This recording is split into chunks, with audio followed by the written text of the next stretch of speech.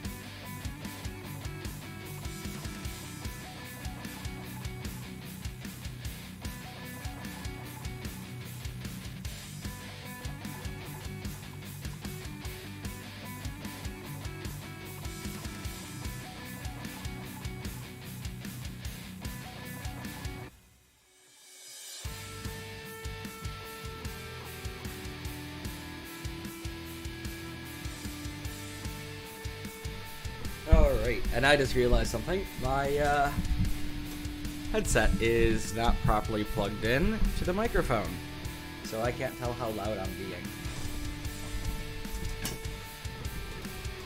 And unfortunately, I'd rolled over the cable.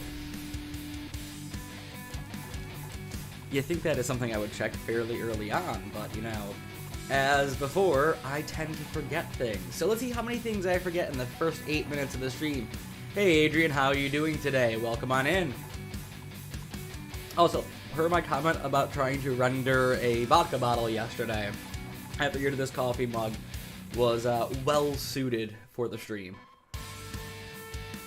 And yes, it actually is coffee. And no, it is not the mug I used for the prep video in the survival series. Sorry, let me just get resituated because I can hear that I'm too far away from the mic. Alright, so today, as usual with our Saturday streams, what we're going to do is we're going to work on the neural network.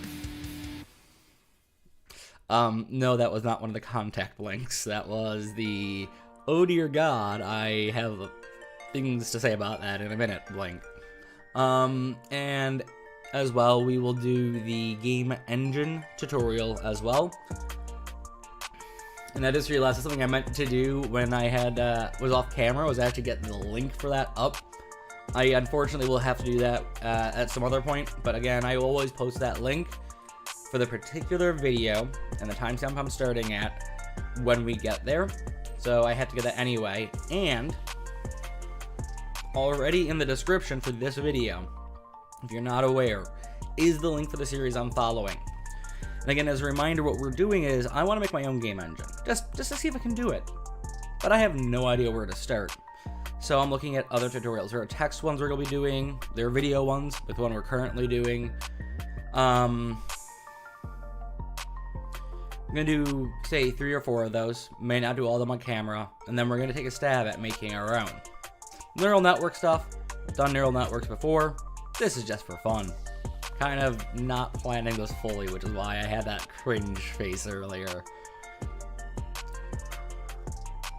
And the repositories on GitHub are also both public and linked below. Adrian, I'm good. Hope you slept well after yesterday's stream. I took a nap afterwards and I forgot everything else. So yeah, I need to catch up on some things I said I would do. And then I made dinner like at 1:30 in the morning. Yeah. I was totally healthy. That might explain the dark bags under my eyes and why I'm actually drinking coffee on stream. I meant to last week as well, though. Wasn't going to use this mug, though, until yesterday's joke. Also, for those of you not aware, there is a Discord community. Link is in the description. Alright, I think I've done all the usual intro stuff. Outside of saying, if you haven't already, please hit that like button down below. It really does help the channel out. And if you want to be here when the new tutorials get released, which are released Monday between 6 p.m. British Summer Time to about 11, hit the subscribe and notify bell. Alright, that said, let's get in. I can't speak right now. Oh god. So it's starting. My issues are starting. Alright, so let's get on into it. You know what I'm trying to say.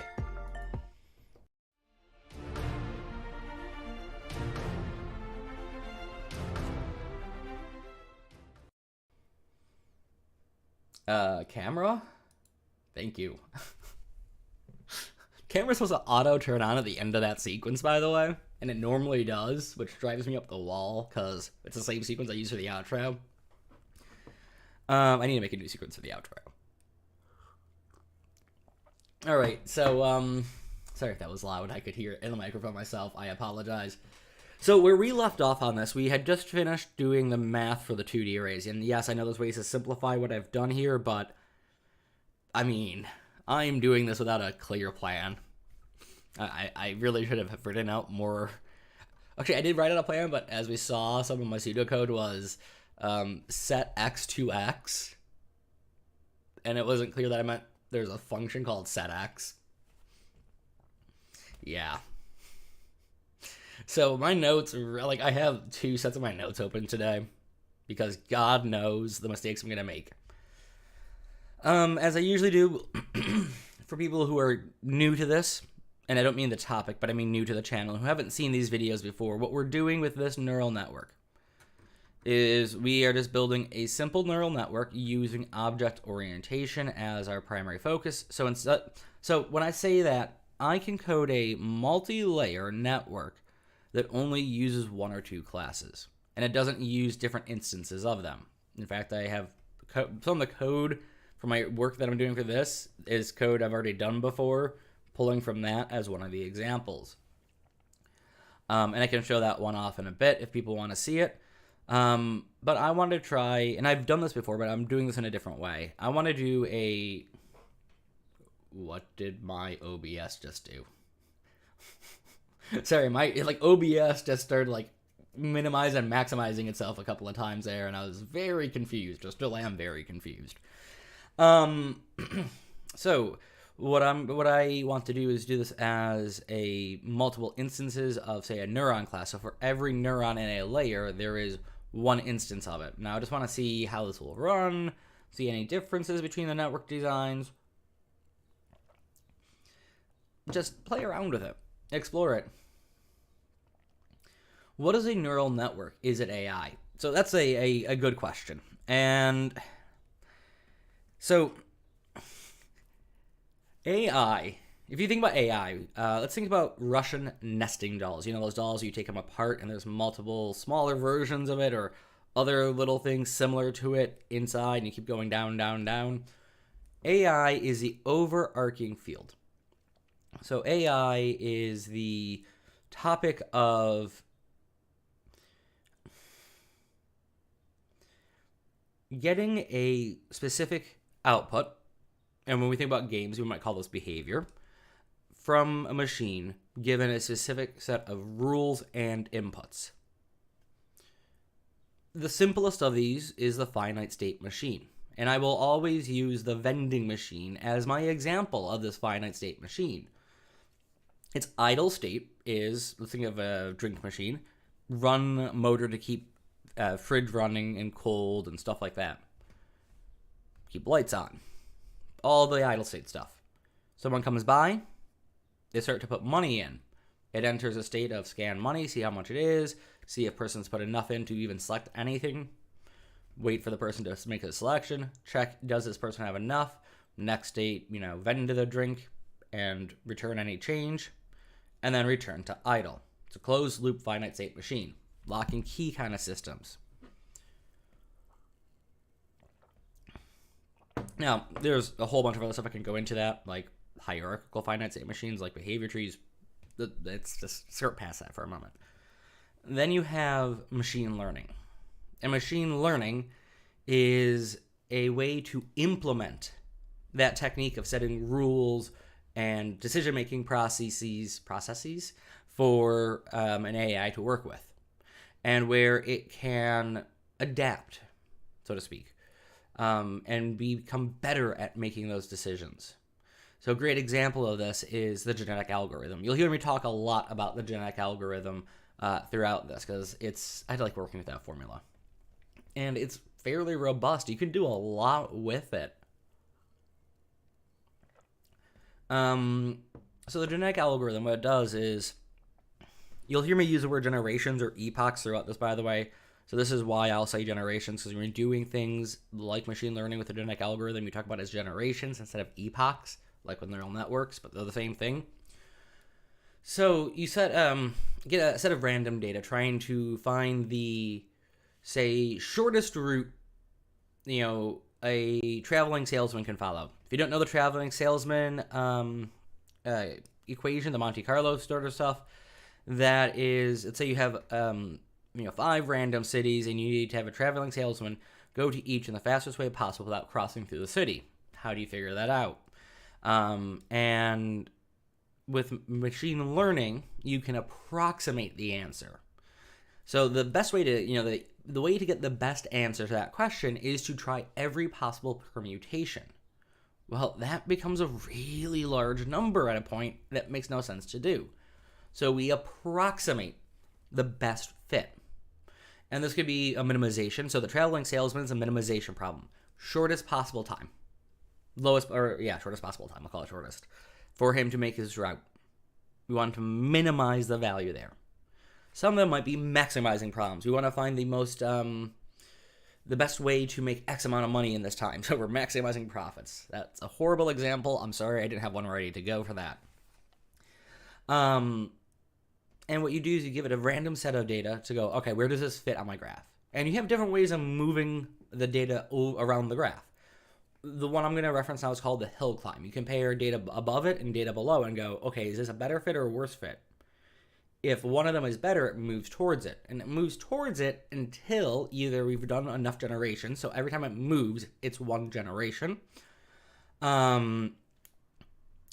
Or we have reached a point where none of the comparisons we make are better. Now, there's a problem with this, and this is called local optimi. And I'm going to actually get an example of this, because you can't describe it, you have to see it, I think. I'm sure somebody could describe it. In fact, I'm going to pull up the stuff I'm using for the Udemy course that I'm writing. So let me just figure out where I save that. I think it's in my G drive. Yes, it is. And neural networks, section 4? We'll find out together. No, it's section 2. It's something I introduced No, I didn't introduce that earlier on. In section 2, C++, it's section 4.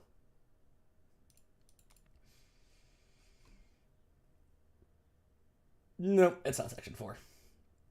Is it section 3?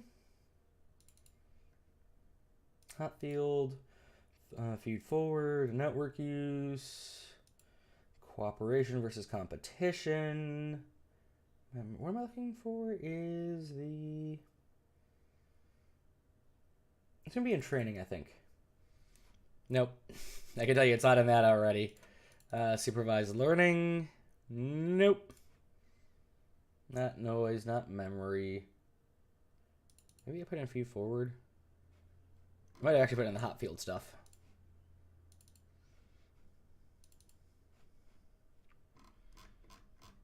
No, I have Hamming distance in that one. I am going to find this visual example, if it is the last thing I do. That's on C++ refresher. Definitely not going to be in there. That's the actual video, so I want the slides. So it wasn't there. It has to be section 4 like I thought.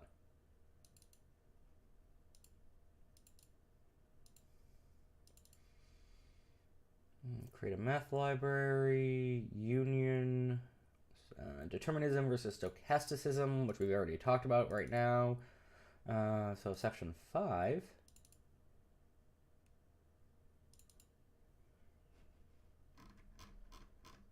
There we go. Okay, so it's in section 5. So imagine, let's say the hill climb. We start with a random data point. We can check, and we want to say optimize this one. So we want to go to, or maximize this one. So we want to go to this point. We compare this green dot to these two. And it goes, well, this dot at the top is better.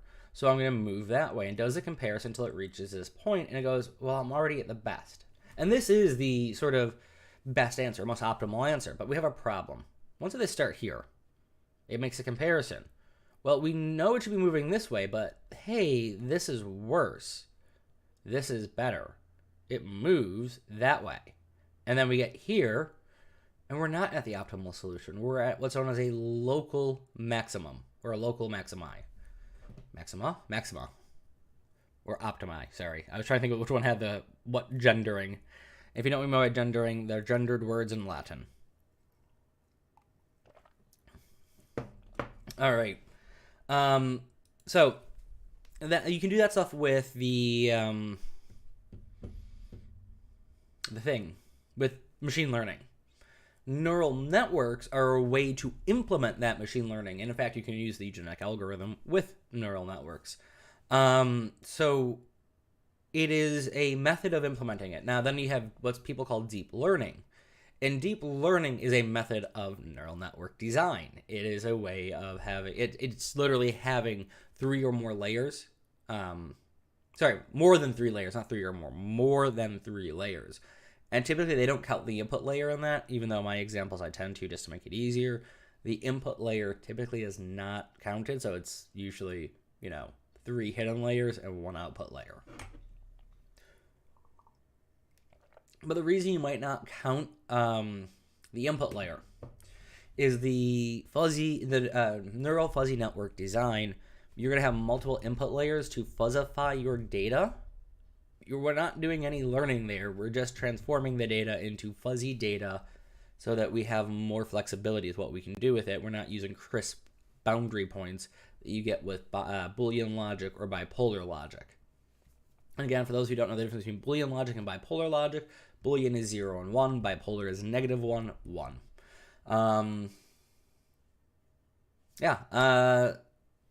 Of course, that all gets really trippy when you start considering the delineation points between real numbers. It's infinite. Every number is the same number at some point. It doesn't work that way, I realize, but I have to make that joke. Right, so what we're going to do today with this neural... Sorry, by the way, Adrian, does that really long-winded answer your question? Also, Sam, hi, how are you doing, man? I probably should turn their music back on. I forgot about that.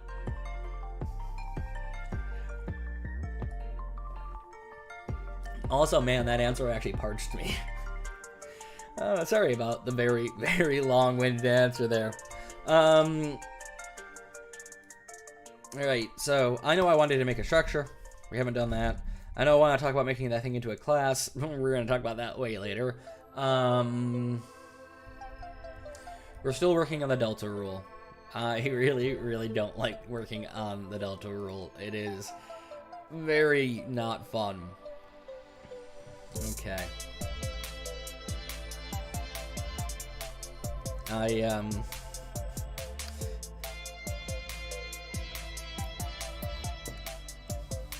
I'm doing well, man. I'm tired, but I'm alive. Which, by the way, we're not going to do much on the neural network today because I think the video from the game engine series is over an hour long, and it already takes me like 3 hours to do a 45-minute tutorial, so yeah. Alright, let me pop open my Delta Note rules and... Delta rule notes. And see what I said we had left to do.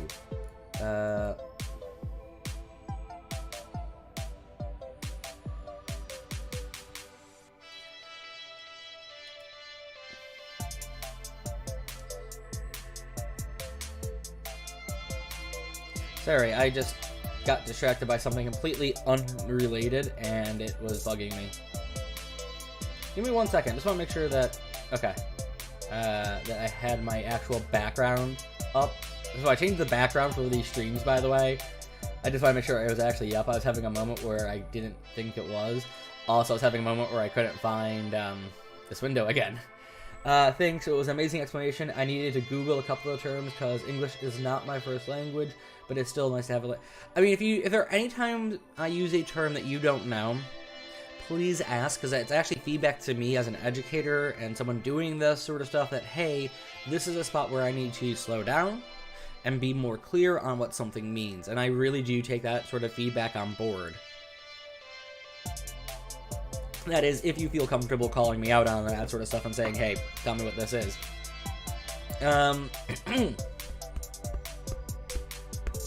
Sorry, my lungs are still rebelling. Eventually my lungs will stop rebelling, but at that point I'm not sure if I'll be even human anymore.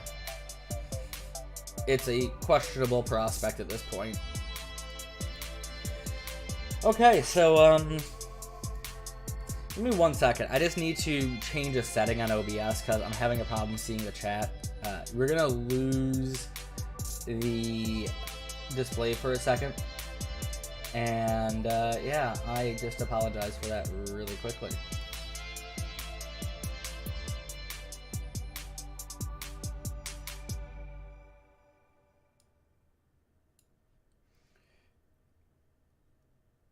Okay. I think that fixed it. I hope that fixed whatever was going on with my OBS. I don't know if it did. We'll find out the fun way.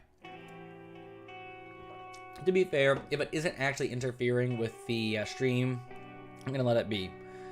Alright, so we have our data structure set up, so I can no longer avoid doing certain functions like, we haven't done this, because unfortunately I've gone and done it. Yeah. Honestly, I don't remember where we left off, and my notes are now a jumbled mess. So, what I want to see is we have calc new weight. We have layer number in. We have number of inputs. We have neuron in. This appears defined in our code. We're not getting our green squigglies. So, why are we in the forward one? I remember working on that last time now.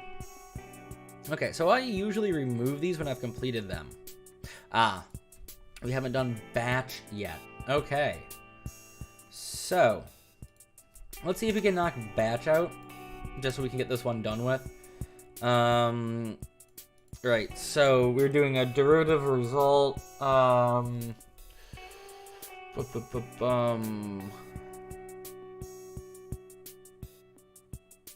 did we get the neuron up here? Because we need to do that again. Or we need to get...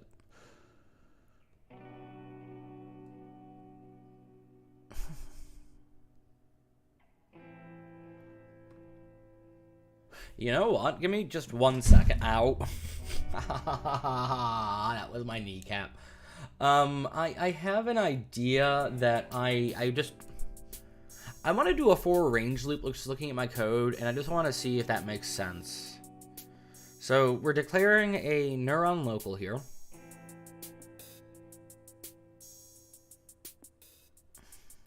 No, I don't think a for range loop is going to make sense. But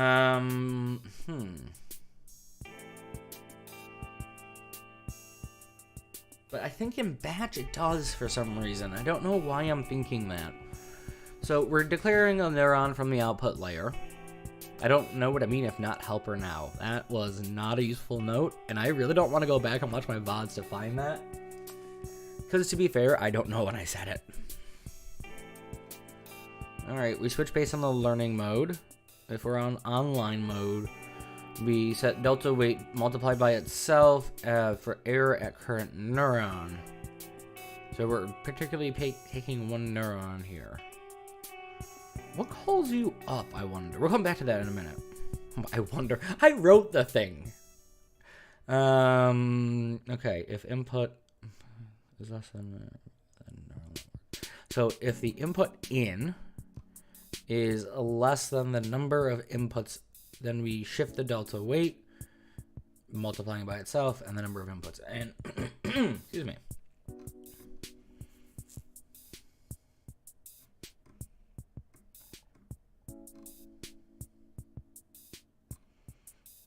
And then we return.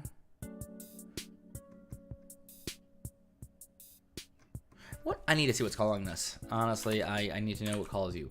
Okay, so as much as I've been complaining about C# on here, the one thing I really do like about it, I don't like how they do it, but I do like that they have this, is that little line they put above. I don't like the fact they put the line there and it actually makes it look like a line, a different line when it isn't. It just messes with me. I hate it. But I love the fact you can click it and it tells you, hey, this is where you called it up.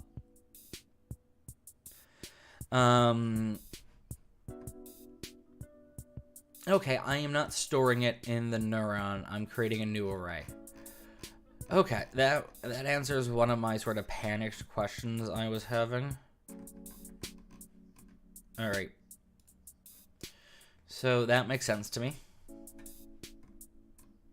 Wait, hang on. Let's go back in here because this is where it was at.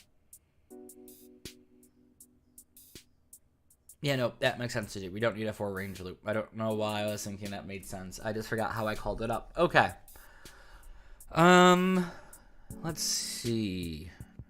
Is there anything missing in that? Sorry, I'm just being really anal retentive right now, I realize. We get the derivative output. We check, we're done, we return this. Yep, okay, so there is nothing left for that. We just need to do batch. Right, so for batch, we're gonna create an array of floats.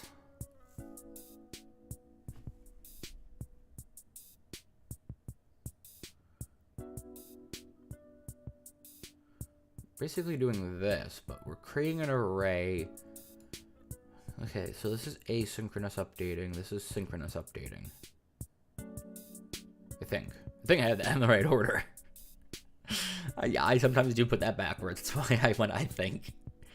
You know, sometimes I go, you know, it's on the left side of the screen and I'm clearly on the right side of the screen. It's like that. Like, I just slip up sometimes on that.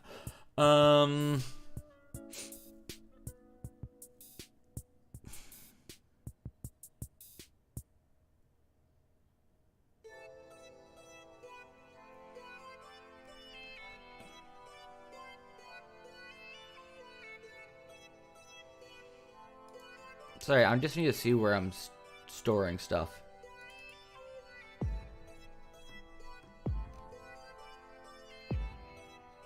Okay, this is actually wrong, and it's now really bugging me.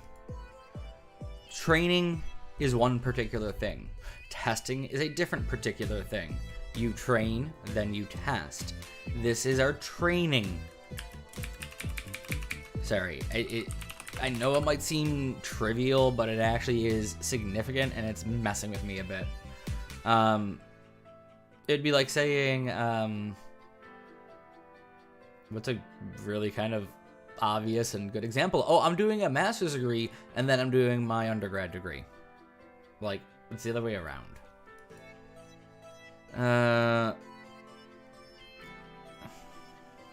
Unconfirmed references, delta rule.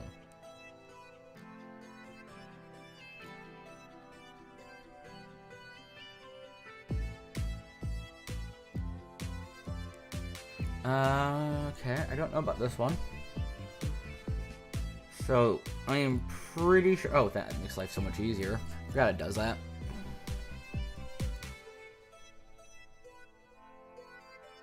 Yep. Which means that all of these are...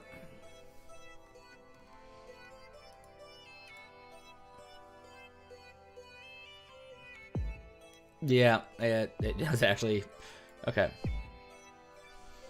I know that, again, was trivial, but yeah. Technically, this is both testing and training, so I am going to leave that one as testing for now. Unless I get a hair in my backside about doing it in a more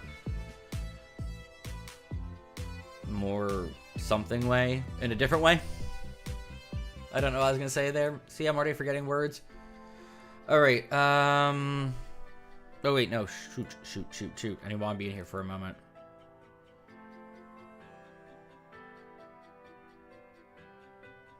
Alright, so we need to actually open up the neuron for a moment.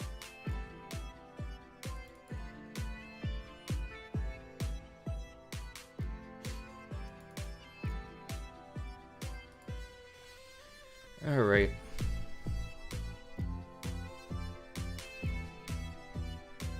What I'm looking for here is I have not, by the way. It would be up here. I need an array, make a new array in here.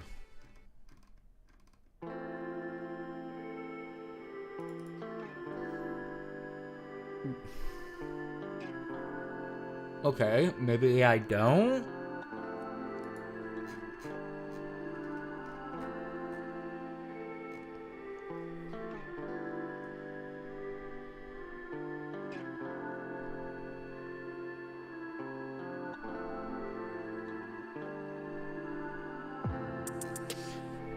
What is out? Oh, outputs from the function. Okay.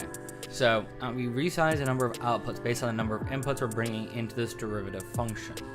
We loop through based on the number of inputs, and that is it's a nested vector, or nested array. It's a vector, 2D vector. We, at the outer, so the columns, set it to 0. Because we've resized it. And then for our interior, when we're in I,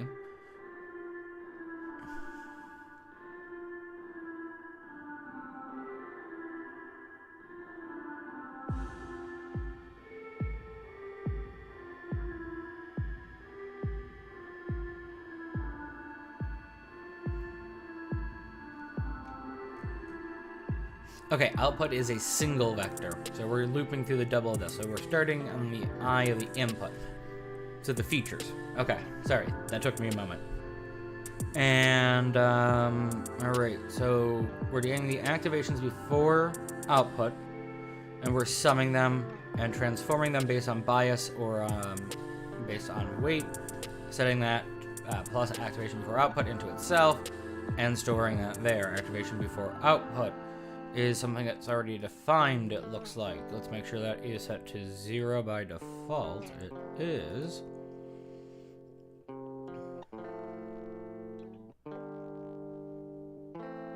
It might be beneficial to clear it here the first time, because when we have multiple, no, because this only is running with one layer. No, it has it for multiple epochs. Okay, hang on.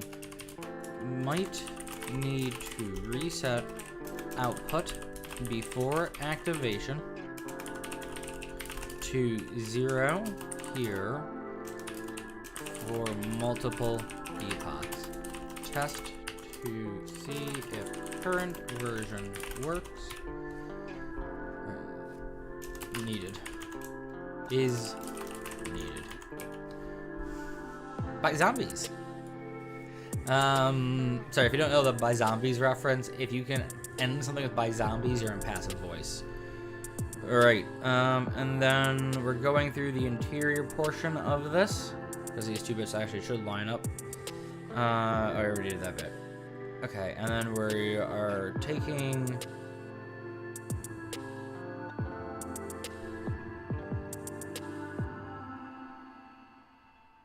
This is wrong.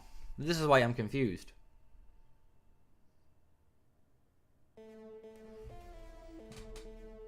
Like, wow, is this wrong?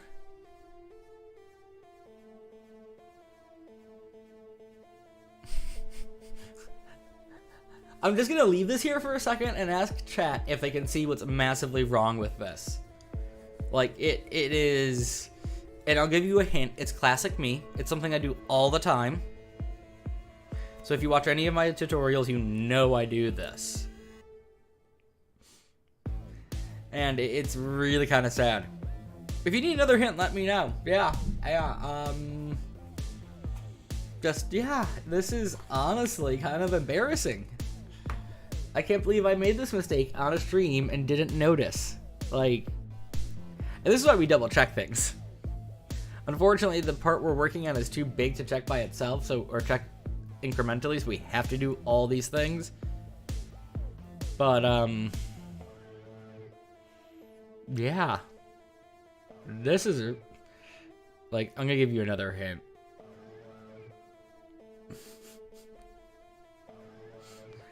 It's really, really bad.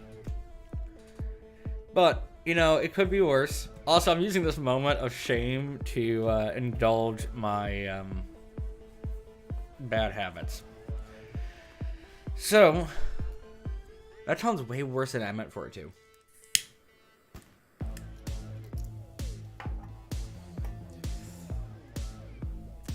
Okay, so where do I set outputs ever?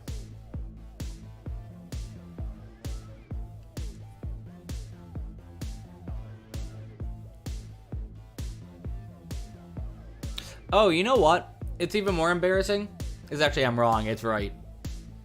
I misread my own code while I was doing this. If you actually guys hadn't asked for the hint, and if I hadn't said that, I wouldn't see it. I'm wrong. What I'm doing is setting activate before output before activation, and we're using that here to set outputs.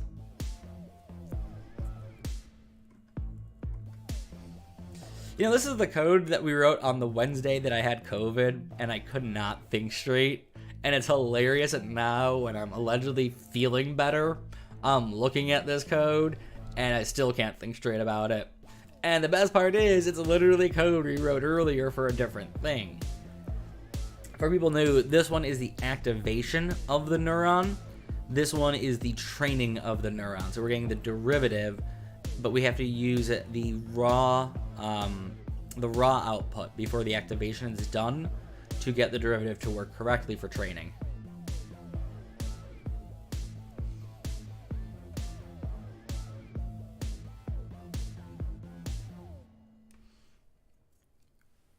I can't believe I made that mistake. Okay. So with this, we're returning a single or 1D vector of doubles. Okay. Sorry, yeah, of doubles. Called neuron. Oh no, sorry, not called neuron. Called the derivative batch. Alright, let's go back to our delta rule here. This is the singular version, which is the function just above it. I mean, they pretty much do the same thing. I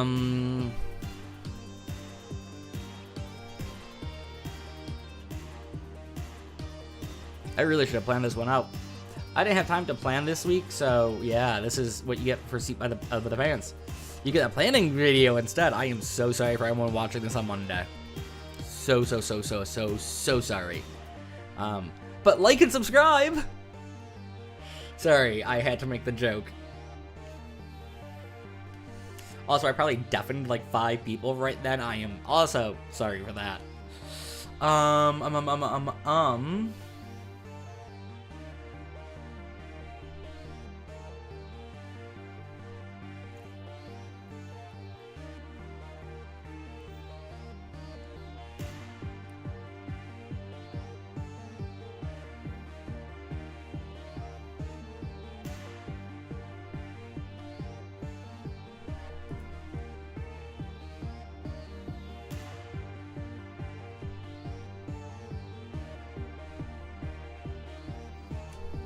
Let's make a vector.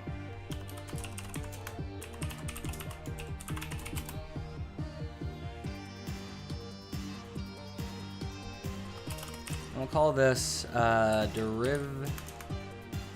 Wow, I can't spell derivative suddenly. Derivative results.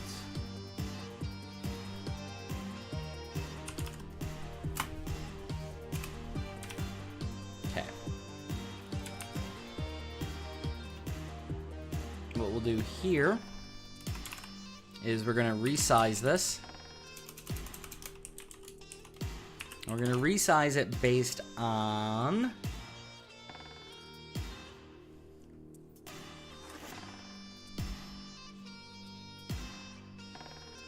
sorry, I'm just thinking.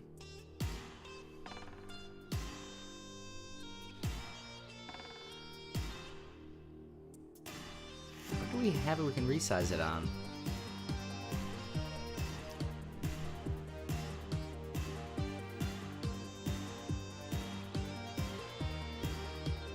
Number of neurons in the layer?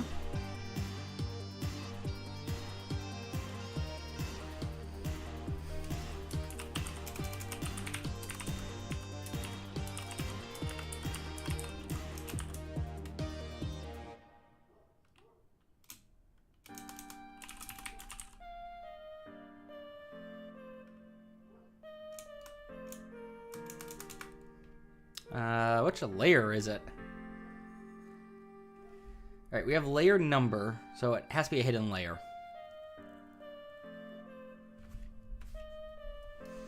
Because that's the only ones we've numbered so far. Everything else is without an index. So the output and inputs are just single layers. But the delta rule doesn't work if there's more than one layer.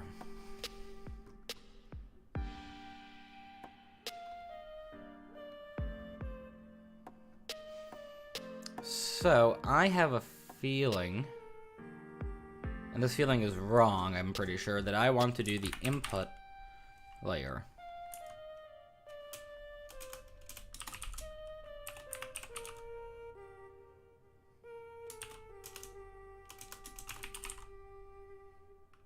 I can't get the input layer. Useful. Is it input I really want, though? This is when I have a breakdown on... Oh, I don't have the camera on. This is when I have a breakdown on stream, because I can't remember what I'm doing again. Just watch. See, it's starting. Right, so... What is the size of it?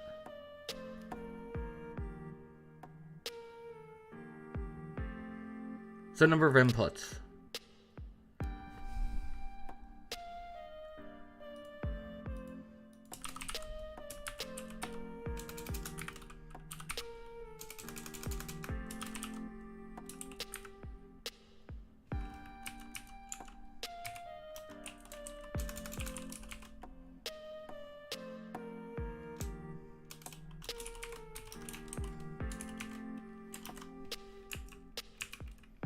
Okay, there we go.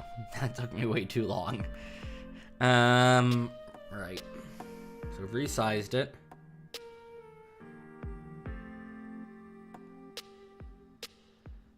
And then we're gonna take neuron local.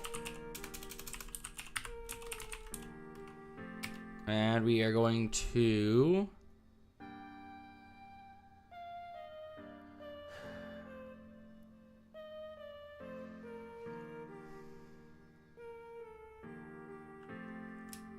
do derivative batch. And we're going to pass in for inputs in our training. Man, my fingers aren't on the home keys. Training. What did I actually rename this thing to now? I thought we renamed this.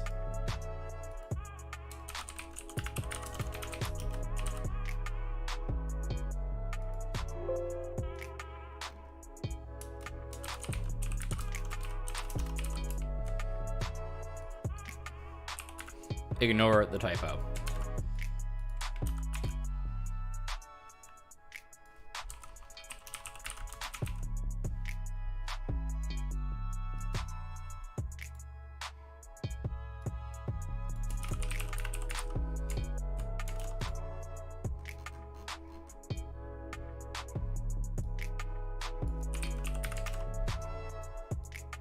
Yeah, I know I could have used the rename tool, but for that last experience, it stung a little bit.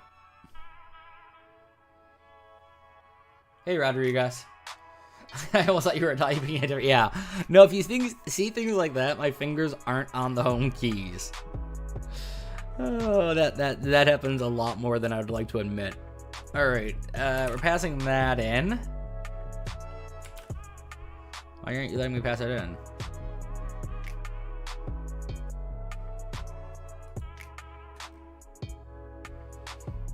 It's a 2D vector of doubles.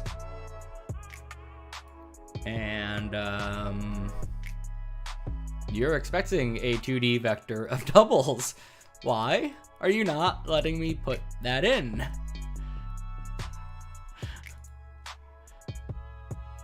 First, also, let's do that. No suitable user-defined conversion from Ustream data to S2. Oh. Yeah, I see the issue. I'm an idiot.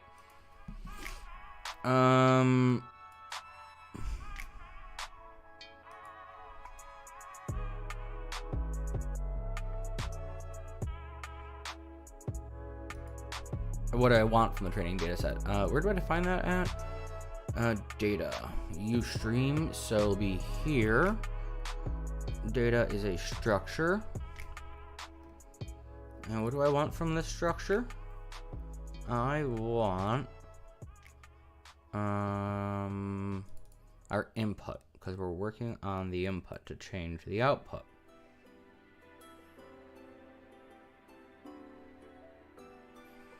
Okay.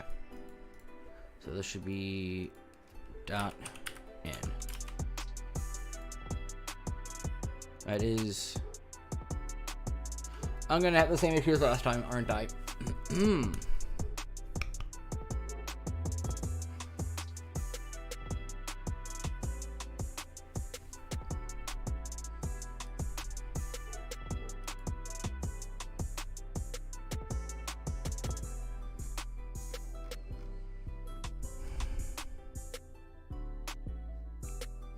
Sorry, I'm just coming down here because the solution from last time is this stuff.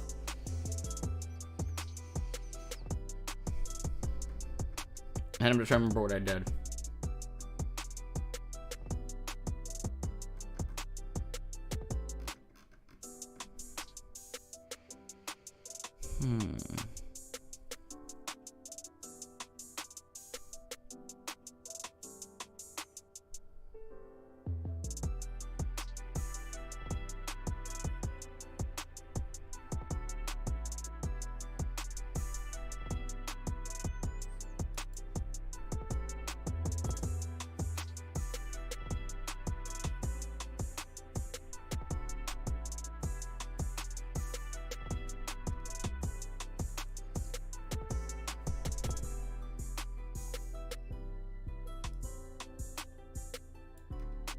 Okay.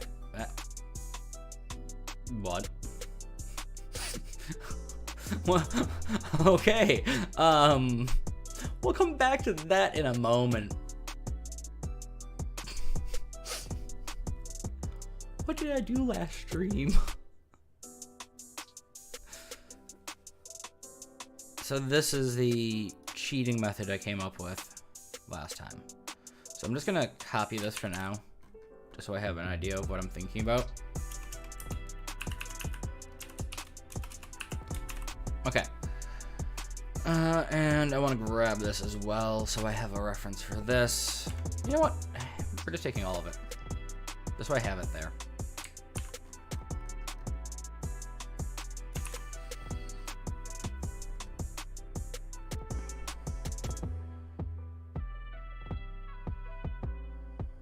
Alright, so we're storing stuff in derivative result. We're not going to worry about resizing that. It's a 1D vector. So our 2D vector that we need to pull from is this one, this training data set in. So actually, I'm just going to move this above this block of code. So as I start to, you know, reuse what I did earlier, I have something I can build from. Even though technically I should be working the line above the neuron local bit there.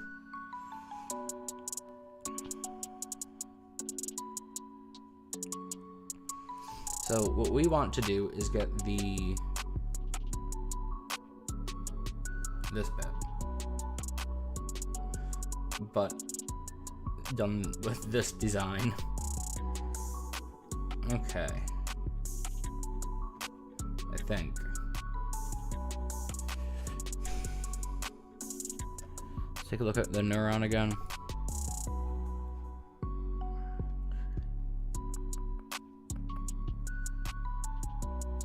Yep.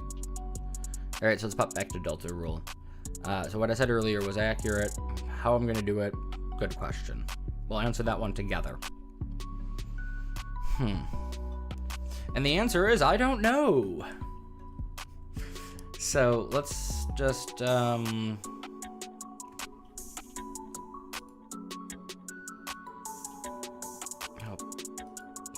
damn it. Didn't keep to a normal convention. That does not help me.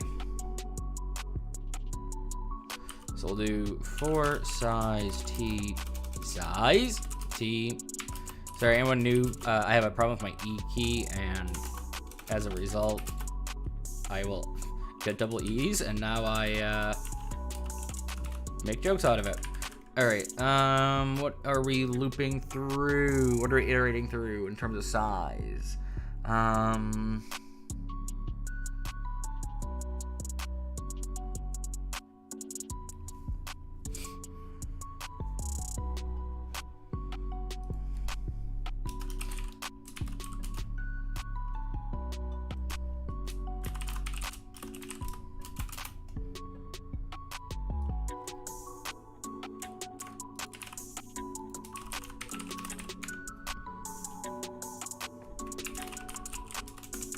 I'm not gonna do that one. you probably just heard me start to and go, yeah, no. Okay. Oh, I guess it'd be helpful if I actually declared what size T was, gave it a name.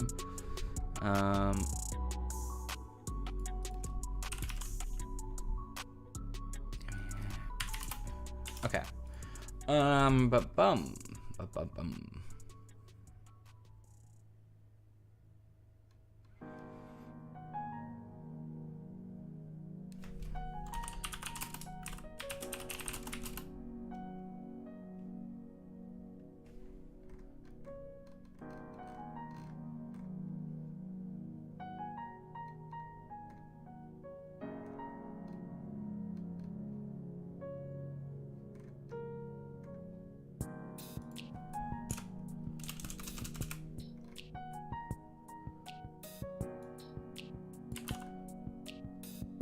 Yeah, I'm just taking things from the code that I've already done. I called it size local last time. I'm gonna just switch back to size local. I didn't realize I did that before. So this is size local instead. Okay. Alright,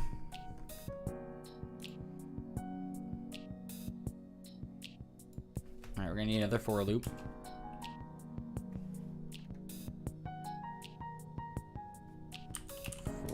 Size T K equals 0. K is less than size local. K is incremented.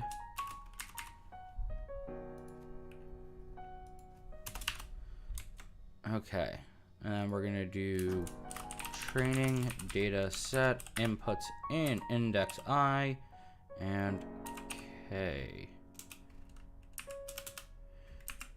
This is wrong. Like I said, we wanted it this way. All right. So, CRUD. What we're gonna do here .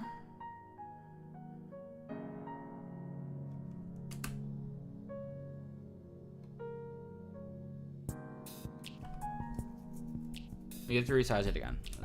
Duh. Let's start with that.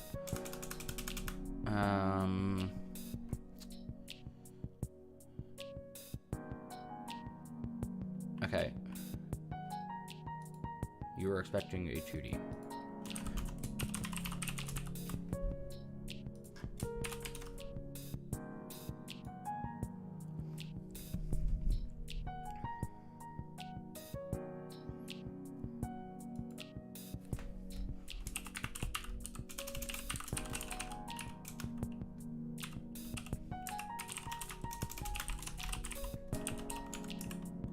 Okay, I think that's what I want to do here. I think. God knows. All right.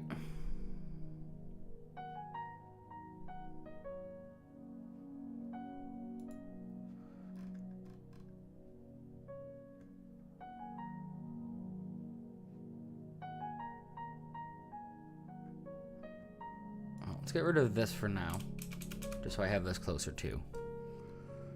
All right. Observed output.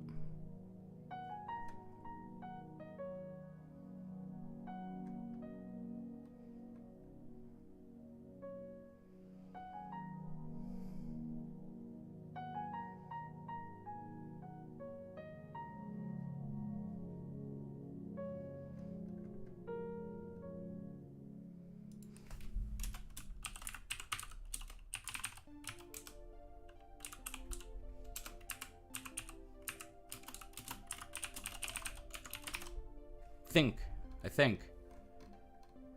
We're gonna delete this just so I don't have, so I can check for any other errors. Okay, let's build. It succeeded. Sorry, my empty can of monster that from yesterday that I need to put in my bin, which I haven't for some reason, is blocking the view, and the chat is blocking the view of that part on the other screen too. Alright, so we have that constructed at least. That works. And now what I want to do is this bit. Okay. So, just so I know what we're doing, getting usable version of the training data set inputs to pass to the neuron. Right, so what we're gonna do then is neuron local dot derivative batch, and then we're gonna pass an input local. Boom, the error is gone. Okay, now we need to store this information. So we are going to store it in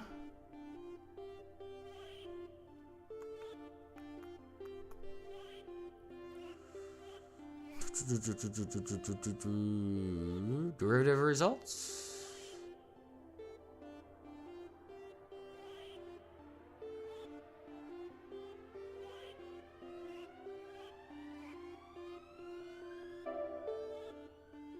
And if so, I might want to move this actually into the loop above it. Not the interior loop, the slow loop.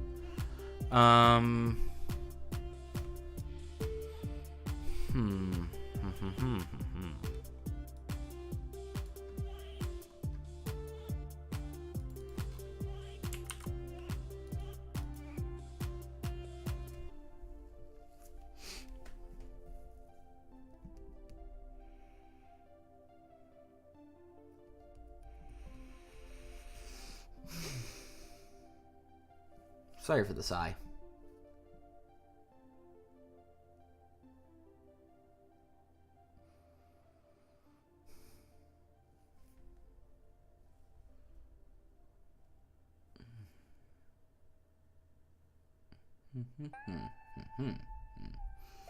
No, I'm just making noises to make noises. Sorry.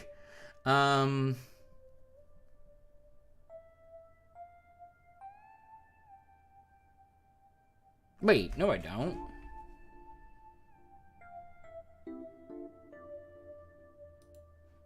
No, I don't. Sorry, I don't know why I was having such a weird moment there of it's literally copying one into the other. Oh, that was yeah. Sorry about that. All right, I'm opening the monster for today as I knock over my recycling. Clearly, I need this. All right. This is what I get for like doing this only on a weekly basis. I forget the things I'm doing. Also, that monster tasted weird for monster, which I know it already tastes weird. We need to do a check.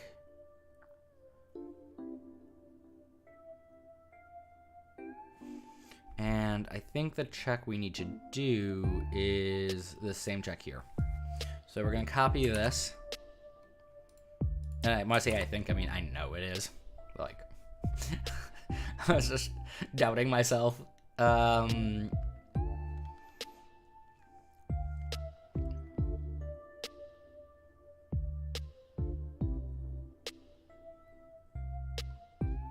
right. We're not setting the delta weight here.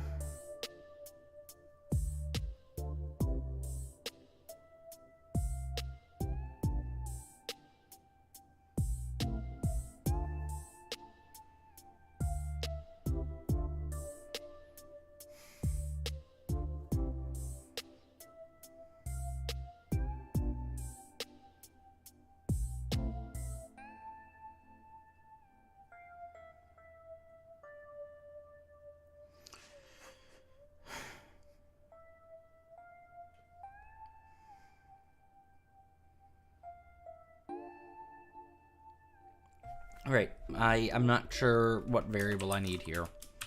I know this is a two-part statement. And then we need to actually set the delta weights. So we'll do that part first and then double back to the stuff up here.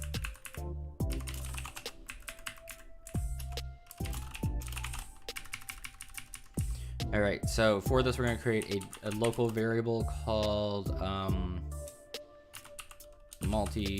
deriv result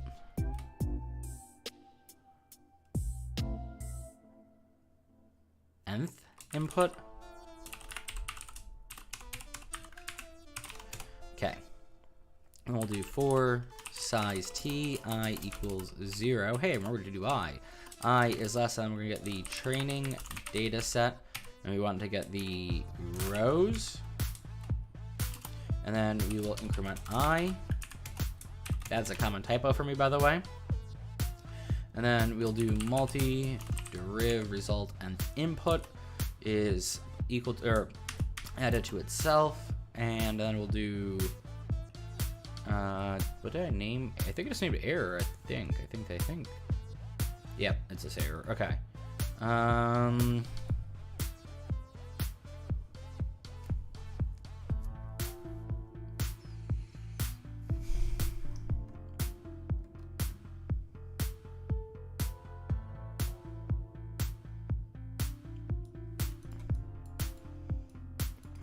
Come on. Move both lines.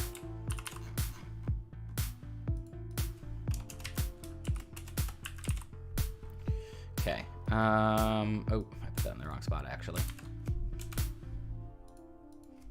Okay. That breakdown I was talking about earlier, it's gonna be caused by things like this. Right, so we're summing this up. This will then turn into our delta weights down the road.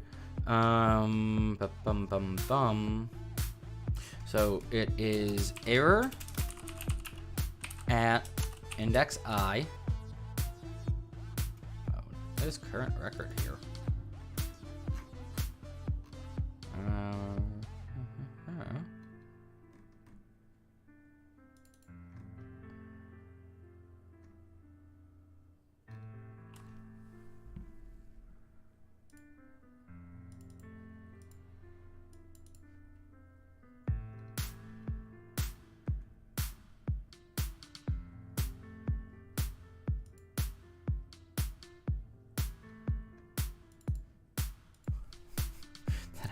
Did I define a loop somewhere I forgot about?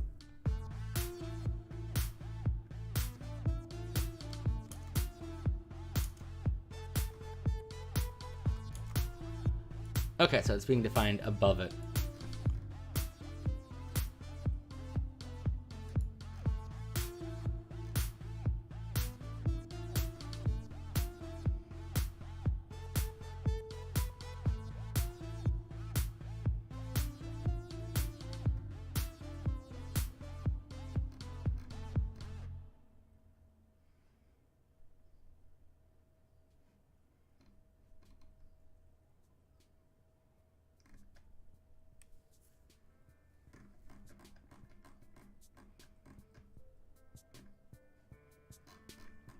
How can we wait?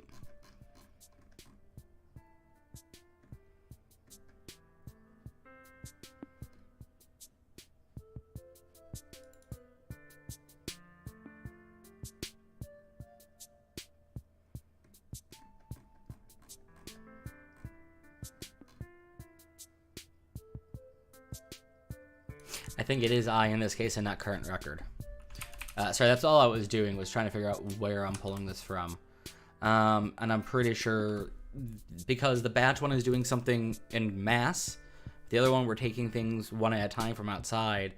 So I think because we're doing it at mass, it's inside this time. I could be mistaken about that. Again, we'll know once we get to this testing stage, hopefully.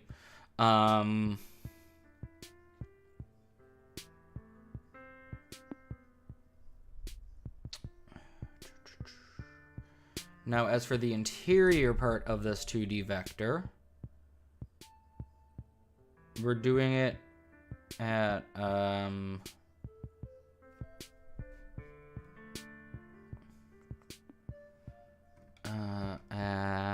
what did I call it? Neuron in. Okay.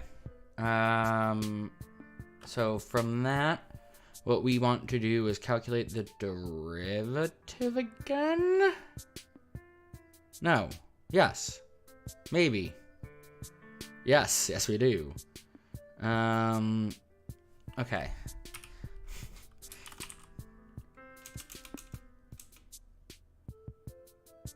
Wait. How do we do that?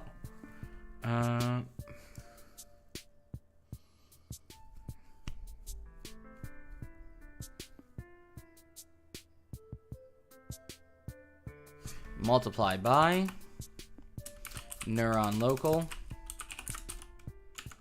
dot derivative neural net, and I think again it is get inputs. I think it's not returning any errors. Okay, so we want to take the first part, multiply it by the second part. That's how we're combining them, because it's working different than the last one, because that's individual. This is batch.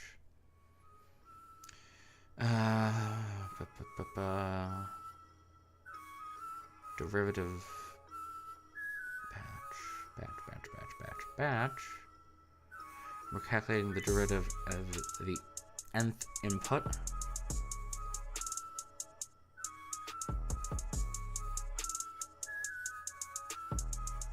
Okay, no, that's not right, actually. Okay, we need to add in the nth input itself, which is what we're actually going to be doing up here. Okay. So I need to add in that bit. That's fair enough. I hit the wrong key for that last one. Okay, so with that part done, what we're gonna do next, even though it's not right, we can still pass out the bit of data we need, is we are going to do delta weight times itself by the multi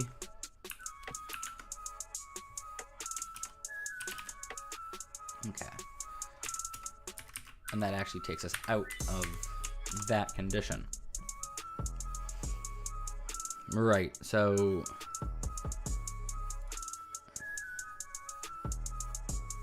what we need to do is declare another array.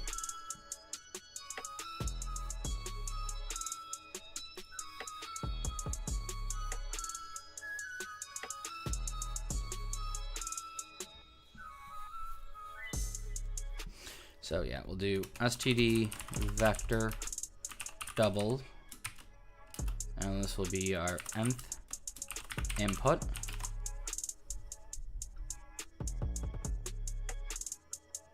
All right, and we're gonna resize this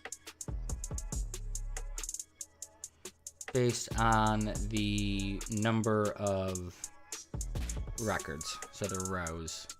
So what we want to do is not use the size local up there, but we're going to resize based on neural net. No. Training data set.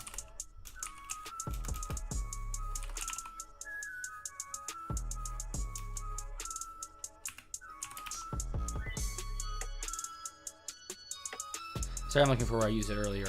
Lowercase r. Okay. There we go. Right. And so now what we can do is we can add that in. So that's the nth input at index I. Okay. So now we need to set that value in this bit here. So the way we're going to do that is here. Let's just get rid of all of this for now. Actually, no, I'm going to leave that ding in the delta weight just in case I need it. I'm not sure if that math is what I need. I'm pretty sure that's what I'm doing down here. That is comforting to say. I'm pretty sure it's what I'm doing down here. Jesus. I need more monster. All right. From there, we will do if input is less than current number of inputs, then we will do nth input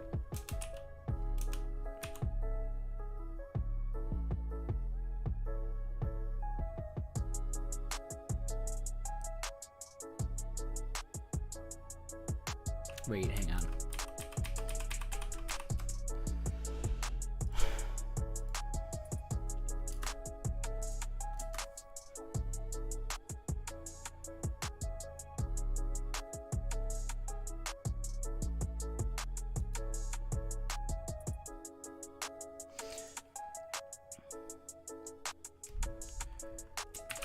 Nth input is equal to training dataset dot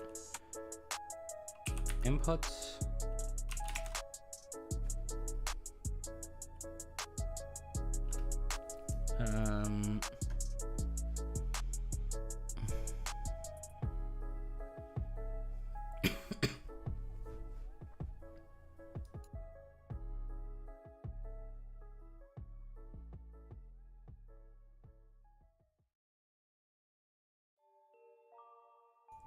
sorry about that.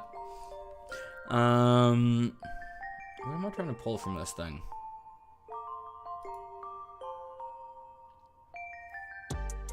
I honestly do not know how I'm gonna get that data. I'm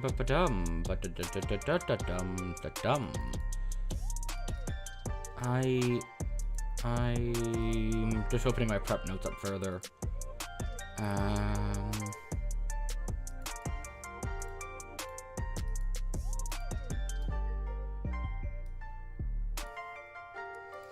Alright, so let's just pop over to here so I can see the way we're creating that data set.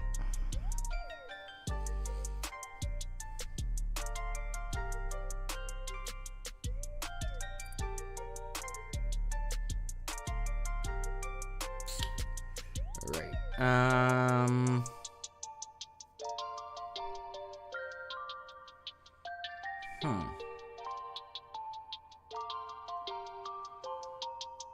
I want to get from this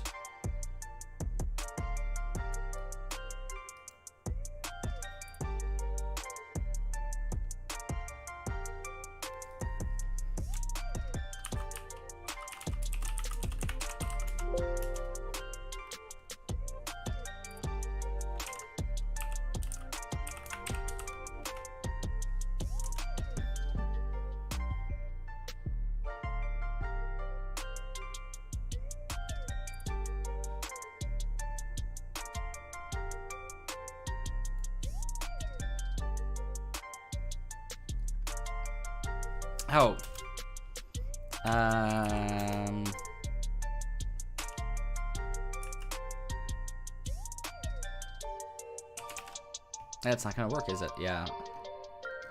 So we'll use the cheat method from earlier. And what we'll do is for size t, I is equal to 0, I is less than something, I gets incremented.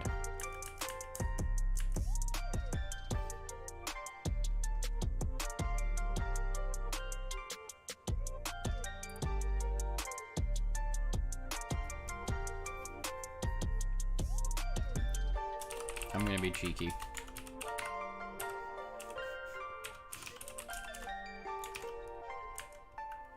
I knew that wasn't gonna work, but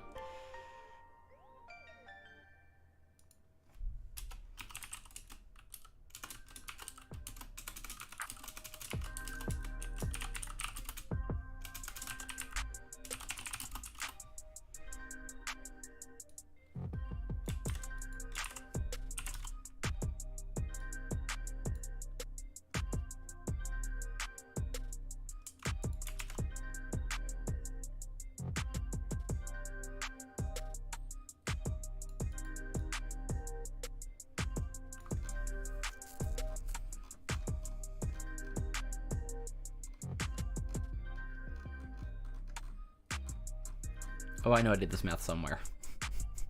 I saw it today. So what I'm looking for is the formula I used to get that size earlier.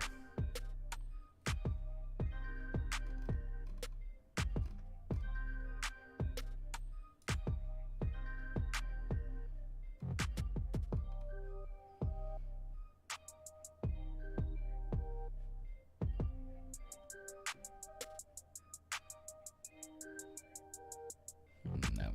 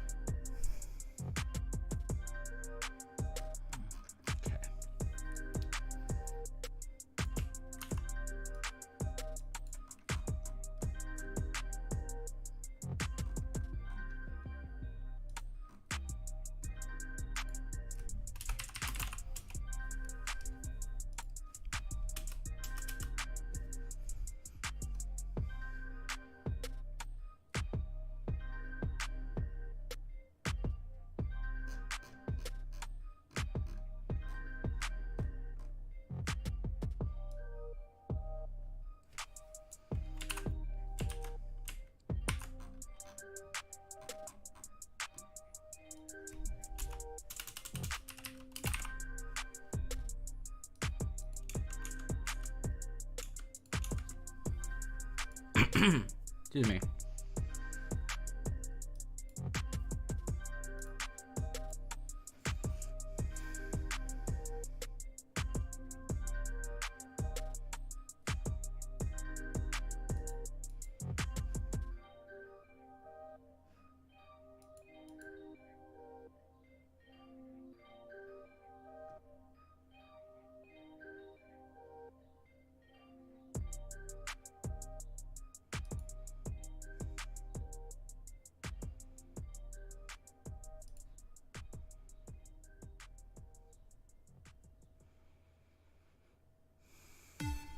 I want to use that method actually. Alright, so instead, I almost feel like size local already is the right one, to be fair. So I'm going to use size local because it just, I think that's what we're actually looping through. Alright, and like before, this is what we're aiming to do. It's supposed to make you dance. I can go bye-bye for now. Actually. Okay. And in here, what we're gonna do is a double local val is equal to training dataset dot I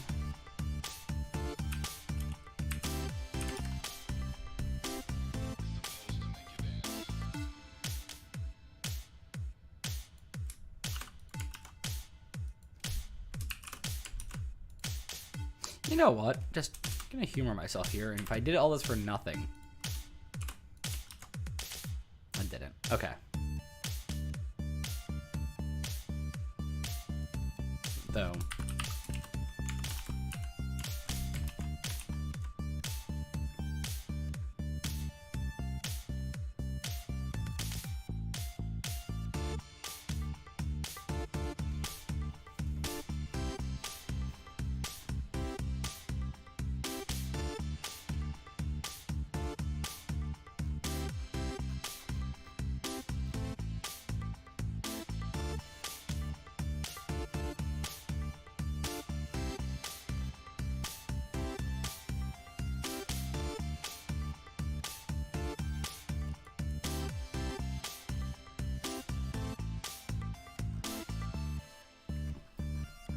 I did it wrong.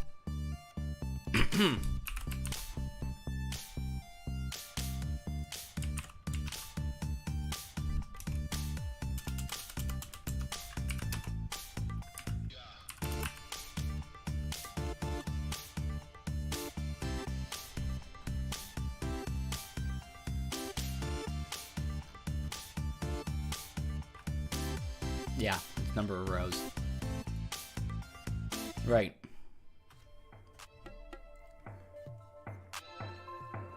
So now that we have a number of rows, that's I. So we're gonna have another one for size t. K is equal to 0. K is less than.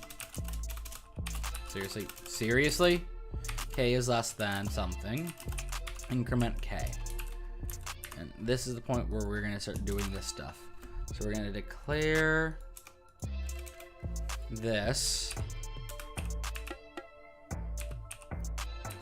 Okay.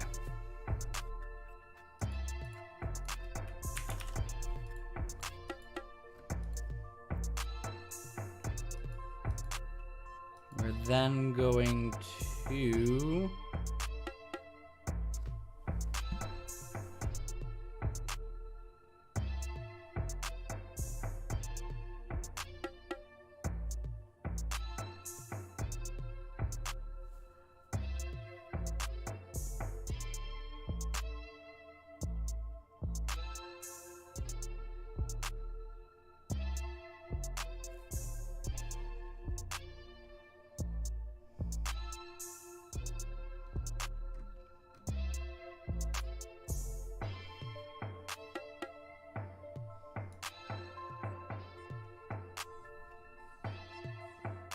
this is only gonna run once.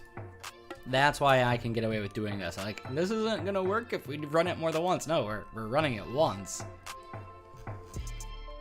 Okay, that's the only reason this is gonna work. I don't know why that made me so excited. Nth, not mth. Input is equal to local val. Oh wait, hang on, no, not local val. Nth input at k is equal to local val. Which at this point, you know what?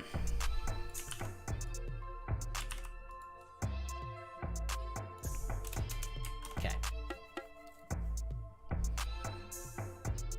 So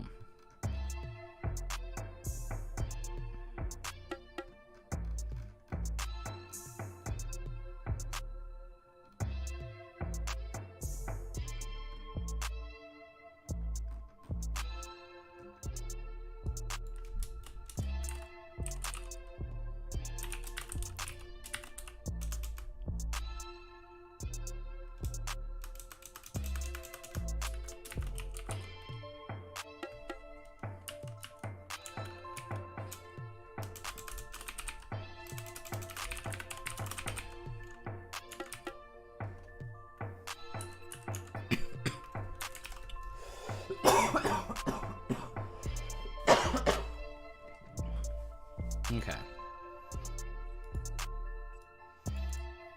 That bit is done. And we can get rid of all this space. But not all of that space. And we can get rid of this. Okay.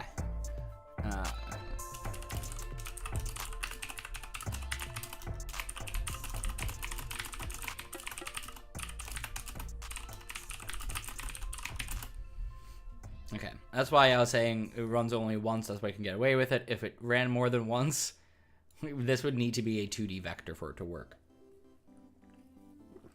But since we're only applying this to one layer, it's going to run only one time, and as a result, we can do really awful things like that. I am so cleaning that up later on. I'm a bit embarrassed I just did that, to be fair. But hey, we're doing this by the seat of our pants, so... or for those of you in England, the seat of our trousers. I have a funny story about that later on. Alright, so for our else case...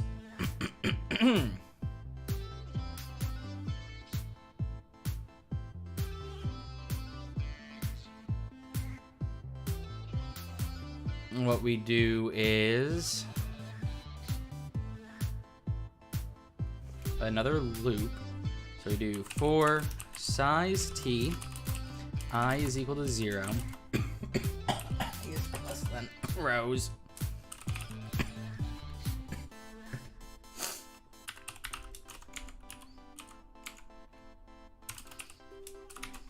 Hopefully you all heard me croak the word rows as I was dying there.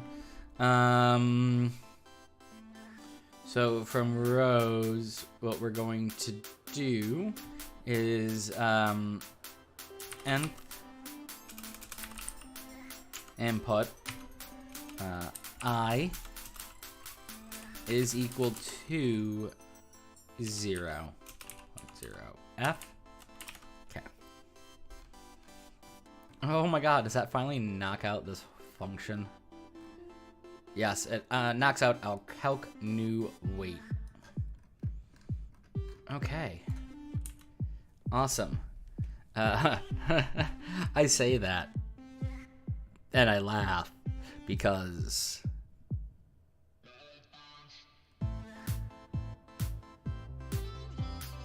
Wait, aren't you an override? Am I ruining my own joke? Yeah, you're an override. Where are you? Am I blind?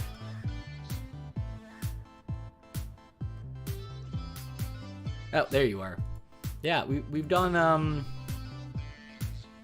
one of them. We have the other one to do still. Okay. I guess we should do the other one now. Let's not grab the virtual part of it.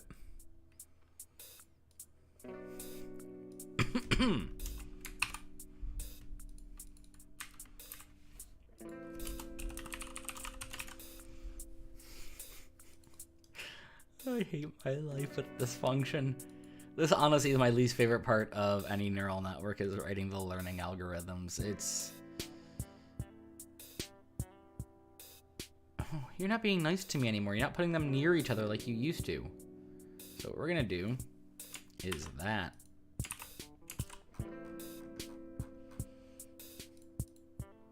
Okay. And that. And then we're gonna build really quickly just to make sure everything is still copacetic. It is. Lovely. Alright, so now we can cheat a bit, and we can come into here, and we can steal this bit. Probably gonna steal a lot more than that, to be fair. Toss our else in, and the else will be our main body of this function. Let's just take a look. We're gonna need a delta weight. We are gonna need a current neuron, so our neuron local.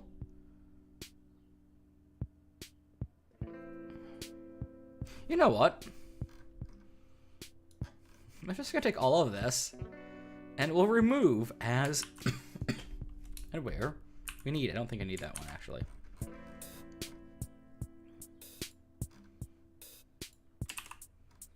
Yeah, I didn't need it.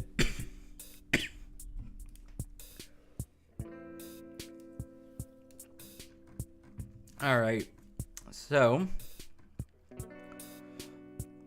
let's go through this and what changes do we need to make. We're gonna not make any changes to that. That stays the same. And then this is going to be multiplied by error in instead.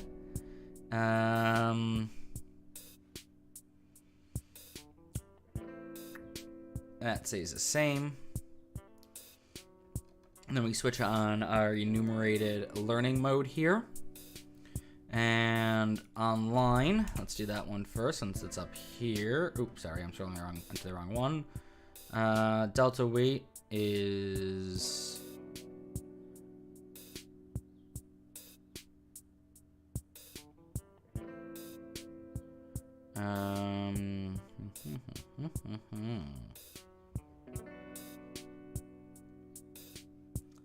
Because we aren't calculating error, we don't need this line. We just take the neuron local.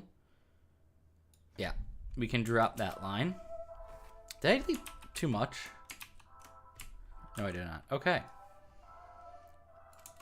So, yeah, we don't need to calculate error out. There we go. That part's done. If input, yep, that stays the same. All right, that stays the same. That one's done. Okay. Our batch mode, just gonna put a space there. Actually, our batch mode.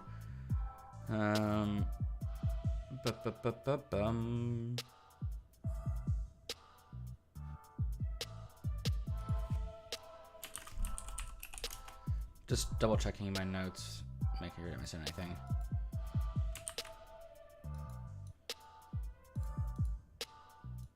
Our batch stays the same. Yeah, because we never calculated error in the other one. Because error is done differently for batch, that's why. Okay, that was actually shockingly easy, I think. Yeah, I think that's right. I'm just gonna double check.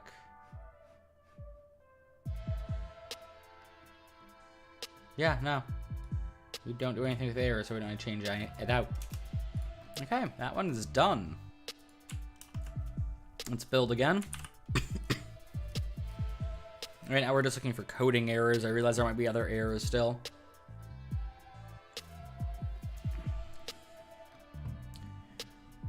All right, let's take a look at our train. I swear there was something. Yeah, our print isn't done.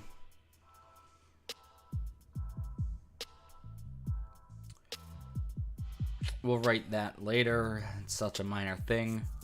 Hey, Zach, welcome in. How are you doing today? I have to leave in a few minutes, but wanted to stop by and say what up. Well, welcome in, man. Hope whatever you're doing today is enjoyable and that you have fun. And if not, that other people are as miserable as you. Because misery loves company. That is a really weird thing to say. I am sorry. I might be a bit macabre, apparently. Oh my god, I hate this chair. Oh, I need a new chair. I need to be unlazy and actually get a new chair. Right. Come back to later, stored data. Right, so this is what I want to work on. So, while epochs is us a mass epochs and we have not met our tolerance. What are you doing, by the way? What are you heading out to do? We are going to loop through the number of outputs. And then loop through the number of inputs for those outputs. Or at those outputs. Yeah, wording. And we're going to set new weight, which is a 2D vector, to weight. And, okay. We then apply new weight. Do we have a function for apply new weight yet here? Yes, we do. Okay. So, just really quick, I want to find that function.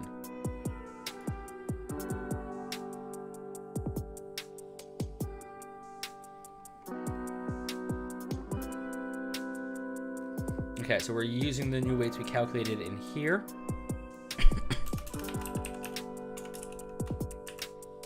Okay. We then forward the data on. And, yeah, then we print again. Okay, so, honestly, I don't know why I did that the wrong way 2 times in a row. Yeah. Unless I've missed something. Oh. Okay. Hang on. Okay, so that's correct for batch. Then we print. Alright, so that's batch done. Online is what we have left. Okay.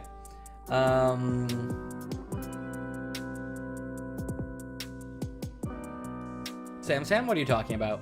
What Zach did there? Or something else?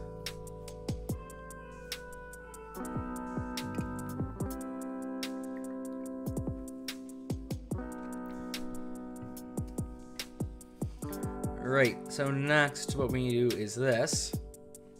And this is this online? Yeah, this is online. Okay. So first we will apply the new weights like my comment says. So apply new weight. New weights. Thank you. We increment the number of records.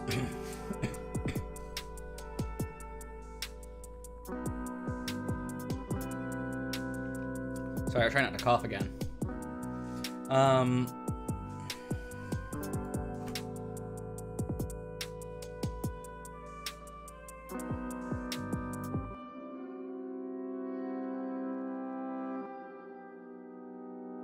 failed at my attempt. So we increment our record because that's what we're forwarding on. And have we forwarded? Yeah, we forwarded it here. Okay, we're doing this bit, apply weight, increment record, and then what we're gonna do below that, this thing I said come back to later, is we are going to do, is there our while loop? So it's our if statement. If k is capital K, lowercase k, is greater than or equal to the training data set number of rows, then what we'll do is k is 0, current record is 0, and we increment epoch, and again we forward k, j, k. We forward k, that's why we reset it here. And that should be a capital F.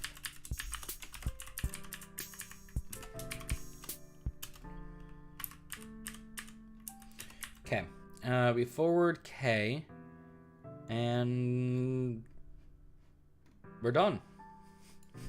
That's the last bit for that one. As usual, I'm just going to put some spacing in so I can see the switches between those a bit better. All that's left for that is our print function, which we'll write separately. Because I'm not entirely sure how I want to print that. If I want to print it to the console, somewhere else, but yeah.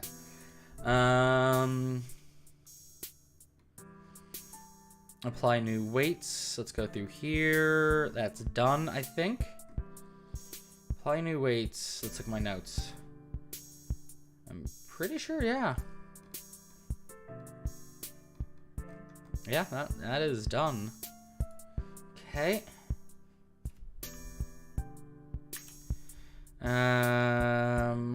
Forward.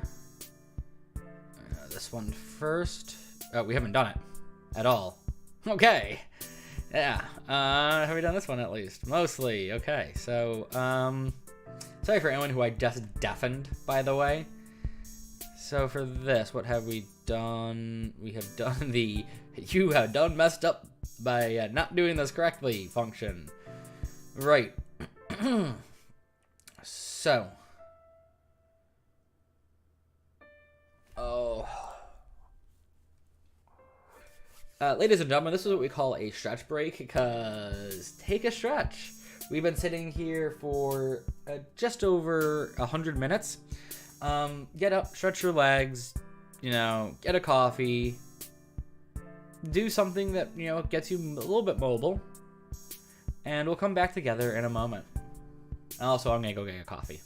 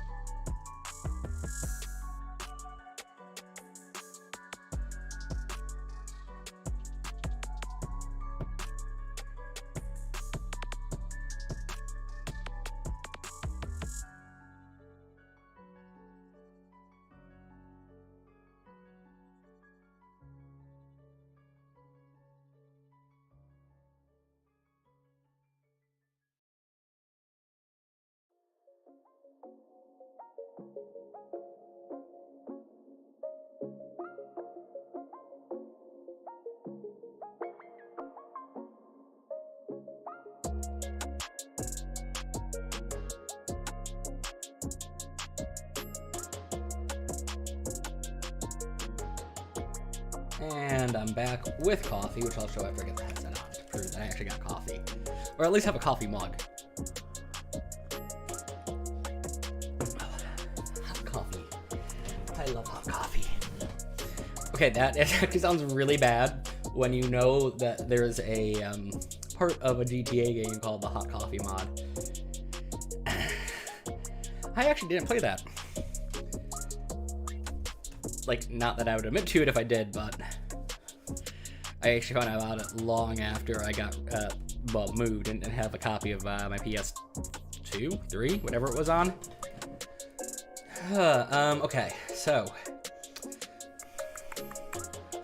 for this, what we need to do is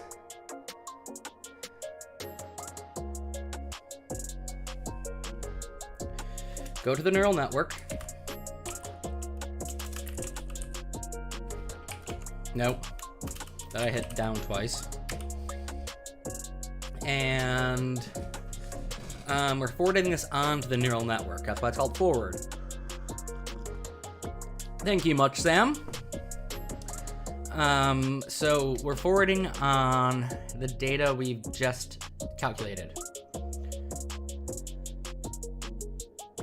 So what I want to do before this is, actually, I'm going to do this first, then I'm going to go and check something. I have the lurking feeling I have forgotten. What am I seeing there? Oh, it's under the chair. The chair looks much smaller in the camera than it does in real life. I just realized I'm seeing under the chair. I'm like, this chair doesn't have a hole in the back. Like, what? Yeah, no, it's the wall under the... Anyway, I want to make sure we actually set this. I don't think I did, and I'm now panicking that I didn't. But what we're going to do is we're going to take the set inputs, and we are going to set them equal to our training data set inputs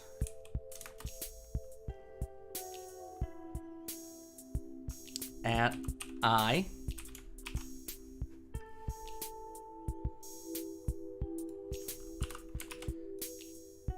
Oh, no, nope, pointer.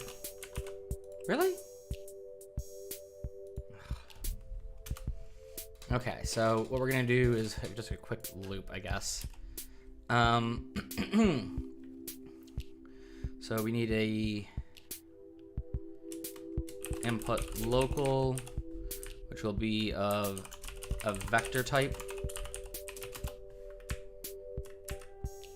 Okay, and then let's just get rid of this. This will be input local. Okay, and for input local, it's going to be for size t I equals, nope, size k I equals 0. K equals 0. K is less than something. K gets incremented.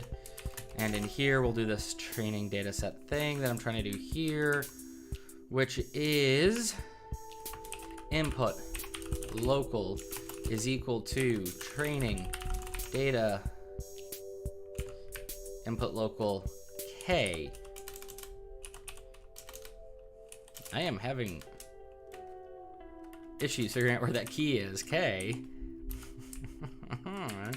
is equal to I k.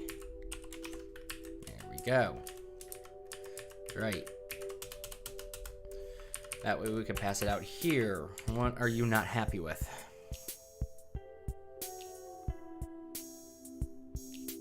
Oh, okay, there we go. All right, so, training data set, number of inputs, I believe. Okay, so we're now passing that information here. We are then going to do neural net network calc. Okay, then after we do the calc, we're going to do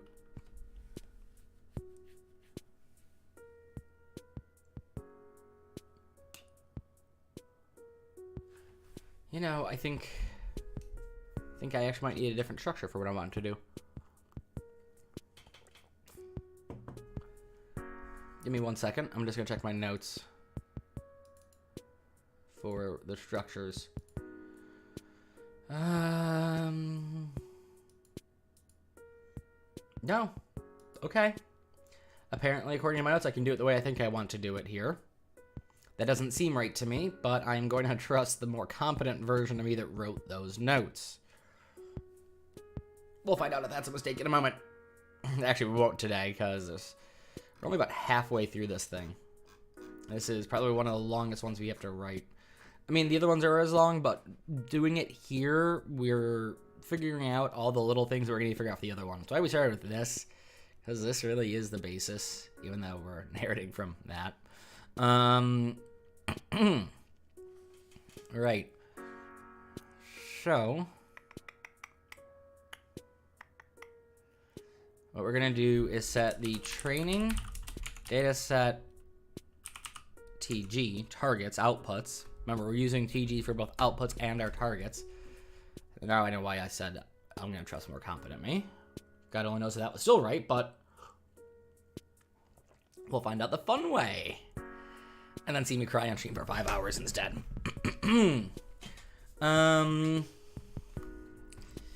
Right, so what we want to do is we want to set this 2D vector to be our outputs. So what we're gonna do is equal to neural net. Hey K-Beard, how are ya? How you doing today, man? And we're gonna get outputs. Nope, puts, plural. Okay.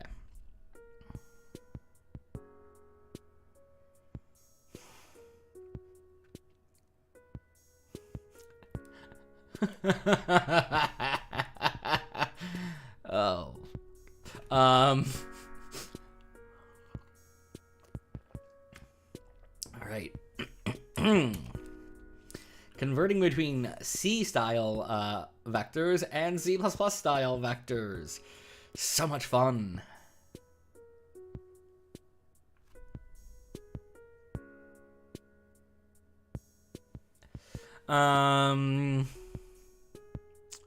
Right, so we've been doing that this entire time, but we've been going from the C style into our C++ style. Now we need to go from the C++ style back to the C style, and I'm legitimately not sure how I want to do that. So, what we're going to do is see how I've set this up originally.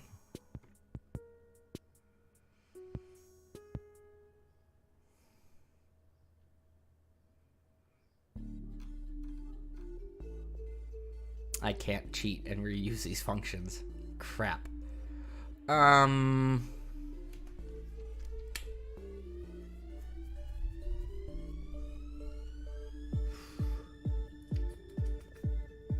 Good early morning, brother.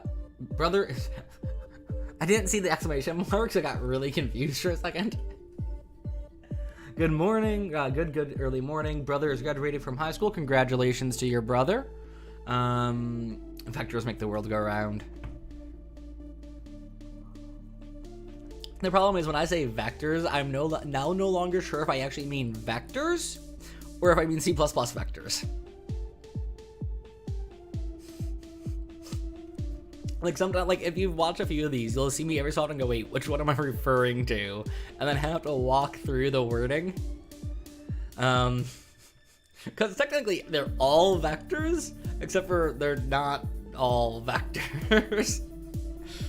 Actually, the funny part, like seriously, they're all 2D vectors, so they're all actually vectors. But one is an array type and one is a vector type. So it's a bit trippy sometimes.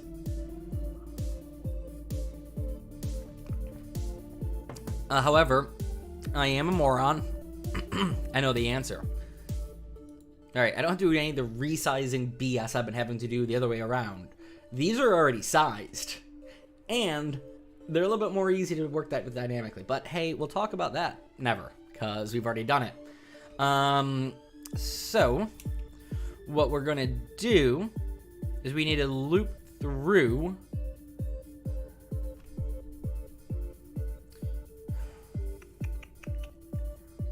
how do we do this? How do they do this? All right, hang on. For size t, we're gonna just call this q. We're gonna rename it in a moment. Is 0. Q is less than something. Increment q. Boom. For size t, w, again we're gonna rename this in a moment, is 0. W is less than something. W gets incremented. Okay. Training dataset.tg at q w is equal to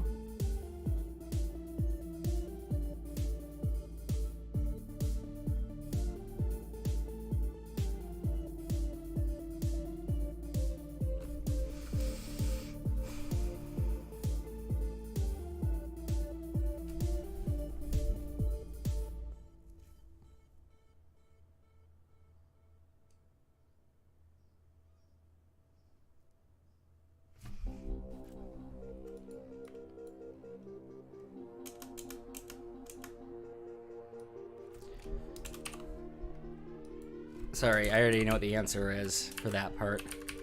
We actually don't need 2 loops. We're already in one. So this is I, and this is K. Actually, we might just be able to do it this way. And we might not need the loop at all. No, okay. We're gonna do it the long way. Okay, output. Okay. There we go. Now, what is our iterator?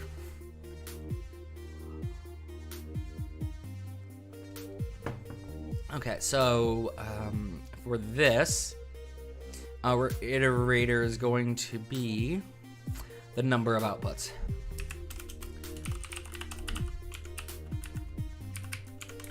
Okay.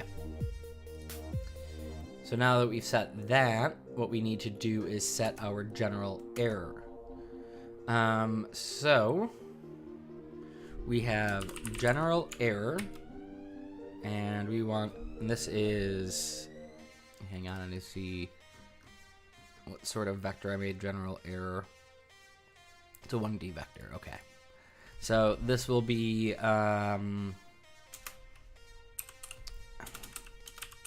I, and then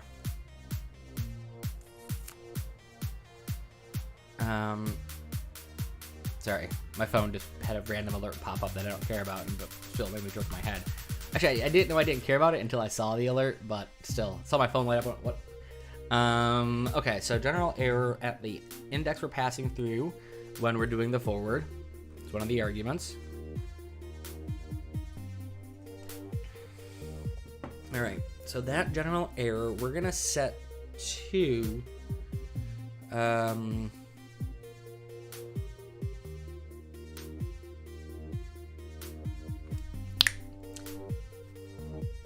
I knew I did something, and I knew that's why I was able to pull that trick off. I did it. No, I forgot I did it, but where did I do it? Do I do it in here? No. I need to find where I did this. Okay. Yep, not in there. You know what? Just check the constructor. This is actually a chance I did it in the constructor. Nope. We just need to find a variable name and turn it from a local variable into a class variable.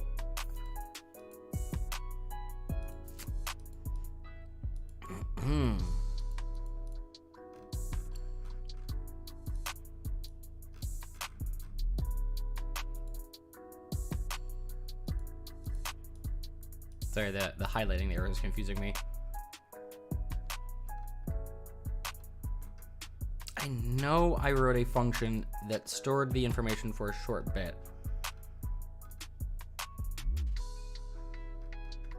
Now I just want to keep that information. Question is,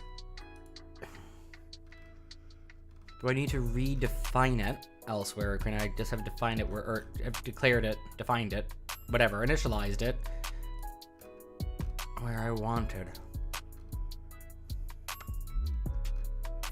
The problem is I don't remember what I named the thing. You know what? If I named it anything, it's gonna have the word expected in it. Hey, there it is. Expected local. I did save it.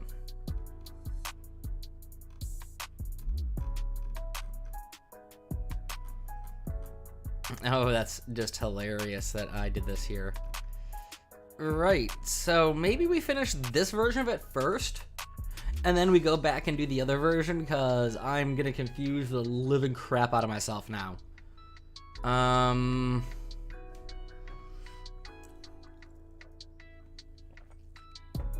Alright. That's how I was able to pull this trick off. We're storing... I can't pull it off the same way.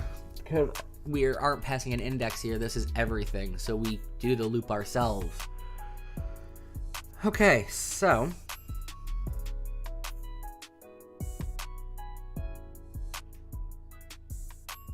First, what we're going to do is we're going to copy this bit. We're going to come down here. This is going to be done in the else.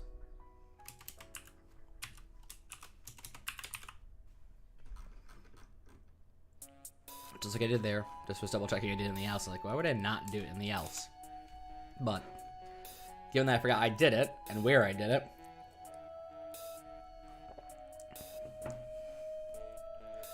Alright.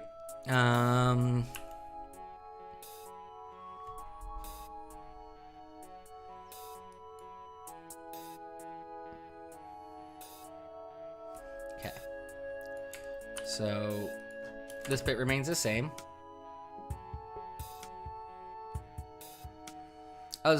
Reason I skipped resizing this was I was gonna do this first to work out how I resize that, but yeah. I guess we're gonna tackle that now. And what we need to do for this one is literally the same thing here. So that all stays the same.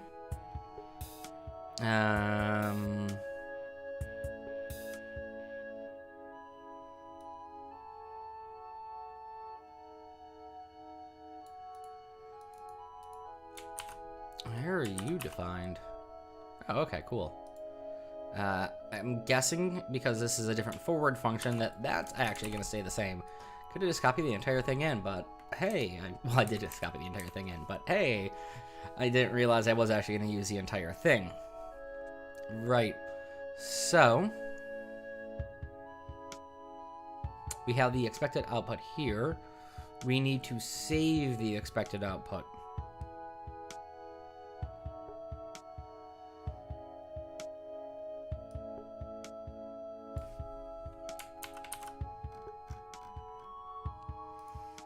So, just above that, what we do is... I is again coming passed in here. So, we're declaring a new K. We're using our size local here. We're getting the output. Storing at I from there, K from this loop.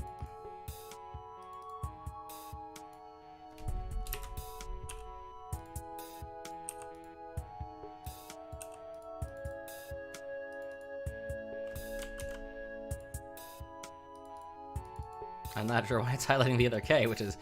Oh, it's highlighting the brackets. Okay. Right. So we got that.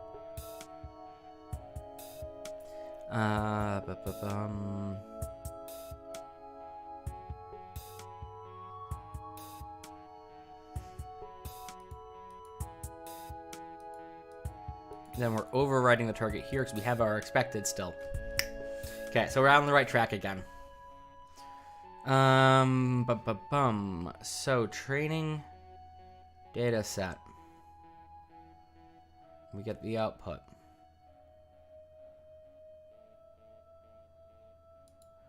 We then are doing general error. And what we need to do is get the, is equal to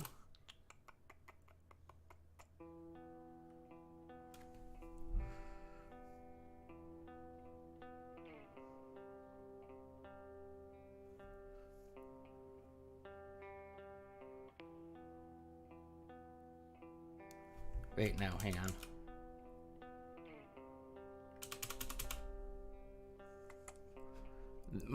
This might be the set general error function.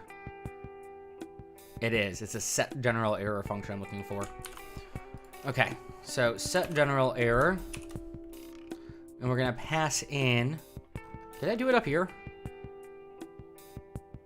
Yeah. It's this.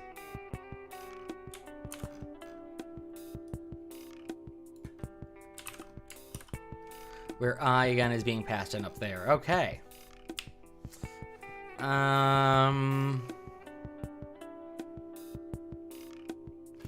Then we're gonna need another loop. So for size t,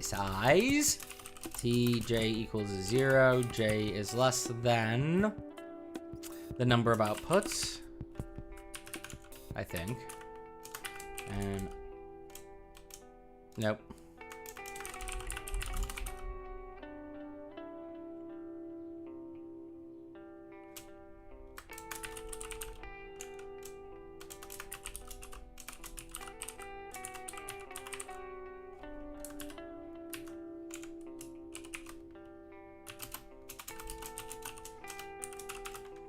I don't know why that made me laugh. The little face.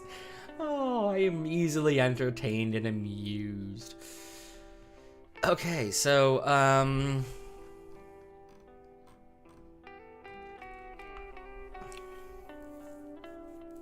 now we need to do the overall error.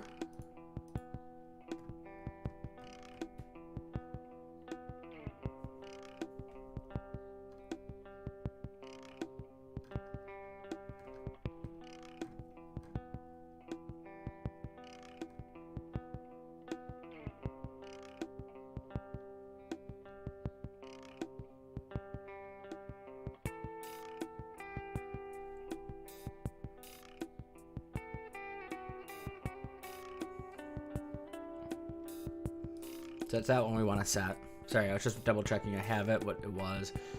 It is a simple double.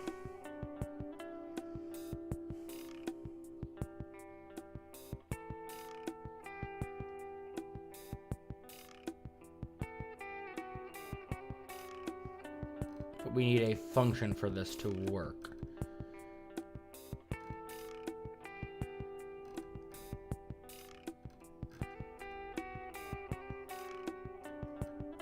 So, what we're gonna do is another set overall error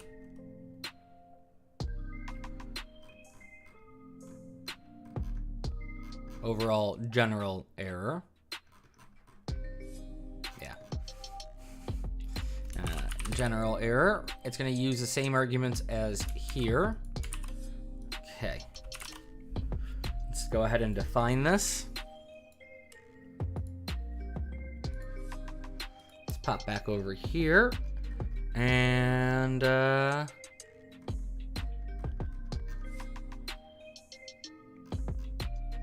figure out where the heck it dropped that thing in. Really should be the... Thank you. Should be the last function in there. If someone can explain to me why it likes doing that, I would be a very happy person.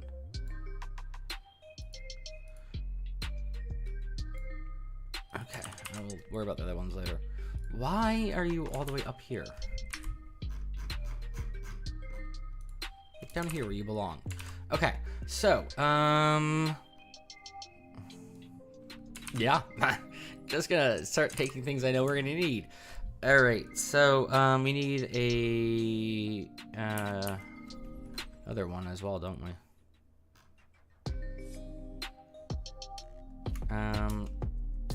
So size t n is equal to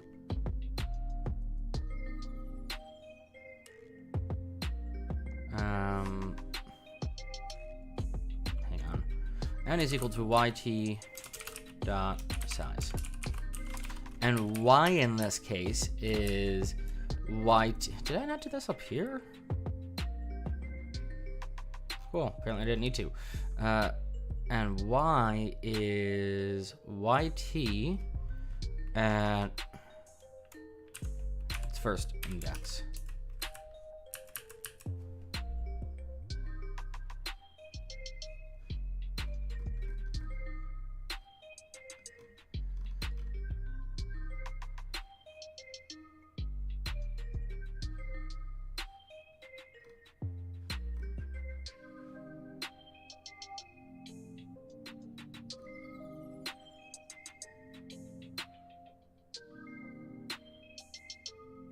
Hang on, did I do this wrong?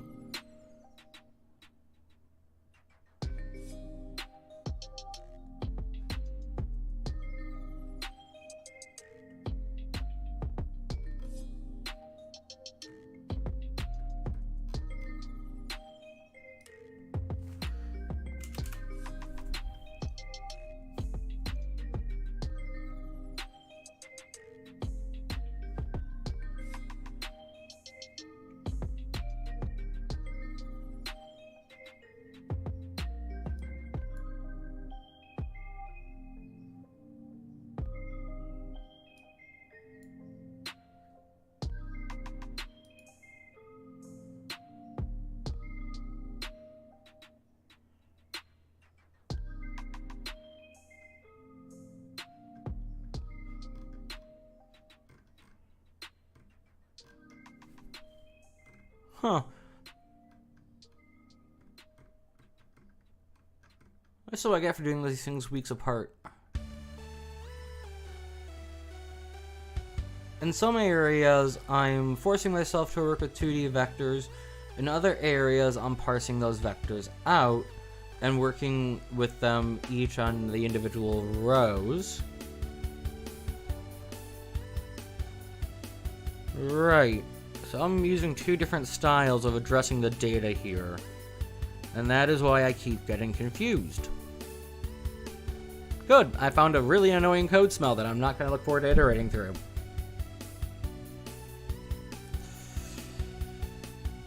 Oh god.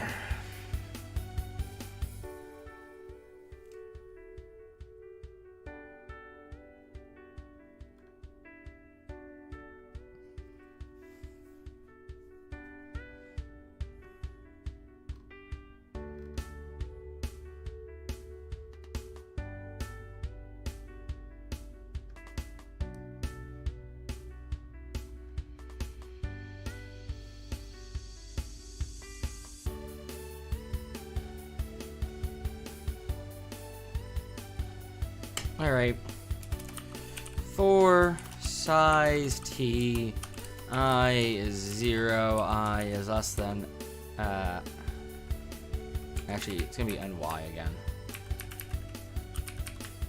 I is less than ny, then we increment I, not u.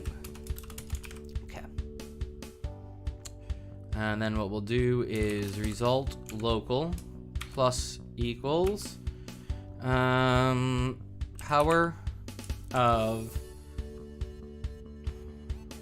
general overalls 1 over n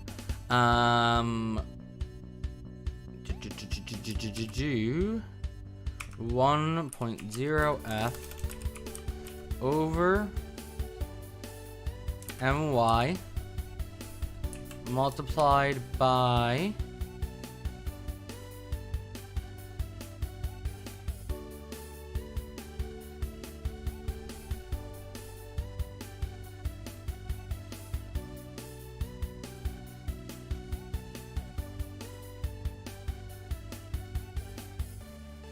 no, I'm doing the wrong part of the formula. we need to...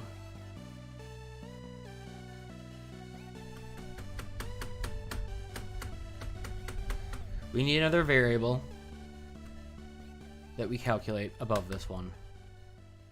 So we need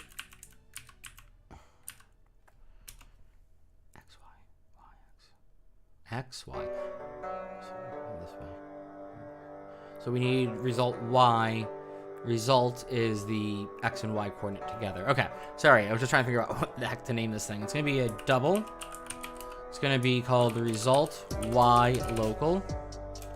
Actually, I'm gonna do y result local. We'll default that out to 0. And then we need to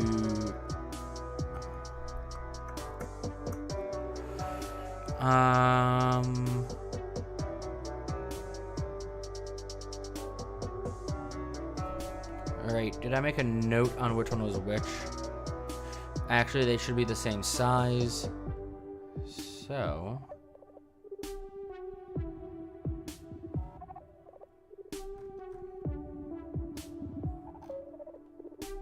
how are we going to do this? No, it's NY, so that works. Okay, so we're... should be clearing it here when we set it. So we need to define y result local as being equal to itself added into the power of yt at I, yeah, at I, so you can follow the same pattern, minus yo at I, yes, minus yo at I, then our degree general error, okay, cool, and we take that, and we go down to our next loop. Now,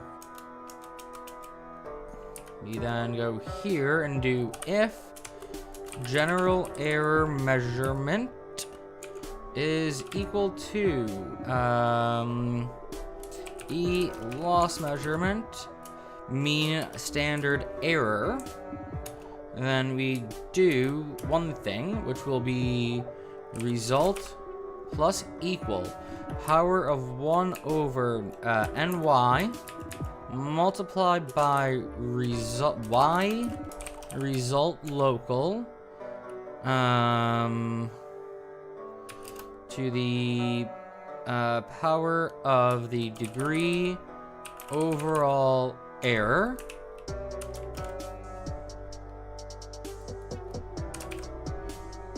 else, sorry, else what we're gonna do is its result local is equal to, and again we're gonna expand this out later, because we're gonna add in other ones.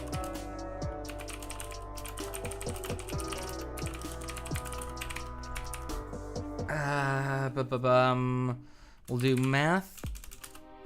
Sorry, I was thinking of Unreal where you have to do UMath and then like F power to get that to work correctly. It's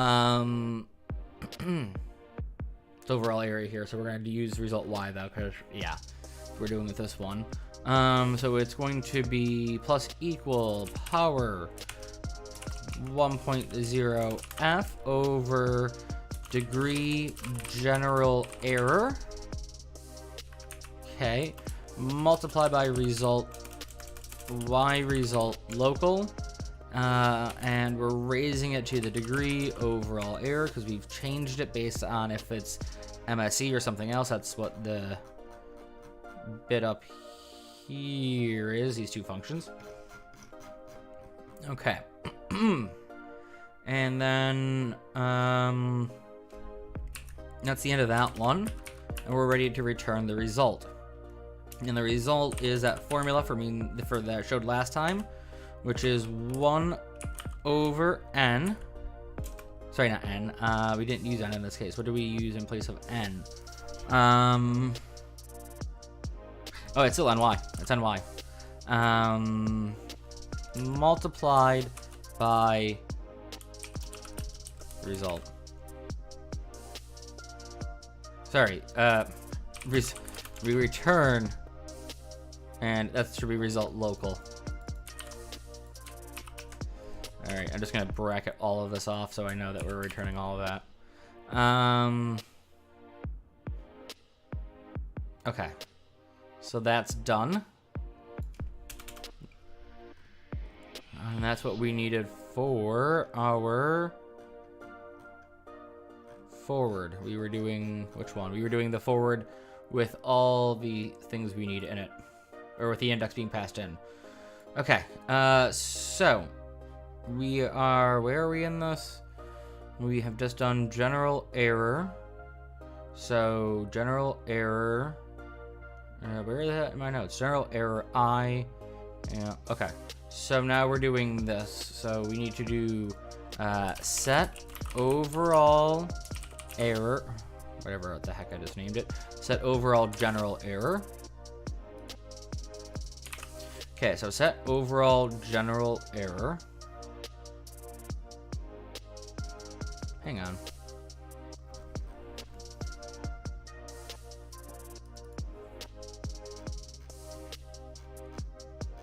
I think I just wrote the wrong function.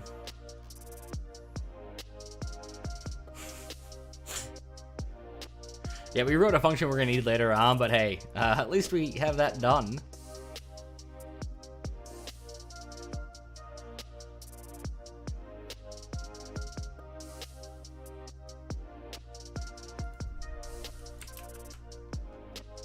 Oh, I think we actually kind of wrote the wrong function. In general, I think we kind of combined the two together because I misread my notes. Give me a second. just read this. Say bye-bye to this function for a while.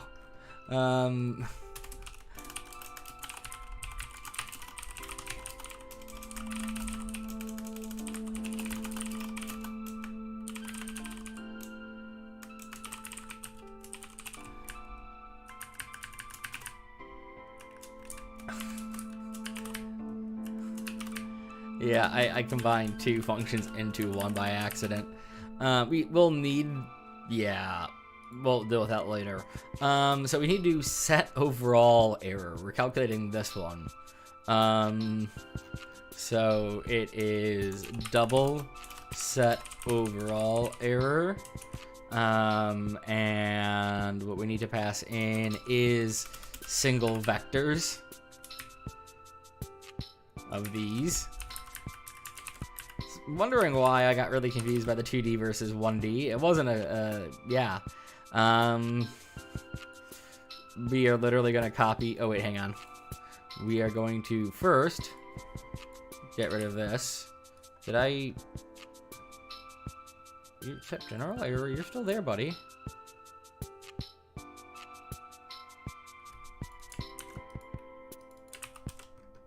Oh, that's why. We'll just do that for now. Okay, so, let's create a definition for you. Why are you not at the bottom? Why must you fight me on this?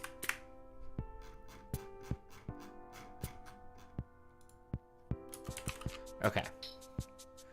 Let's just save, close, move. All right, so, let's just make my life easier. Take this for now.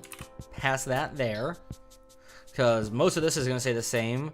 We need to do that. We need to do that. We do not need to do that. That's the part that goes into that one.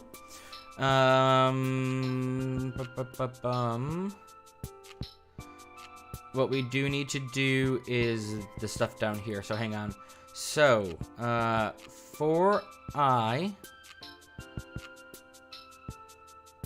we're just going to actually call this n because we don't need an ny in this case.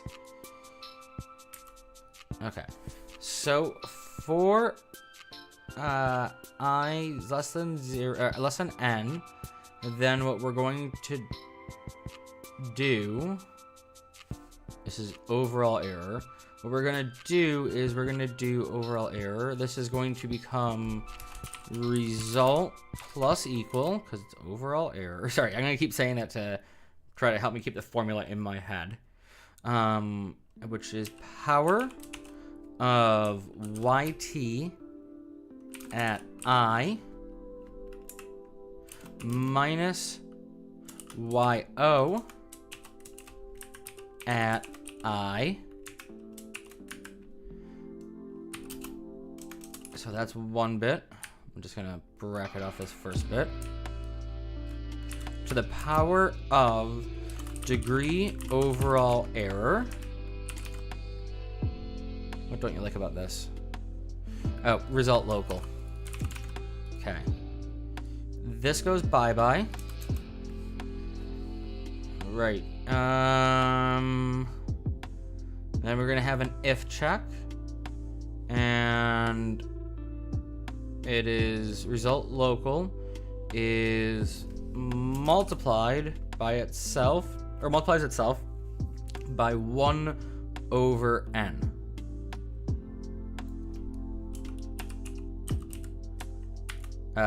Wait, over n? Yeah, over n. Because we're not doing the 2D, it's n. Okay. Oh, I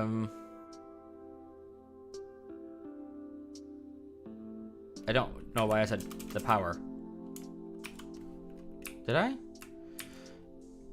Else, what we're gonna do is we're gonna multiply result by itself, or not by itself.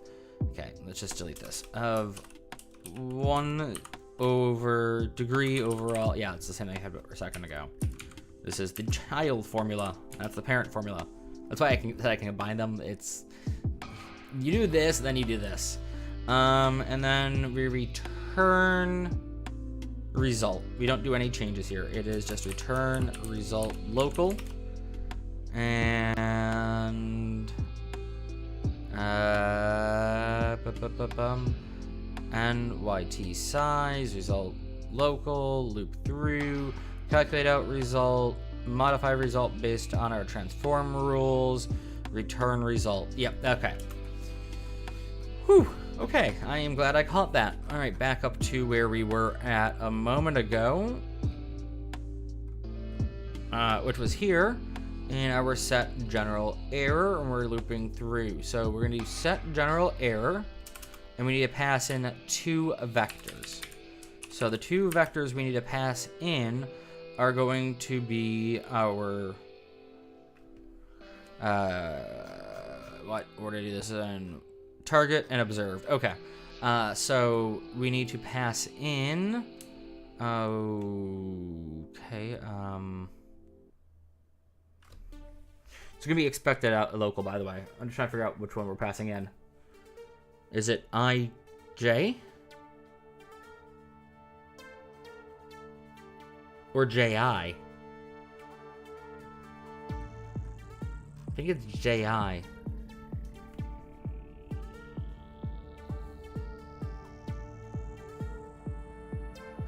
I'm not 100% sure, but I think it's JI. I think. Set overall error.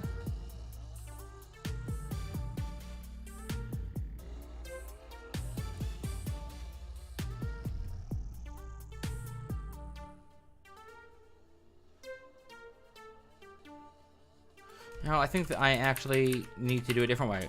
Overall error returns a double. But overall error itself is a vector. So it's overall error at index j is equal to set overall error, and then it's target. So we're using our expected local at some indice, which I'll work out in a second, versus our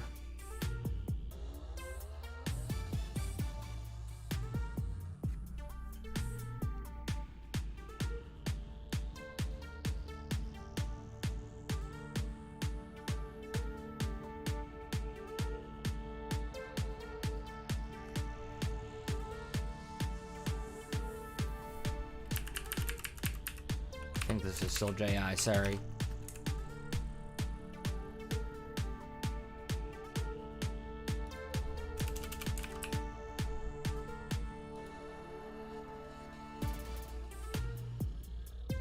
At observed.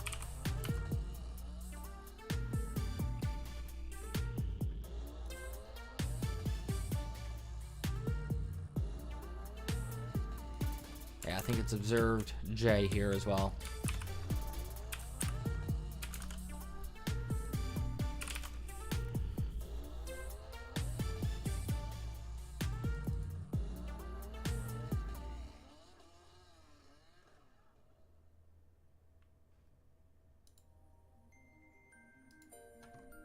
I'm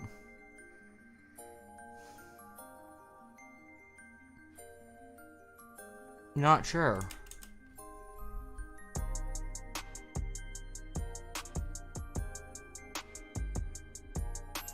No, because that's what we just did here.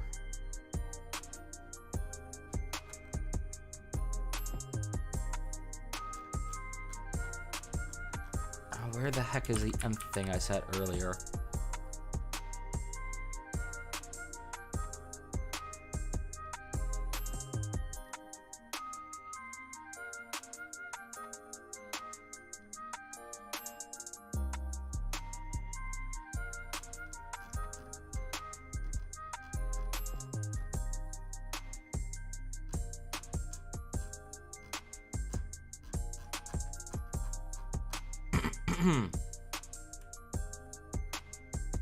I think actually what we want is the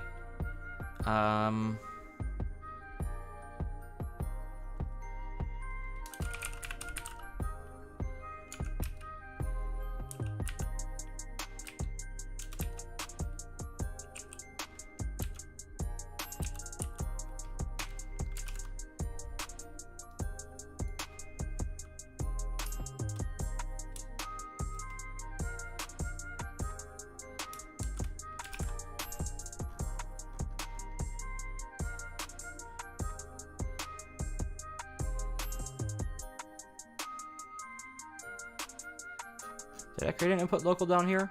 Did I set an input local? I did. Cool.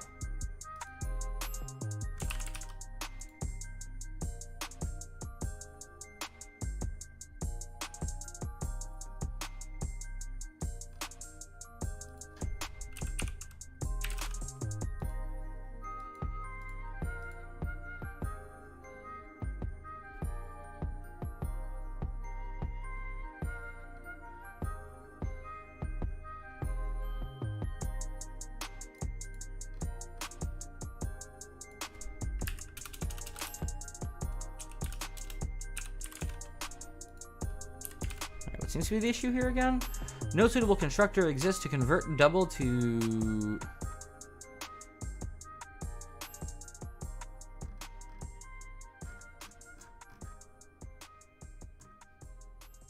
double.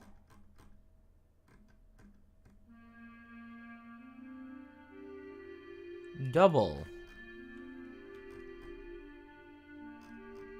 Oh.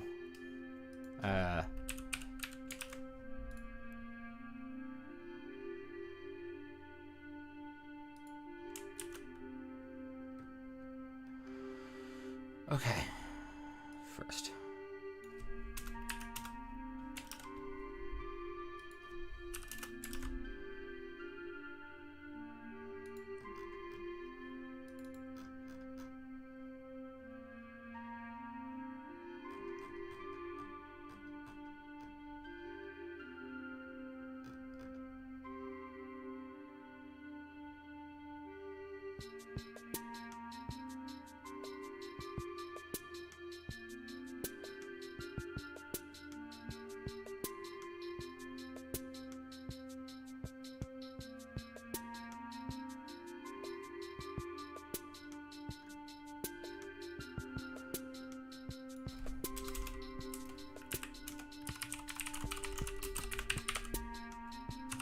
Okay.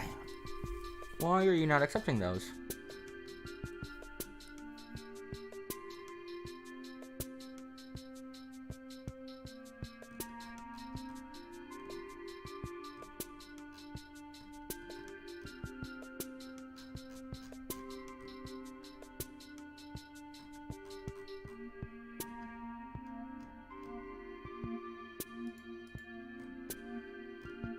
You know what?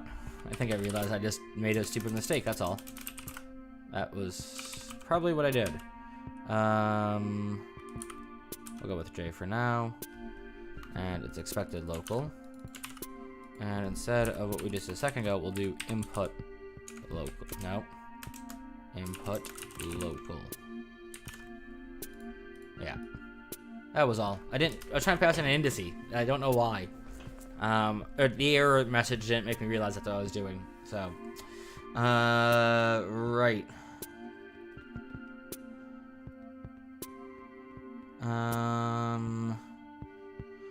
Then did we do this up here yet?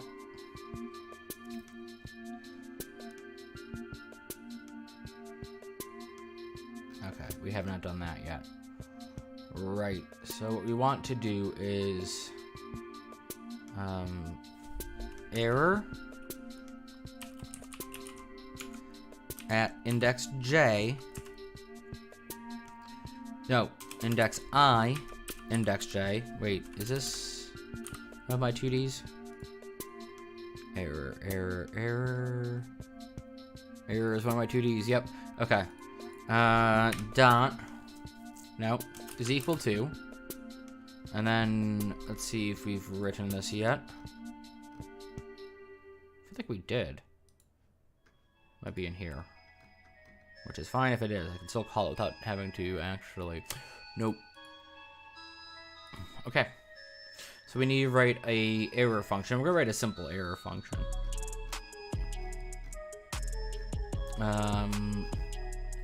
So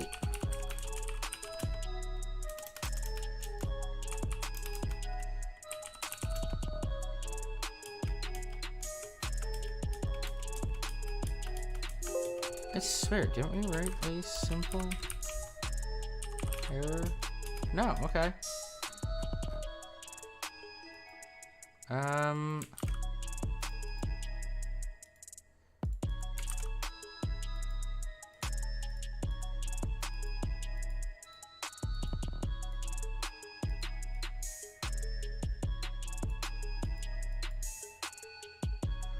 Right, so this is double. It will be set simple error. And we're gonna pass in a double for YT and a double for YO. And make sure that double is not capitalized. And we will calculate this out. I swear I had written this. That might be in the Udemy one I wrote. So simple error, and then what we're passing in for this is give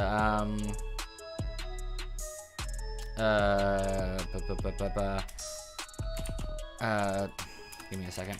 It's YT minus YO, so we're passing in expected and then our observed.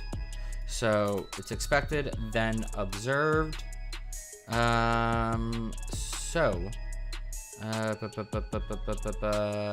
That is our training. Expected versus observed.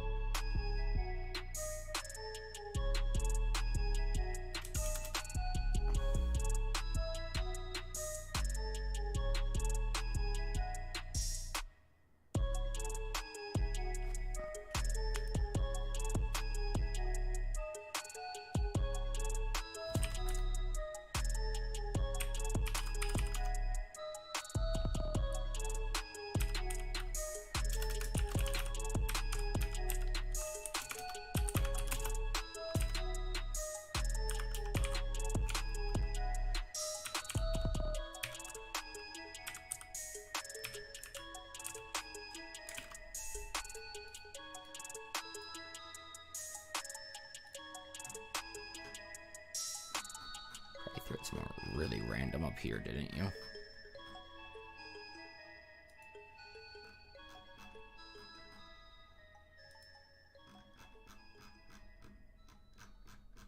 Oh, hey, no, you put it in the right spot. Cool. What are you doing? It's literally the note I just wrote up here to myself. YT minus O. So all you're doing is returning YT minus YO. we go.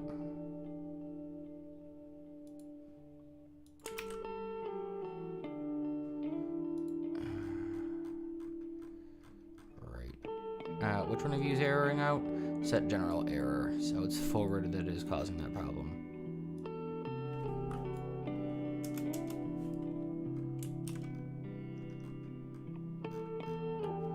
Alright, I just need to build really quickly to get where the error is exactly.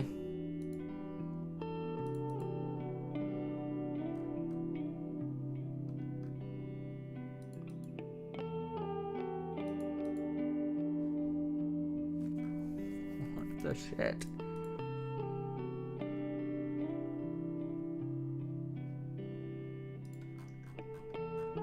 It's a missing semicolon somewhere. I can tell you that much.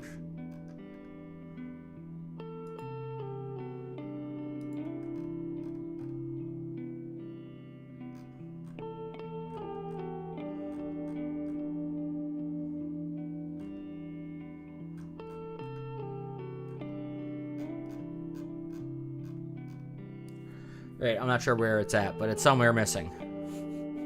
Helpful. Alright, so we're forward on I. Error is equal to that. And then we come down here and we do overall general error, which is a double,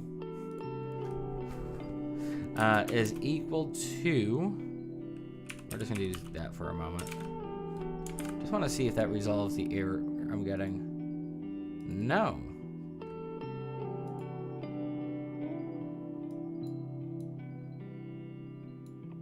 Okay.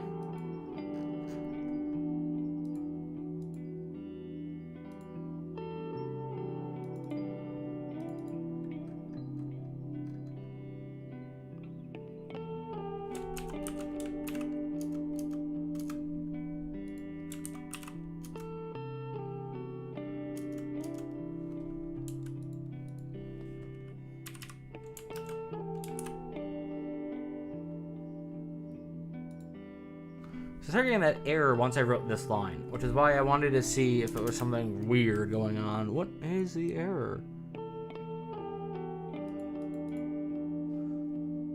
I swear we searched in here for this thing.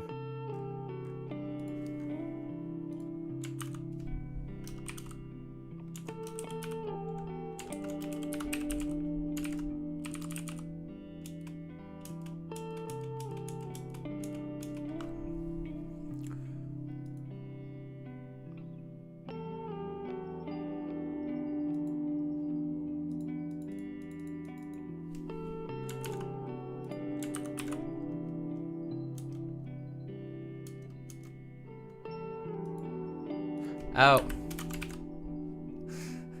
It's the typo causing all the problems. Dang it. Oh, that was, yeah. Right, okay, so we have set the error. We now need to set the overall general error, which will be another function we need to write.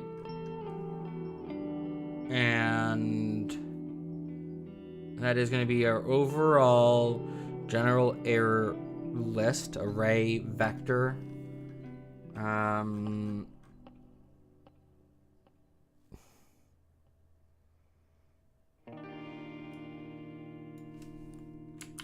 Sorry, I'm just going through my notes to see what I'd said about this thing. Double.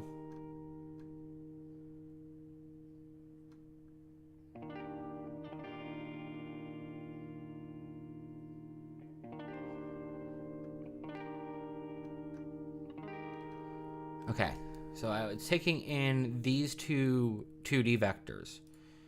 It's actually kind of what I was trying to do with this, and I got really confused by it. These actually are going to be 2Ds.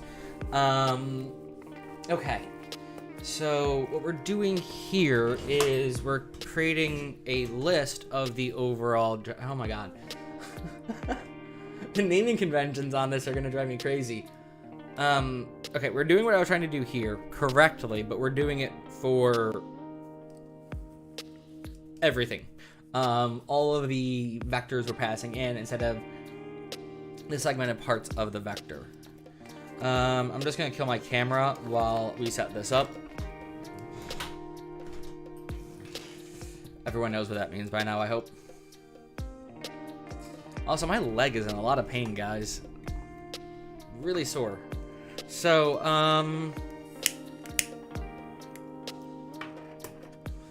we need to do a double.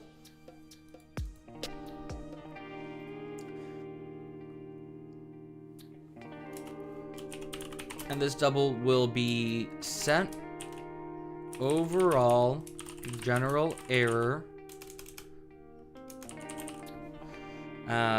I'm probably gonna rename it in a second. We're gonna do std vector double yt std vector of vectors that are doubles. Sorry, I thought it had been doubles for a second there. For our observed. Okay. Now, before I proceed, I'm going to double check something. Set overall general error.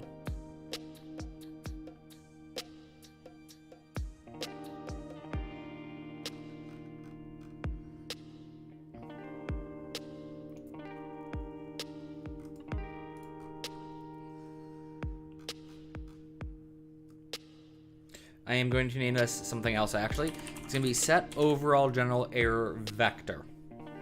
And the reason why I'm naming it vector, just so I don't get confused, I'm probably going to have a set overall general error down the road.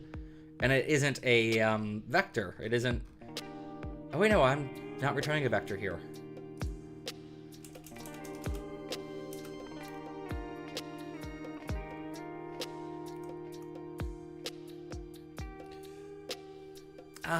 This isn't setting the overall general error. That's what this is. This is something else. Also, actually, this should technically be right after this one.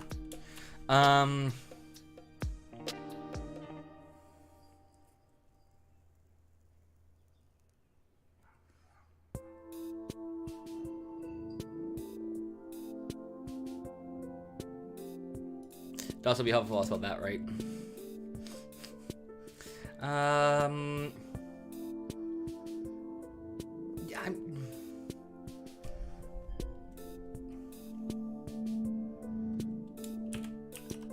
I'm just gonna call this list. I don't know what the heck to call it. List is the only thing I can think of.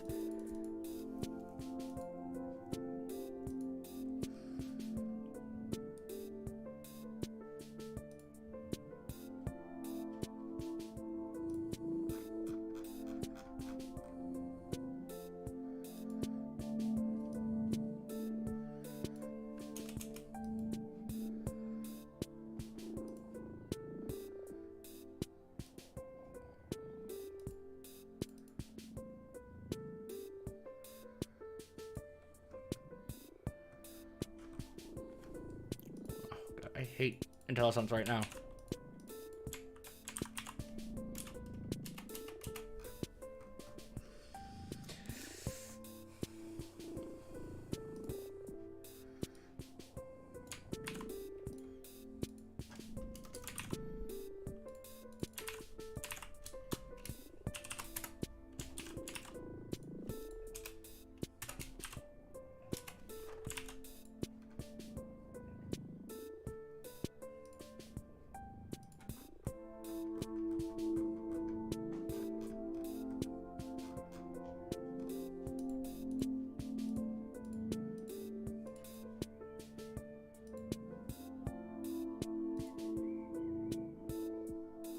Why can't you see that?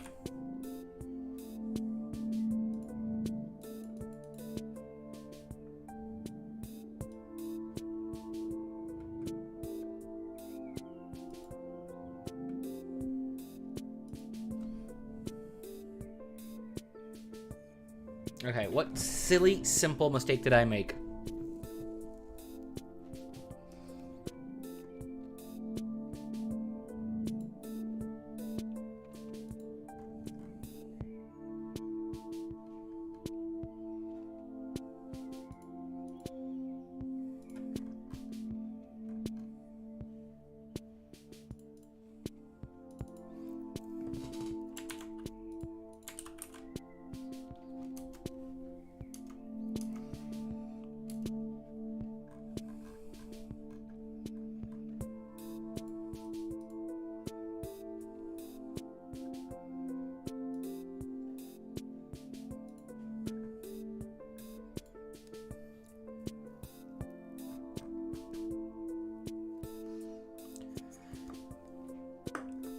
Seriously, what did I miss? What very, very obvious thing did I miss?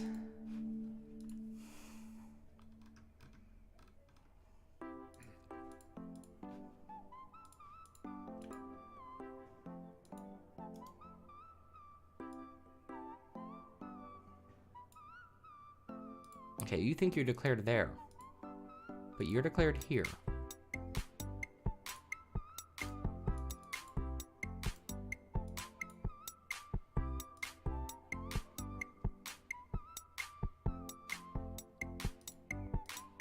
That is not what I meant to do. Okay.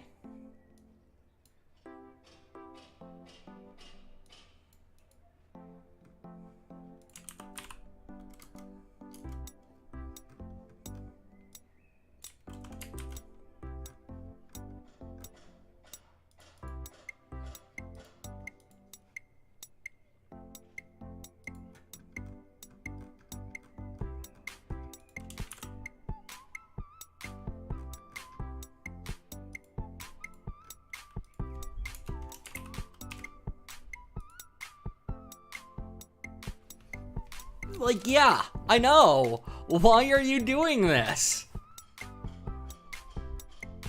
Right.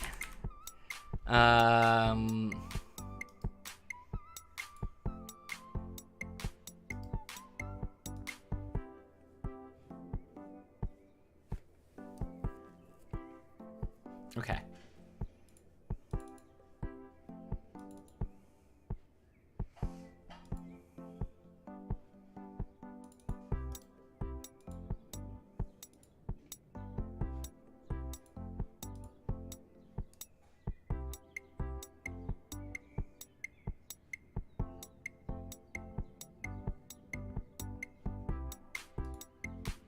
Like, yes, it does. It's right bloody there, and you're... How can you give me conflicting errors like that? Unless I've made a mistake somewhere you're not showing me.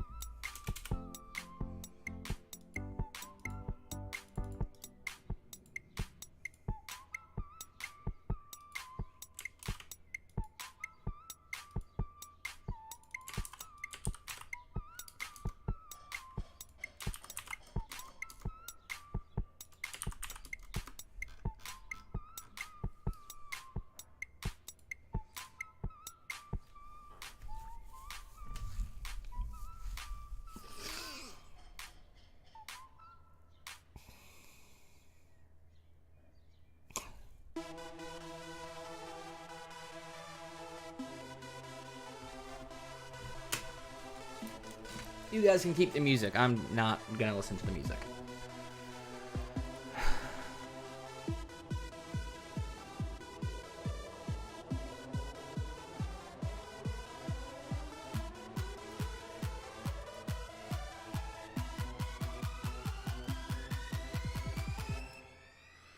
You fucking see it?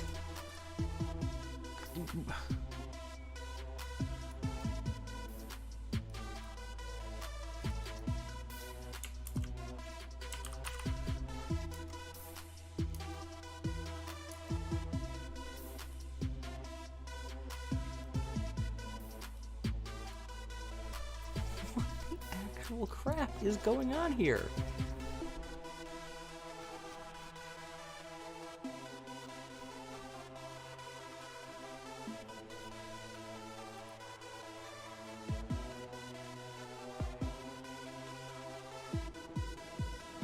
Delta rule or class, set general error, the name of the function here. Vector double yt, vector double yo, vector double yt, vector double yo. There's a semicolon there, there's a semicolon there, there's a semicolon there, there's one there. Why? Okay, you know what?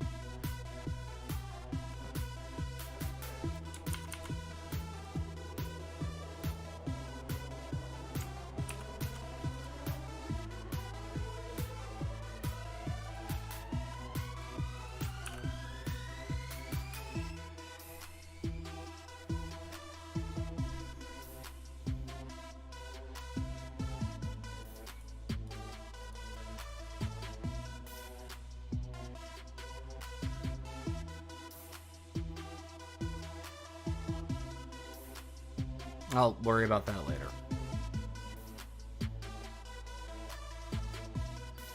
The warning.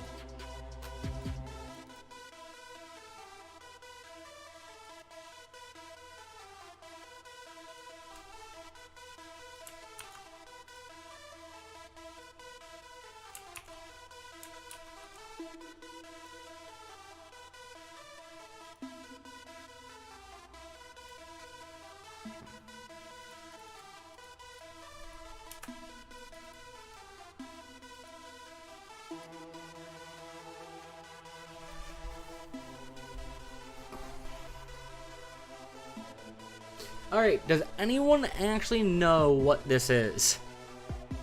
I have not had this before. And, yeah, I'm just going to go to,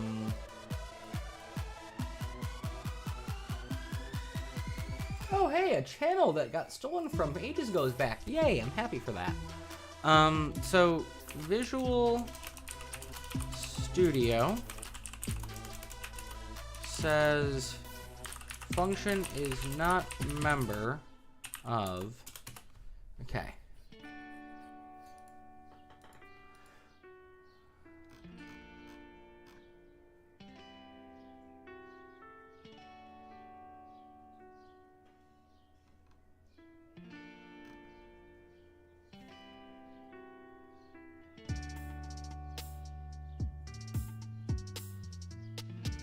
Is there a function called set general error?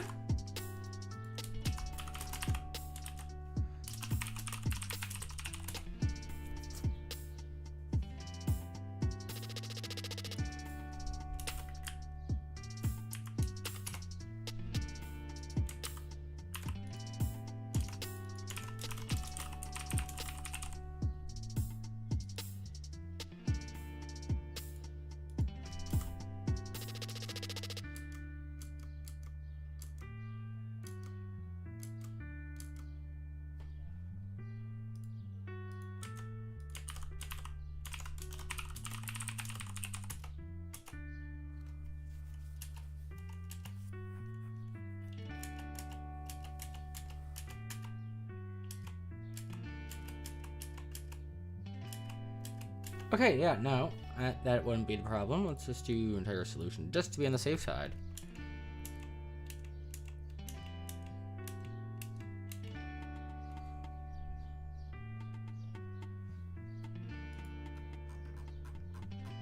Alright, so Stack Overflow. Here's what we have.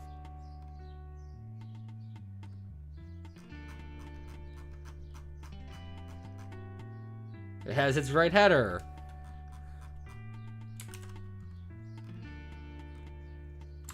We're not using that function name elsewhere. This is a different sort of error.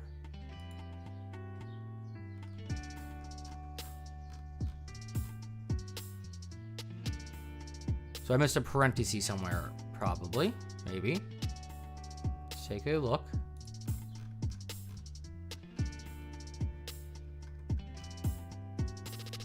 First off, let's delete this thing, which doesn't exist.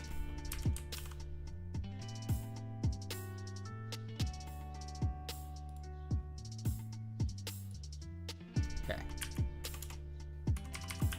We want for this a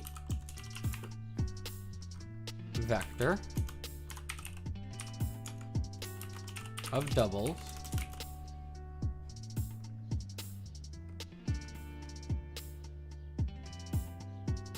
so I was just checking something random just to make sure. Okay, we want another vector of double double called yo.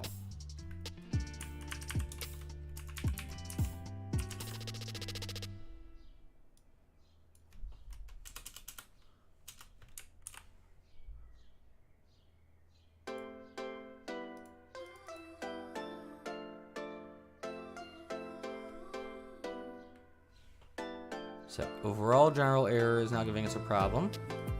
Okay. So what we're gonna do is the same thing we just did a second ago.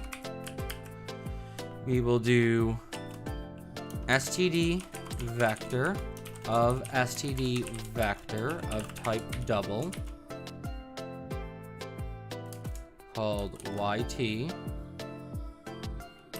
and then std vector of std vector of type double called yo.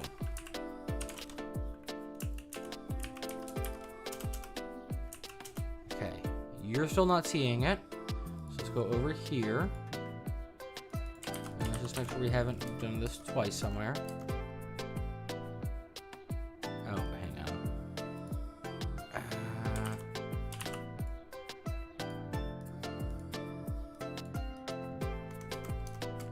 Okay, so we're just gonna redo the signature here. This will be std vector of std vector of double yt, std vector of std vector of type double yo. Okay. Let's just delete this for now. Let's clean the project. Let's go back here. Let's create this code.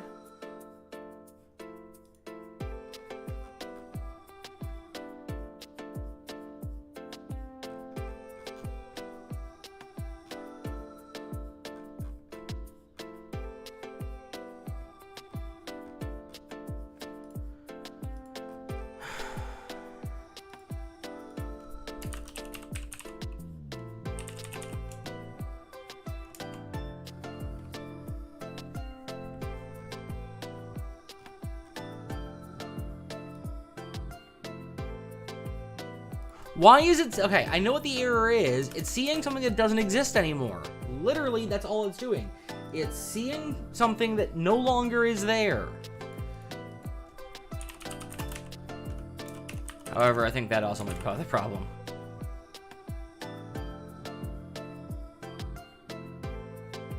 Yeah, okay, that was the problem.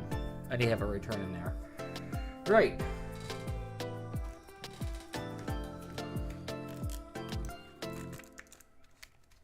That was stupid of me.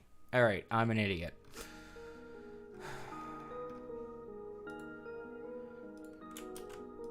Alright, so... Which ones have I done now? Okay. Set general error, we're done. Cool. Set overall general error list, I think is the one we were paused on. Yes, it is. Okay, we're still working on that one. Set overall error. I just saw it a second ago. There it is. We're done. Yeah, we're done. Simple error, we're done. Okay. Oh, wow. That was not a pleasant experience, to say the least. Ooh. No one saw that. That was below the eyesight of the camera. Alright, so, that is my... Not my running notes, but my running notes. We're doing the list. So we're going to do size t n is equal to yt dot size. And then size t n y is equal to yt at 0 dot size. Okay. Then we're going to do a double result local, which will default out to 0. And then we're going to do for size ti is equal to 0 and I is less than n. Then we will increment I. Funny part is this actually gave me time to work out what the code was going to be. And then we are going to do a new double called y result. This now should seem familiar. Local, which we will default out to local, which we will properly spell and default out to 0 with our fingers on the home key. Then we'll do for size tj is equal to 0. J is less than ny. Wow. And ny, thank you. Sorry, I was trying to get the capital N. It wasn't capitalizing for me. All right, and then we will not increment I. That's actually why I say it out loud every time, is to avoid doing something like that. Just to, do it. Without saying it out loud that time. All right, so for this, what we're going to do is we're going to calculate out y result local as equal to the power of yt at I at j minus yo at I dot at j, and then degree general error, and just so that's with a comma, we're fine. Right, and then what we're gonna do with this is we're gonna go down outside of the nested part of the loop, and we're gonna do if general error measurement is equal to e loss measurement mean square error. Then what we'll do is result local plus equal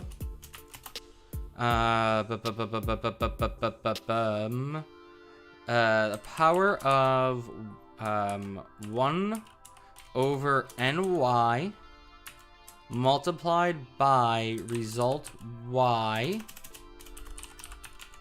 and then degree overall error, else then our result local is equal to itself plus power of 1 over degree general error multiplied by y result to the power of degree overall error. Right. This is where it gets even more confusing. Wait, hang on. Y result, power yt. Yep.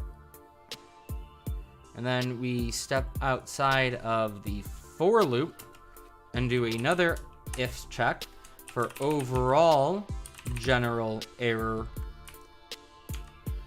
measurement. Overall general error. What the hell did I name it? Overall error measurement.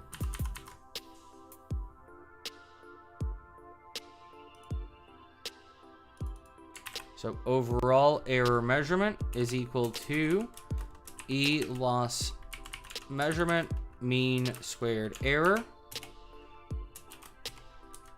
else. Okay. So in this case, what we're going to do is take result local, multiply it by itself, or multiply it by 1 over n. Else, what we're doing is result local, multiplying it by 1 over degree overall error. And then we come down here and we return result local. Okay.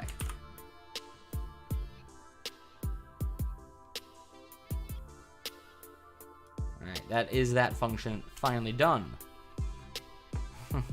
I say finally, it didn't take me long to write. It was just trying to figure out where that error was. But it wasn't that function before I wrote it, because I'm an idiot. Yes, I am loving mocking myself here right now.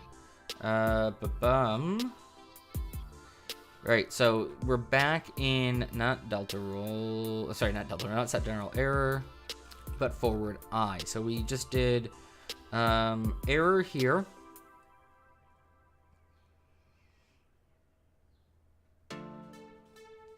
Okay, and now we're down here setting general error.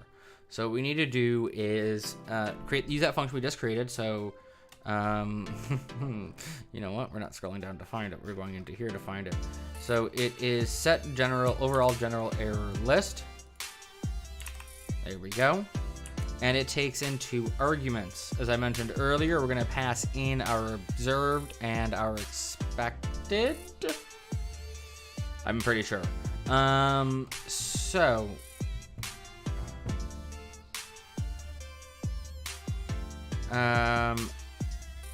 expected local observed output. Okay. There we go. And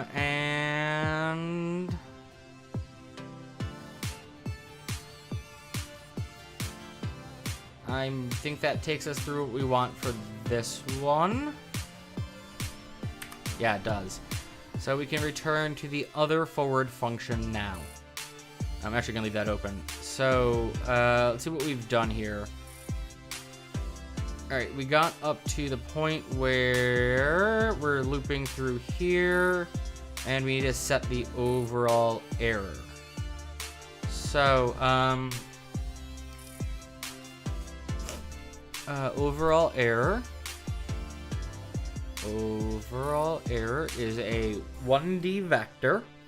So what we're gonna do is overall error at j, and it is a 1D, right?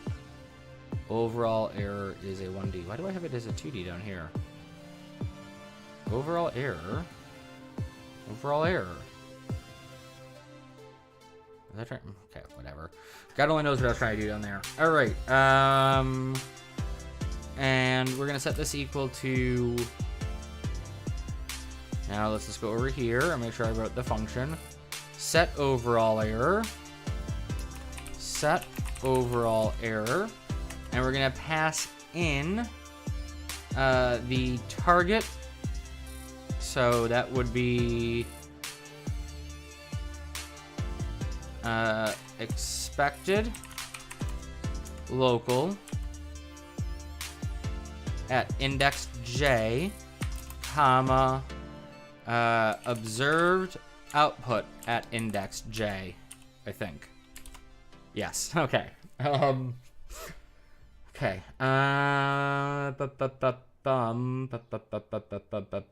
Training output and number outputs. We did. Shit. Have I done this wrong? Looping through J. Oh shit. Which J is this? Because I did this twice. Number of outputs.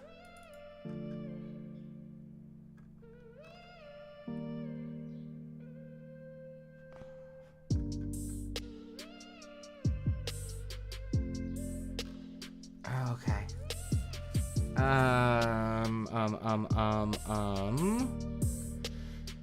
Alright, our normal error, else our body. So we loop through this number of rows, which I believe is our records. We're setting this, we're getting the sizes. We don't seem to set our general error. Do we do that here? Yeah, we set our general error right there. Okay. Oh, no. Wait, there's where we set our general error. Okay. So we set our general error. Yep. And then we loop through number of outputs. Okay. No, I see what I was doing here. Okay, this is later.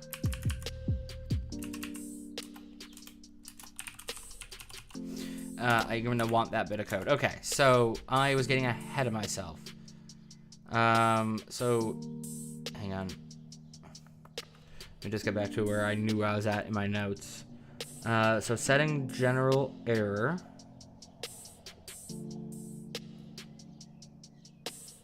And then, okay, we're here in my notes. And for this bit, let me just now fix my notes because I just, messed them up.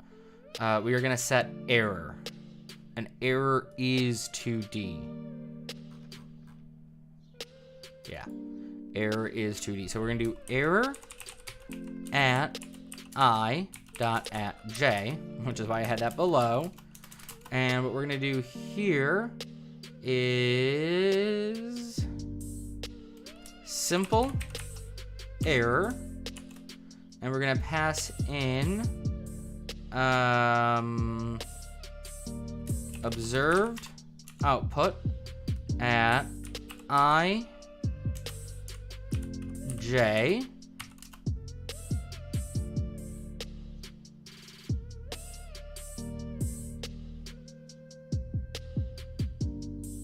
sorry, that's wrong. I mean, that's the second thing we're passing through. We're passing through expected. The little prompt made me go, wait, what? Expected local at I at j. Okay, there we go. That is this thing, and we're using simple error for now, so I can ignore the note that was behind that. That's why I named it simple error, so I didn't never write that note again. I forgot that note existed. So once we've done error and we're using simple error, we're gonna come out of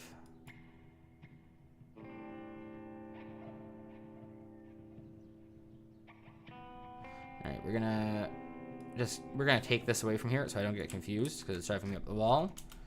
We're then gonna do the overall error, which we're not doing here. Okay. So we come out of this loop, and what loop is this? Okay, so we want to be outside of this loop. And for this one, we're gonna have another loop called, size t j. I'm just gonna keep using j for now. And then as long as j is less than the neural net, neural net is not a pointer. Also, neural net get number of output neurons. There we go. J will be incremented. All right, and then we're gonna do overall error, and overall error is a 1D vector. So overall error at, let's just do it this way. I know I keep switching up my method of doing that. I apologize. There are a bunch of code smells in this that I will need to clean up. And I'm very much aware of that, but we'll get to those when we get to those. Cleaning up the smells, that is. So what we're doing here is we're gonna set this equal to, and then let's just see the functions I've written.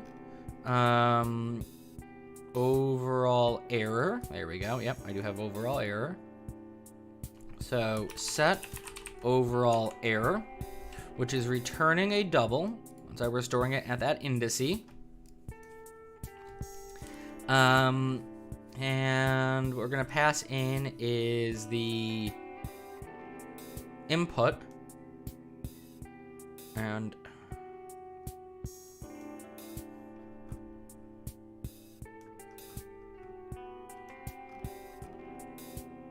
I actually think I'm trying to put something else in here. I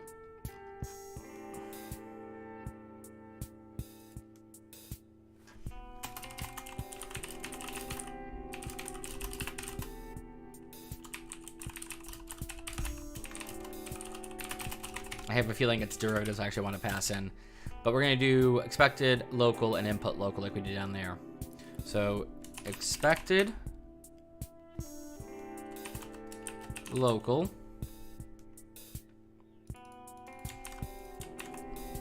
at index j, and then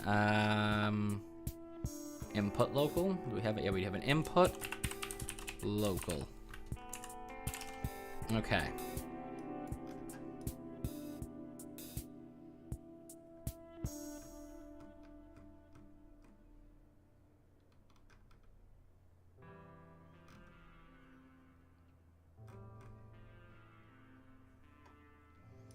Right, so we're just going to declare these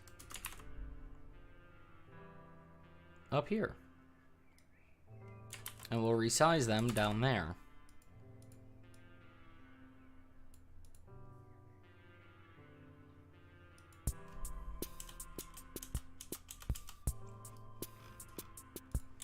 Okay.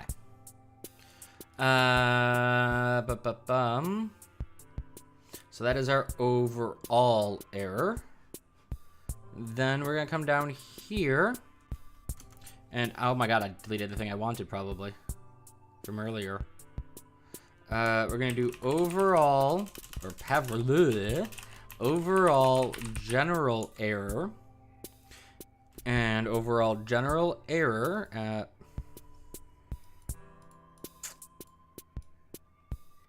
Overall general error is a single double. Overall general error is a single double. And for this one, what we're going to do is we're going to do overall or set overall general error list.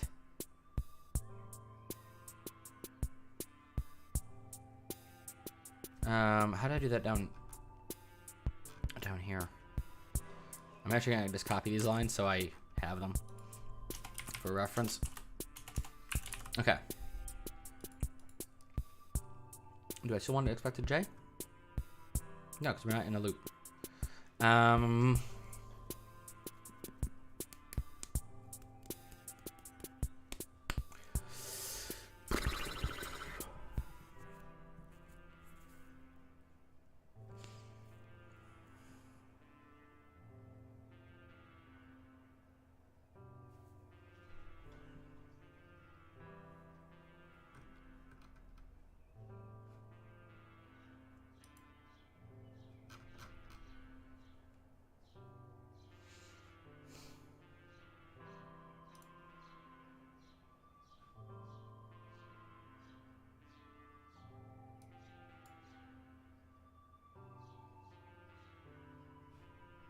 You know what? I think I've done something really wrong here, actually. I think we're still inside the other loop. I think I screwed that part up.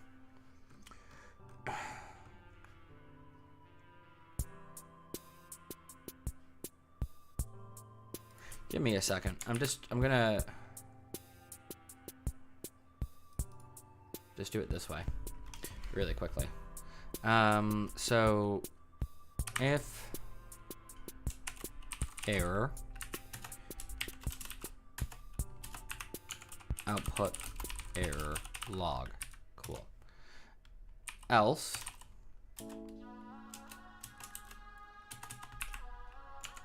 for I less than rows. Okay.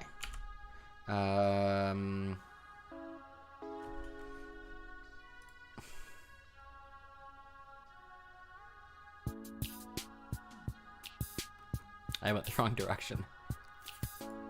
Yeah, we're setting the inputs, aren't we? Yeah.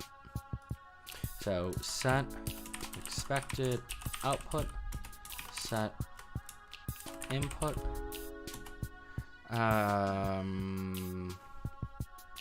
Do we actually do that? Yep. Yeah, we're forwarding. This is the forward function. Of course we do that.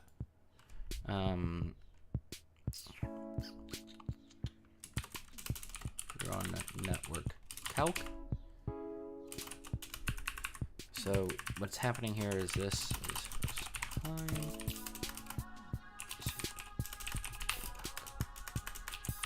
Oh no, not first time. I'm not gonna try to explain that for now. Just because I don't need to. I need to get to the next part of this thing. Then what we're gonna do is we are going to set data tg to observe output. Okay. Did we do that?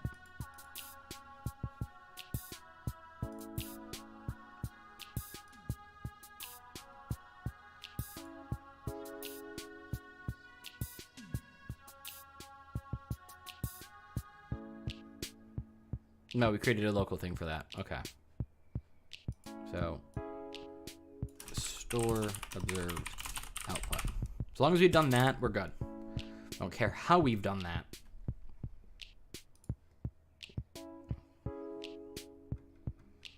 Actually, XOR might expected way down later, but whatever. Store expected output. Right.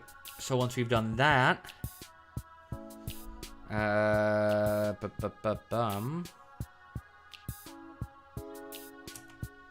we want to set general error, and the way that works, let's go back here.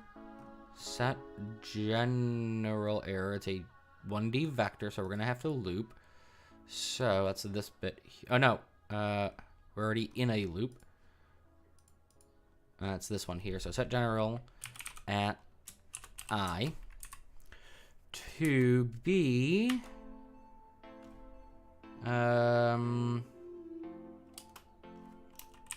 set general error, and then it is target at I at, oh, hang on, no, that's not right. Set target at I,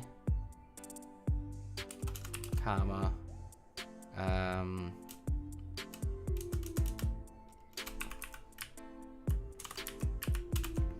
expected at I, comma, observed at I. Okay. Did I do that? Yes. Okay. Then we need to do a for j. J is less than network num of outputs. Okay. For this one, sorry for all the pseudocoding and me double checking myself. We want to set the overall error. So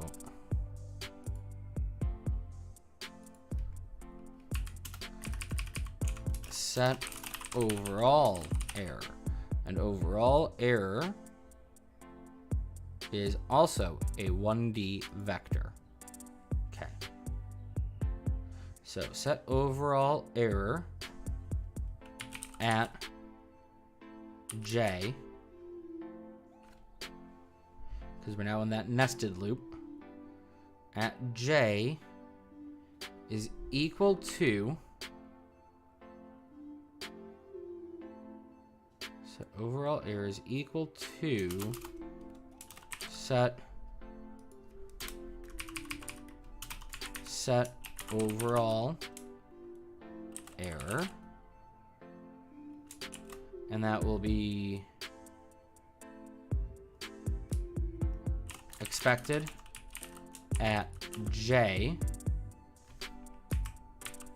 comma, nth input at j. So we have a mistake there, because that's my derivatives, I believe. So what am I doing now? Is this actually right? Hang on. Set general error. General error at I is this one and the observed. For j. Yeah, no, this isn't right. Okay, this is not right. Hang on. This is why I'm doing it this way. For j, we're going to do error. And error is a 2D vector. Okay, let's do error first. And that is at I, which is defined above, at j, which is what we're currently in, is equal to simple error of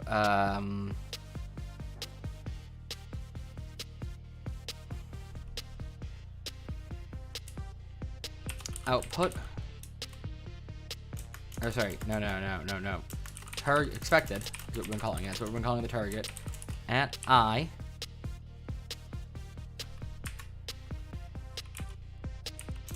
at j. And then it is observed at I dot at j.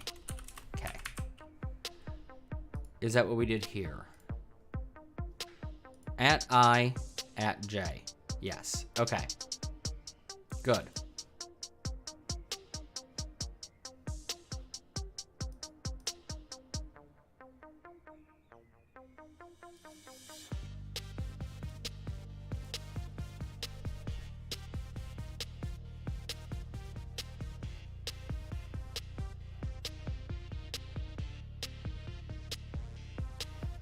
And then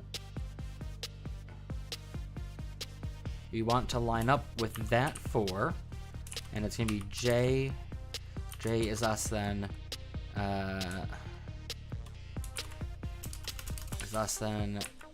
network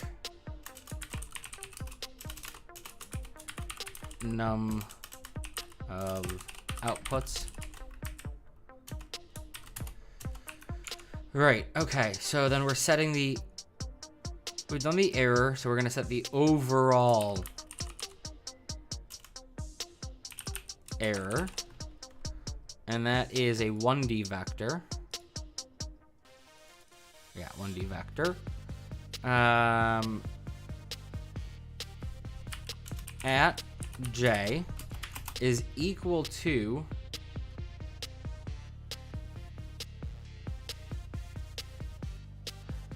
Adrian, what do you mean by does letter size not matter in this? We're incrementing it in these. I'm just not writing it out in the pseudocode, but we increment them there. If that's what you meant, it's just because I'm not writing all the code when I'm doing pseudocode. I'm trying to just make sure that I'm nesting my loops in the right order. J is set to set overall error, I think. Set overall error. Okay.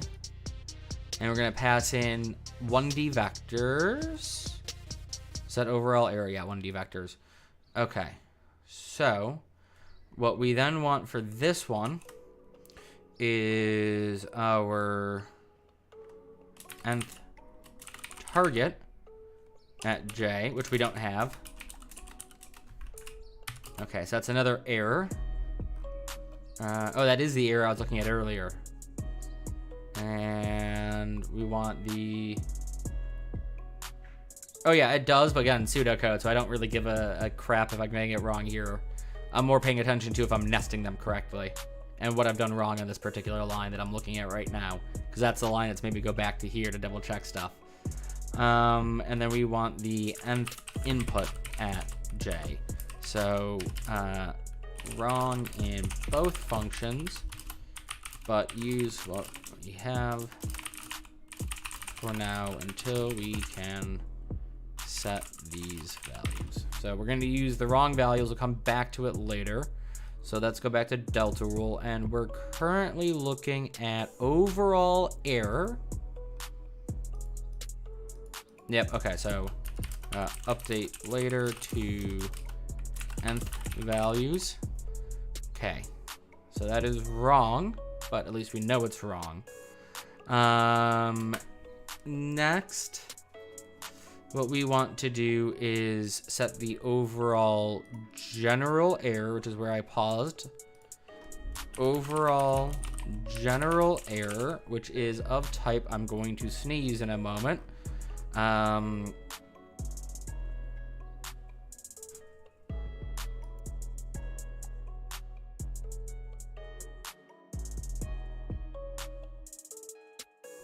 So what I said while muted was seriously the second I mute the mic. And the second I unmute the mic, I feel like sneezing again.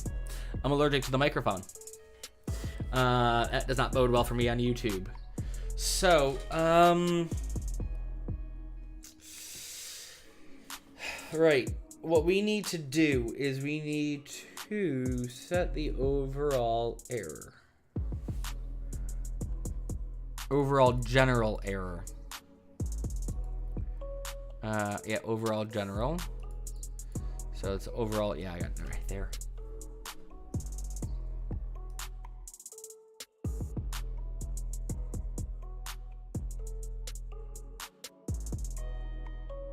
There we go. All right, so we're setting overall general error by using that list function we created down here. So I'm just gonna actually steal that. And we're passing in 2D vectors for that. Okay.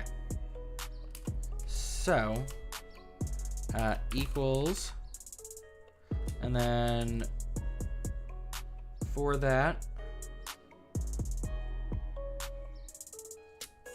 we're gonna pass in expected, which is already 2D, and observed, which is already 2D. Okay, so I just was trying to pass in the wrong things, which was what was confusing me. Cool.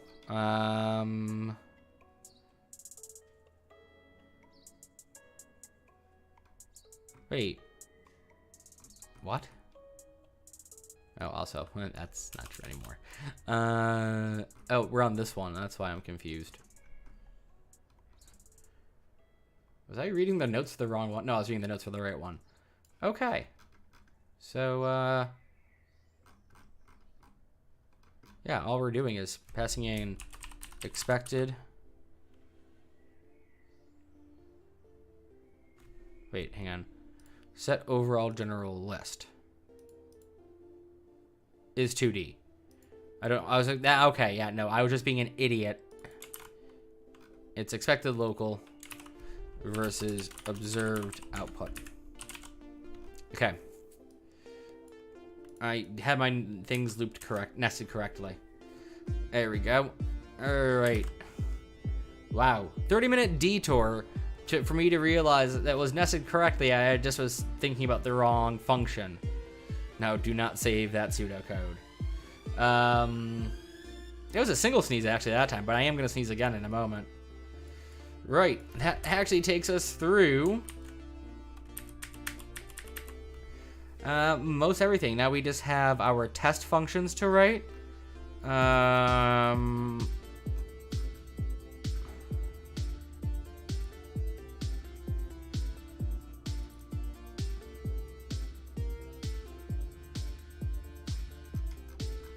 And I have a whole bunch of other functions I feel like I should have used elsewhere, but I haven't yet. Unless they're part of the test function. I think they're part of the test function. So yeah, we'll be doing those in the next stream. What we're gonna do now that we're done with this, is we're gonna take a pause from this. I'm gonna move in my chair, because, oh dear God, this chair, again, is way too short for me, and it hurts.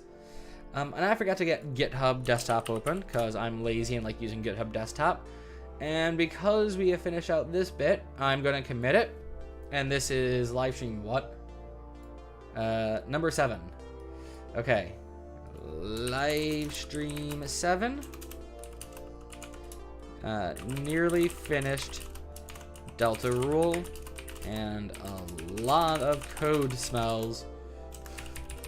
We'll address the smells later. Sorry, the was, I didn't put the right punctuation in. Alright, and that is now available on the GitHub. Once again, you can find the link to the GitHub down in the description. And if you haven't already, make sure to hit the like button to let me know that you enjoy the material that we're putting out in general, or that you have fun watching me struggle to resolve really simple things. In addition, if you haven't already, if you want to be notified of all live streams or of any tutorial, make sure to hit the subscribe and notify icon. If you want to take your support a bit further, also remember Patreon does exist. And Patreon supporters get access to the tutorials that are released Monday early. I try to do it, get them as much as I can, but sometimes it does get a bit slower. At upper tiers, Patreon subscribers get instant access to all ongoing and completed projects from the tutorial series here on YouTube. At other tiers, they get access once the project has been completed on YouTube, or semi-abandoned per the RTS series because we're doing the remaster. And it just really does help the channel out as well. This material, of course, is free because it's not me doing a tutorial. It's me going, what the heck am I doing, and building stuff. Also, I'm just going to build this one more time because the fact that that's still giving me that error is really disconcerting. Okay, it's fine. It's built. Now, that wasn't my outro. That's just our segue point because we're 3 hours, 45 minutes into this thing already. I want to switch over to the game engine thing because that's going to take us ages. Like, legitimately ages. So, we're going to take a short break while I get that video all found, set up, and Cookie Monster ready. Don't ask what that meant, by the way, because I legitimately do not know what I meant by that statement.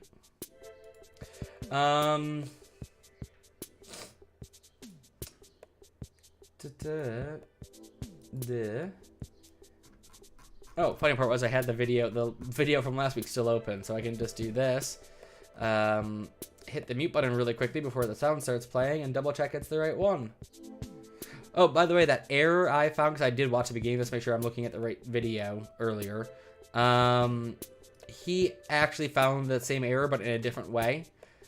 So yeah, we will be resolving that at least.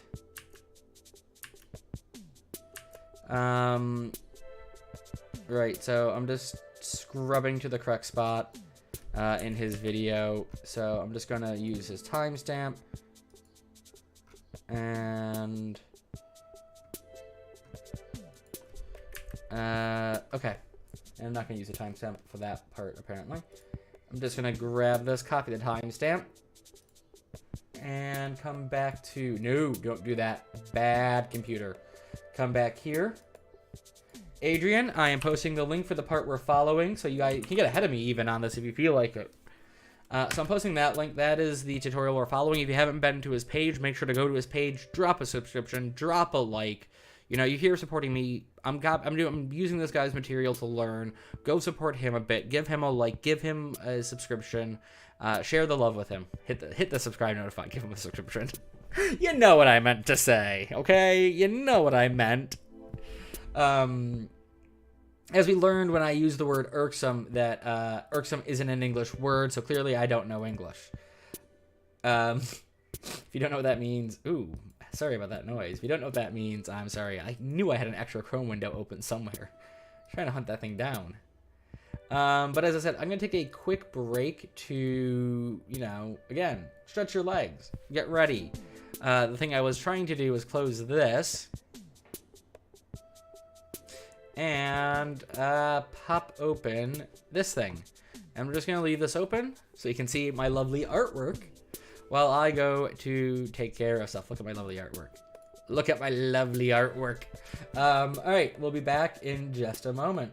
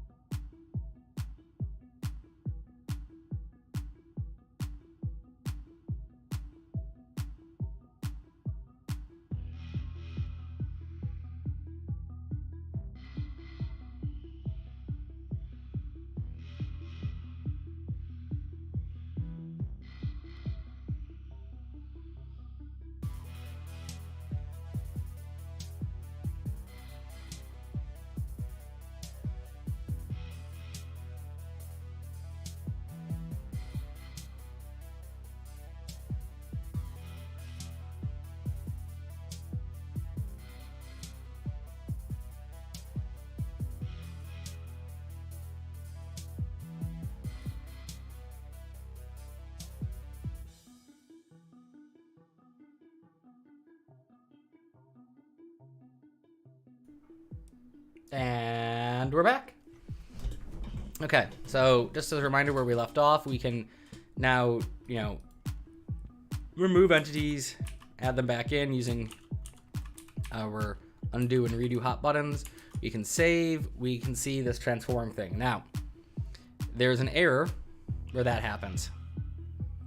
So we're gonna resolve that error. Now, I thought it was only on the first one. It is on all the indices.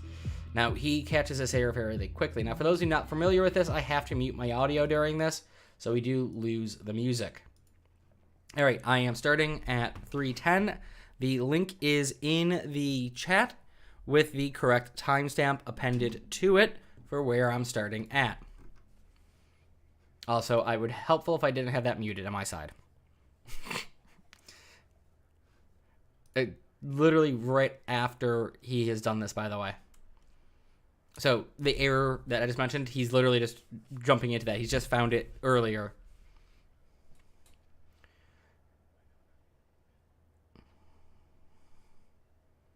So we're changing the data context. It seems we need to set it to null. So we're going to take this bit and copy it up here and set this to null. Okay.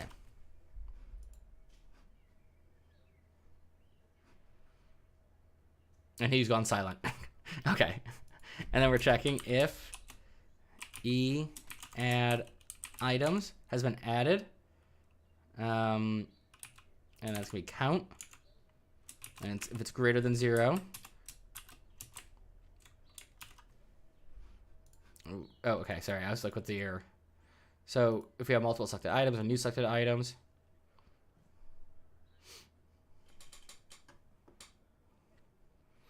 And because we can't handle multiple selections, he's going to take the first one here. And I think he actually just copied this line. He did. And then he gets rid of it down here.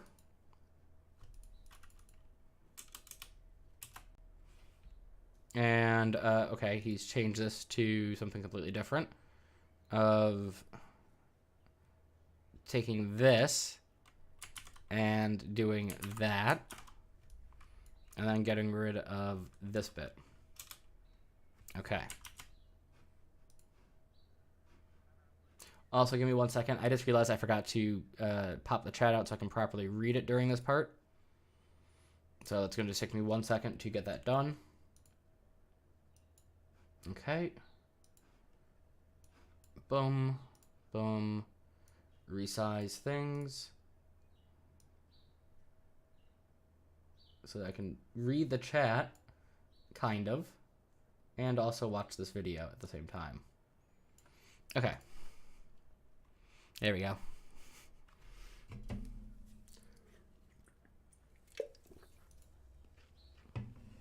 So we're going to get our reference to the list box to see what was selected before and what is selected.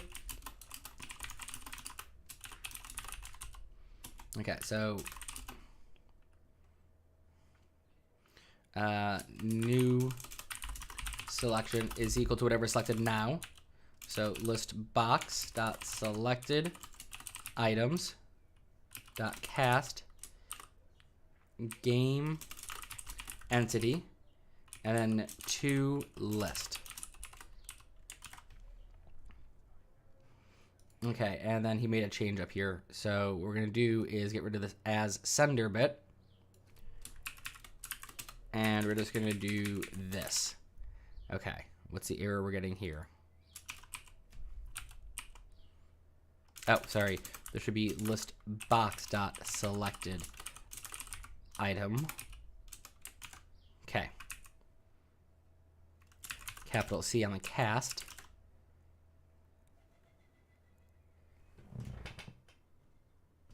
I can't tell if that's an uppercase L or lowercase L he used for this box.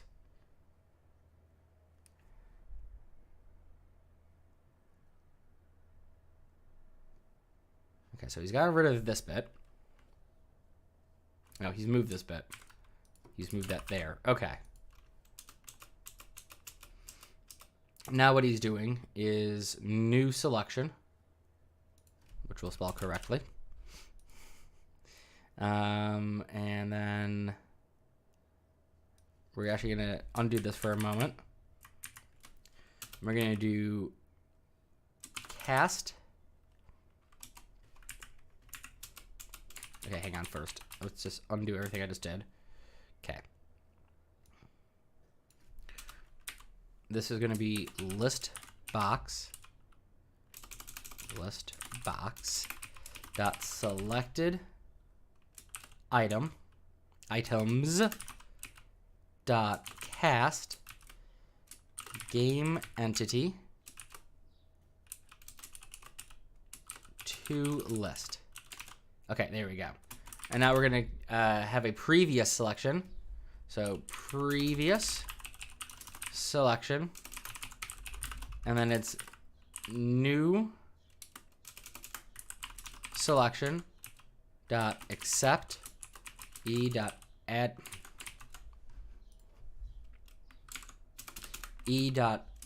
add items dot cast, and that's to game entity dot concatenate.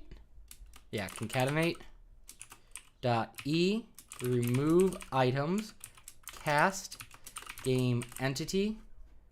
Sorry, hang on. Game entity dot. Nope.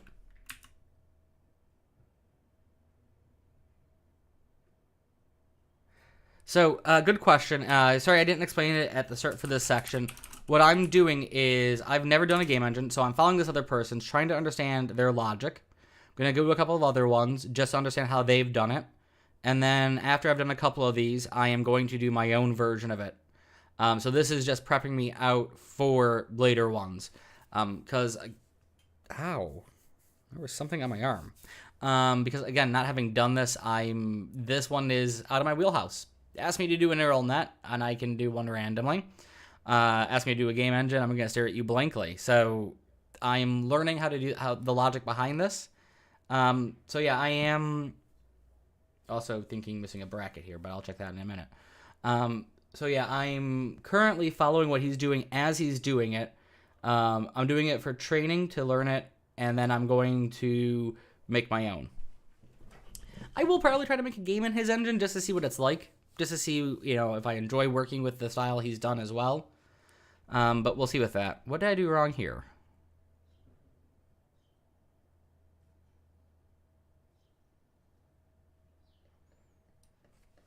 All right, I'm just going to copy this for a second. And we're going to just comment these out, because it was right until I did the second line. Okay, so we're still getting that error. So,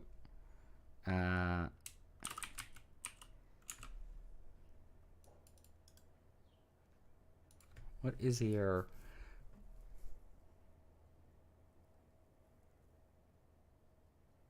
All right, so game entity view instance.data context is equal to null.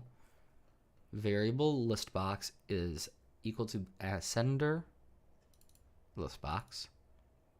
If E changes to selection, added items that count is greater than 0, then game entity view instance data context is equal to listbox dot selected items at index 0. We'll update that later.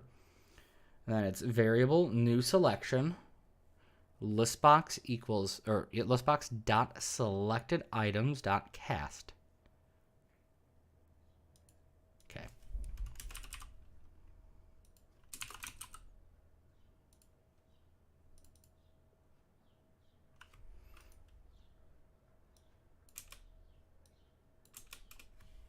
Now it should work. Okay.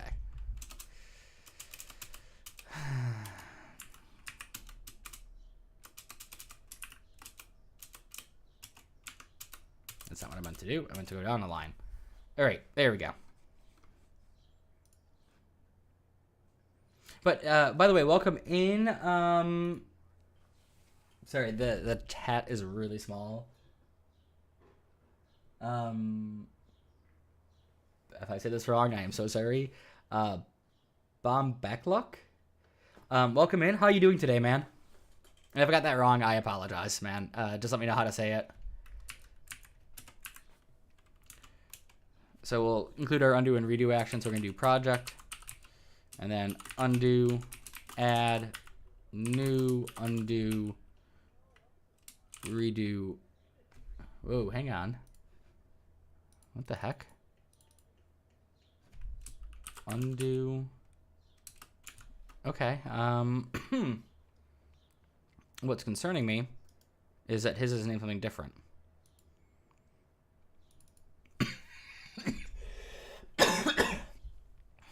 So, think.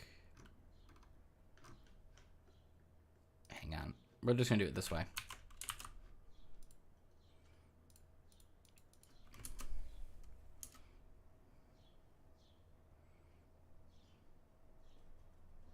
Yeah, this is what I'm looking for. Undo, redo action. Okay, I didn't. Undo, redo action. Which you know, I might need to actually add. So undo, redo.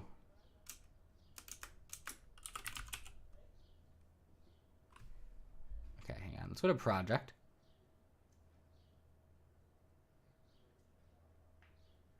There it is. Yeah.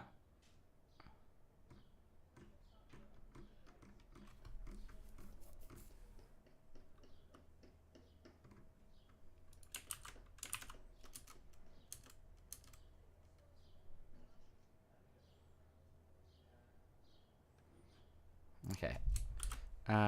Back to project for a second.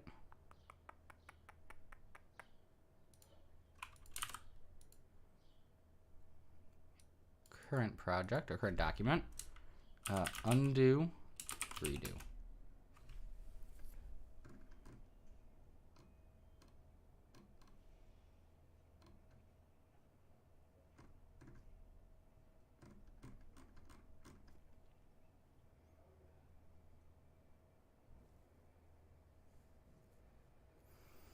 Okay.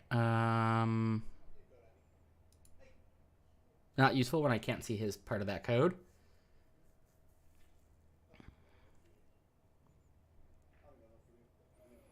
So I'm just going to do this again really quickly. Project dot undo redo dot add dot new undo redo action.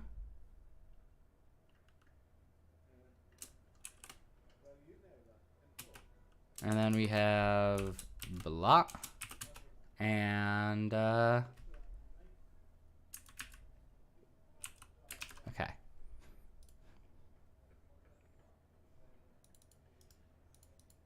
That's not what I meant to do.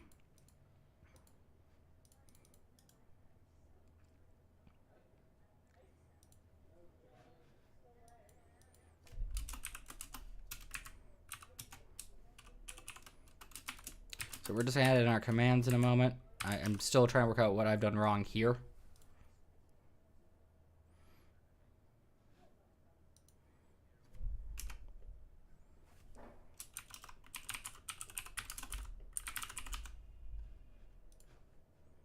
Okay, so he's moved this down to a different line, is commenting this out. Oh. Yeah, that's kind of an obvious one. I'm going to do the same thing. I was actually planning to do the same thing. So it's just kind of funny that, you know, yeah. I don't know why I find that funny.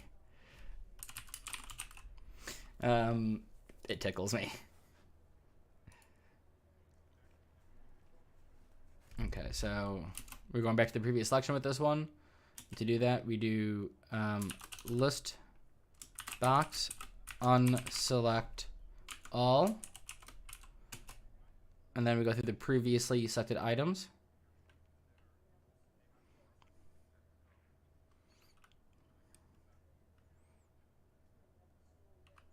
So previous selection dot for each, and then x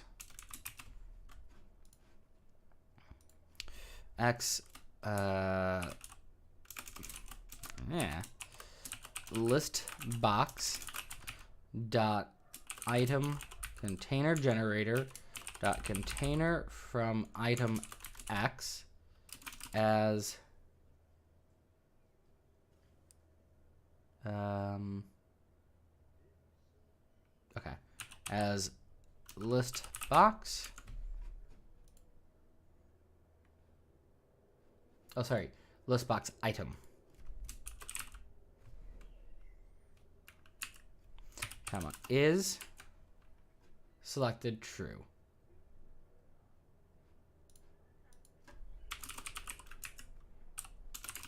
Okay.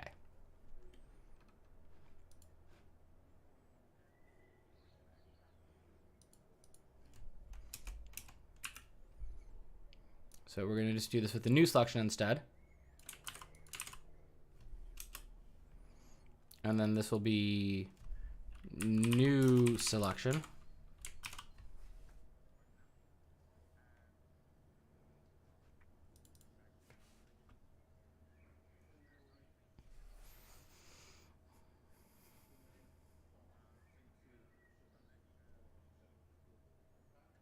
Okay, he's gonna have it work, it looks like. And I'm not, so I'm not gonna try.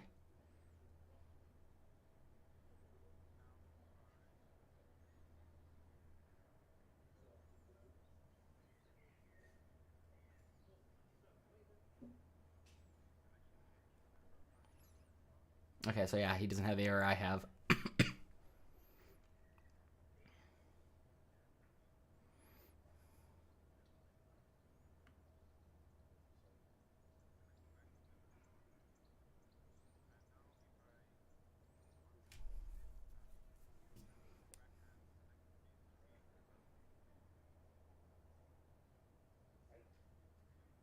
It's working for him. Come on. I like how long he's testing this, because it's like all the tests. Yeah. I appreciate that. I really do appreciate the thoroughness on this part. He has an error. Okay. Hopefully that error is going to relate to mine.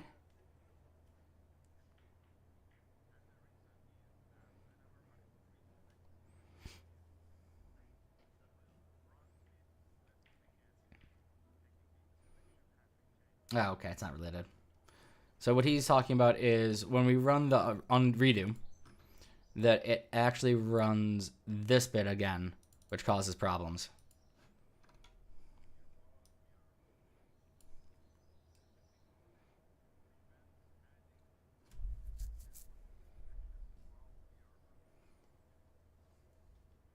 Hey, Elite Tech, welcome in. So what I'm doing right now is following somebody else's tutorial to learn how to make a game engine,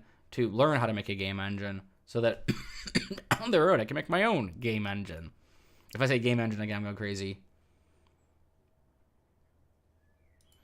Okay, so when you go to the undo redo utility to fix up the issue he's talking about.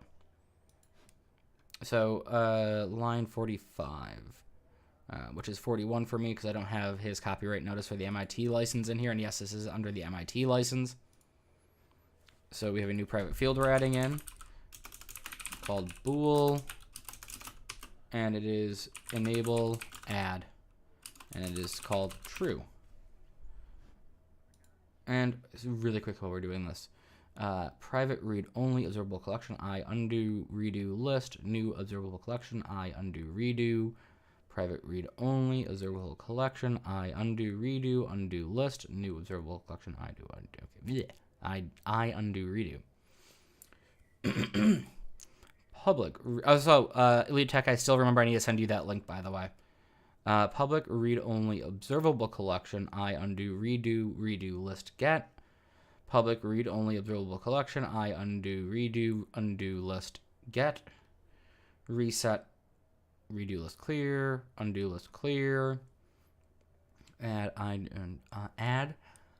undo redo command, add undo list add command, redo list clear, on undo, if undo list has any, then command is undo last, undo list remove count at last, run undo. Way about normal coding, going to lurk in the background and see what you are cooking up. No worry, take your time. Just remind me, I forgot yesterday because I passed out after the stream, as I mentioned to you. Redo that, okay. Undo, redo list any. Do the first one on the redo list, remove at that indice, do the redo, and then run the undo list command. And then undo redo is all the same. So undo redo action. Where is that in here? Undo redo action. So is just slightly higher than we were earlier. So I'm just gonna pause for a moment a little bit earlier. And we have name, which is get, redo, which is underscore redo action, undo, which is underscore undo action.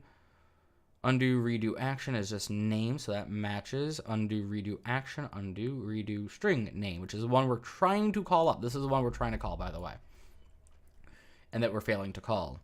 This name debug assert undo null and redo not null. Sorry, both not null. Set the two.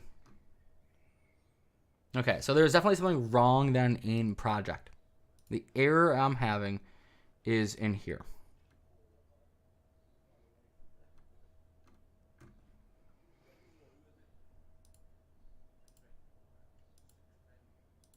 Um,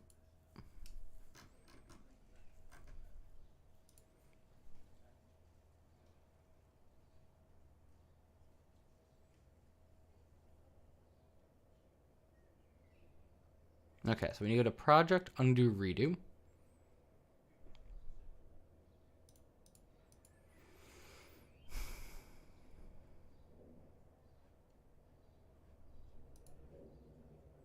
Undo action.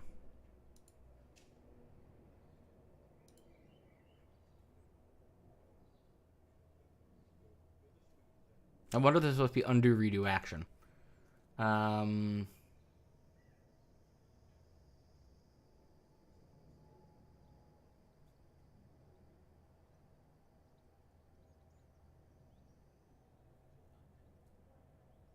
Yeah, I'm not sure what, okay. I will come back to that in a minute. What do you mean by it looks like a top, the top menu bar to you? Undo, redo. Okay, sorry.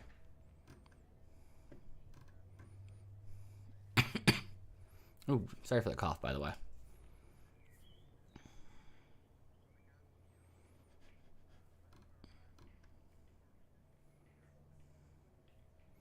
Okay, so we're going to set enable add as false.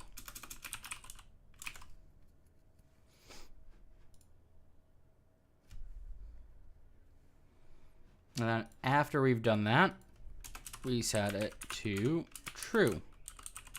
That being the undo. And we do the same in the redo. So we go false. Oh, hang on, I'm gonna pause them. And then we reset that after we have done the redo. And then up here, and we're gonna do a check if enable add.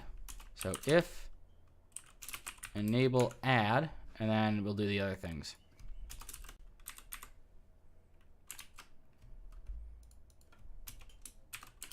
Okay.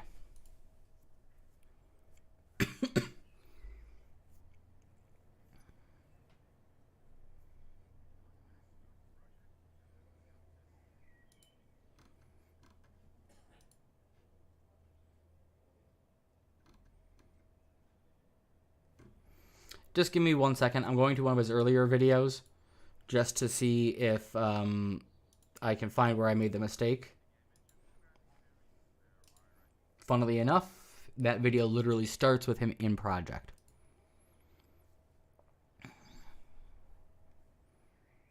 Of course, he's several lines too high.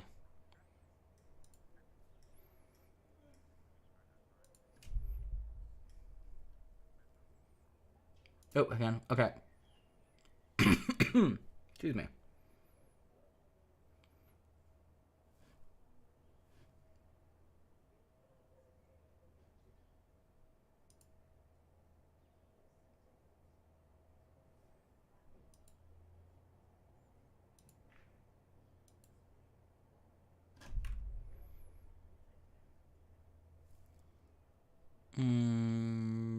Okay. Right. So, for this, current view, application, current main window, data context as project, undo, redo, getter equals new, undo, redo. Undo command, redo command, private get, get private sets for both. Add scene command, remove scene command, save scene command. Add scene internal, which he removes the internal later on. Debug asset, blah. Man, doesn't matter. Removes the internal from that, doesn't matter. Load, yeah, we know that works. Unload, we haven't done yet. Save was what we did most of the last one. Okay, so they're down here, adding this bit in. Adding save command in.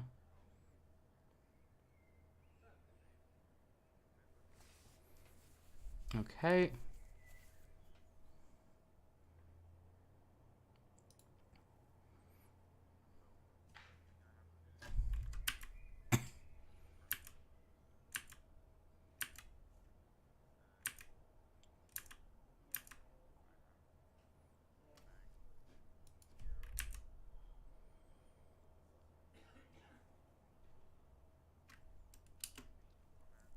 All right, line 49 for him.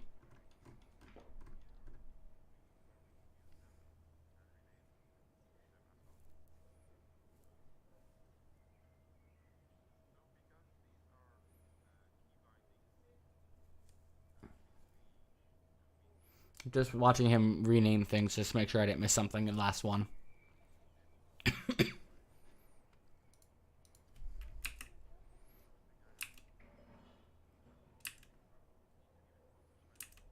Okay, nope. Nope.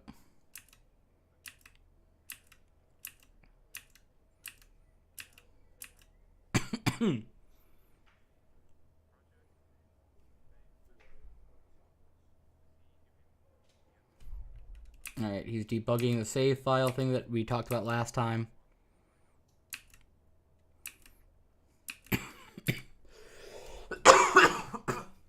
I swear I'm trying not to cough, but you know. This is the naming mistake that I pointed out.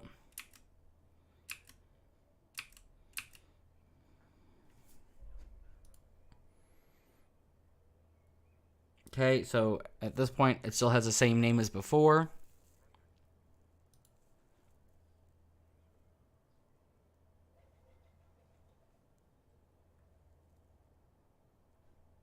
Yeah. So is appending the name. And now testing.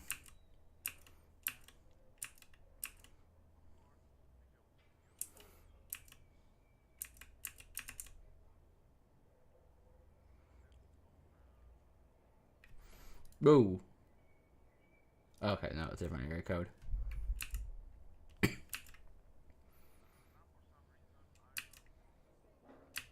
See, I didn't have that error, but I still fixed it. Based on what he did.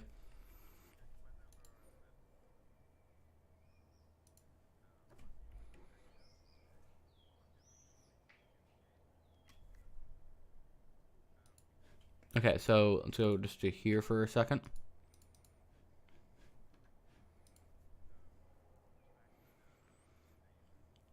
All right, that's the same, and that's the same. He's updating this part.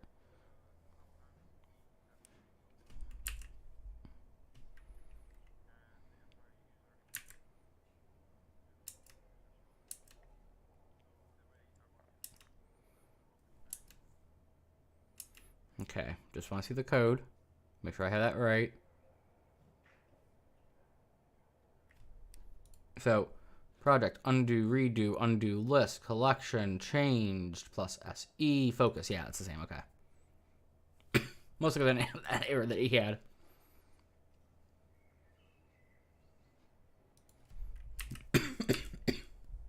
Sorry, he's dealing with an error on the computer now? Okay.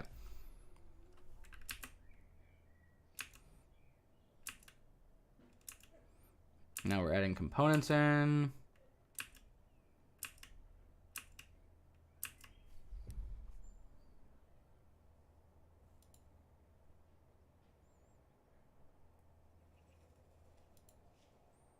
Still adding components. Now the actual component. Now we're in scenes.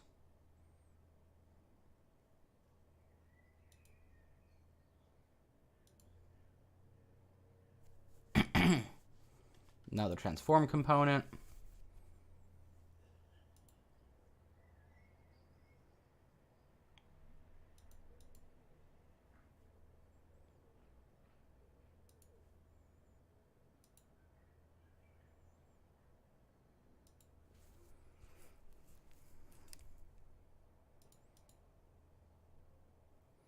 This is, there we go. Okay, hang on. So, okay, as of halfway through the video, it's still the same.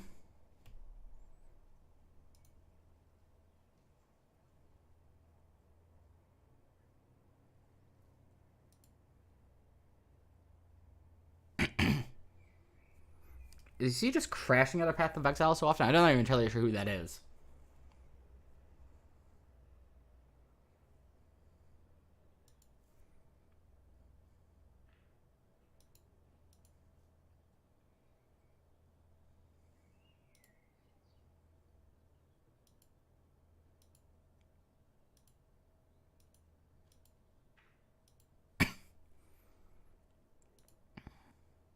As far as I can tell, he does not rename this thing. So what have I done wrong?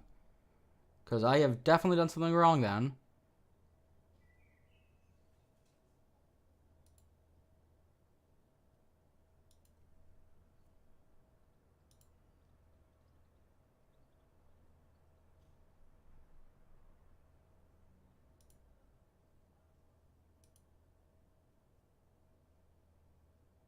All right, by this point, he's closed out the window. So let me find the last time he has it open.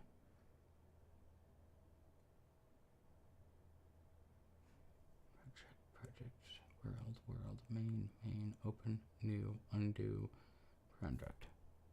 And what I'm looking for is project by itself. So it's still closed at this point. When did he close it? Oh God. Okay, it's open at this point. It's open at this point. Still open. Still open. Still open. Okay. Gone too far. Okay.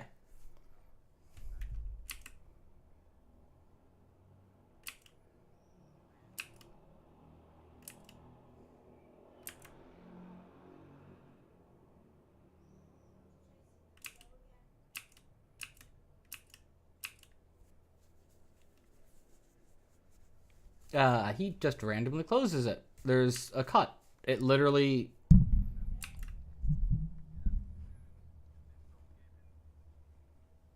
Okay, so I'm just going to skip ahead to see if he goes back into it ever.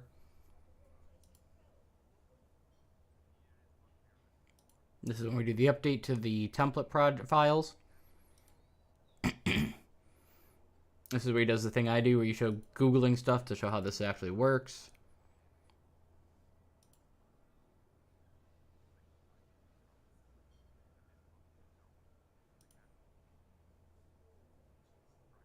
Yeah, okay, I don't have the thing that he has. Let's go on to the next video, the one we're currently on, and to see if there's something at the very beginning that I missed.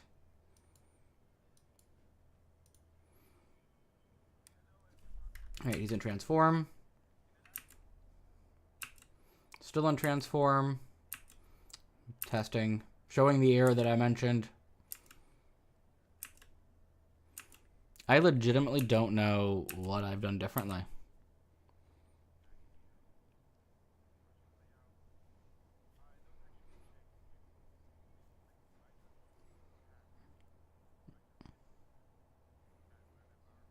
Alright, he's explaining the error again. We have his introduction.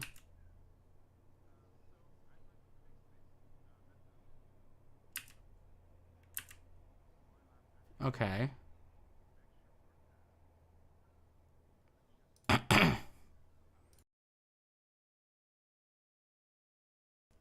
Sorry, I was coughing. Alright, he's demonstrating what he wants to do. I don't care about that.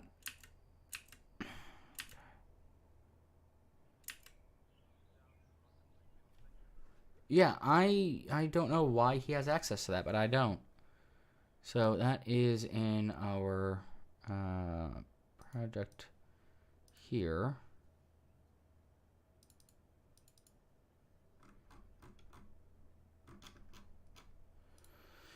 Okay.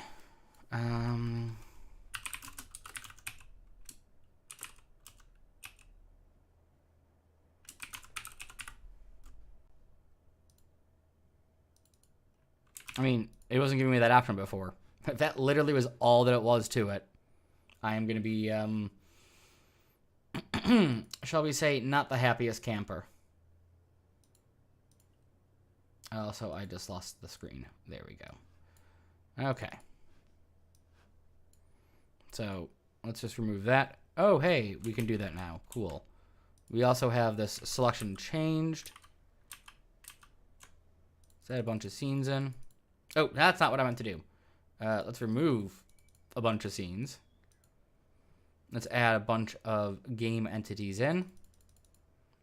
Let's select a whole bunch. Let's select that one, and then, okay, so we're now caught up to where he's at. Awesome, okay. Also, let's just test the save real quick. Close that out. Reopen it. I forgot to actually count how many I had, but that looks about right. Very scientific. That looks about right.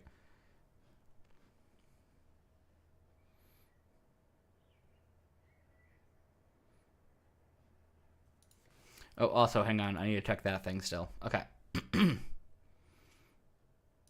So, oh, that is not what I meant to do.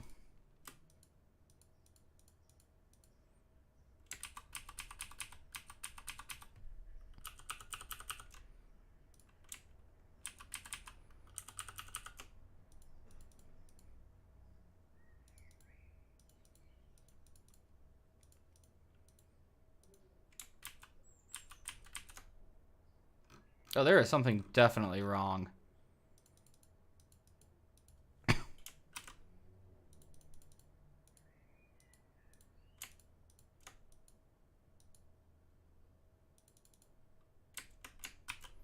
All right, we're just going to save that, restart it, and I want to see if I can figure out what is wrong, but there is something definitely wrong. All right, add, remove. Oh, no, okay, never mind. It's right. Right, so we're on the same page. We don't lose control or focus. And we don't get the error message anymore, but we still have the issue where moving properly listed items or grouped items.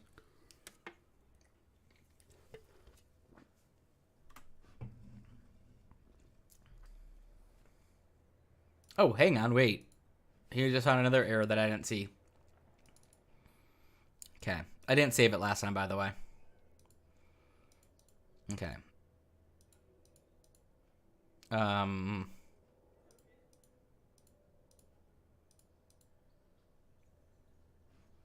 Yeah. We're having the issue.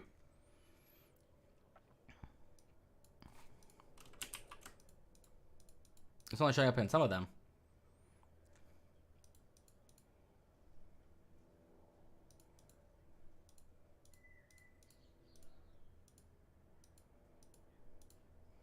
Yeah. So we're going to go to game entity. Game entity. And we are looking for on deserialization. On deserialization. Okay, so we do add the component there. Yep.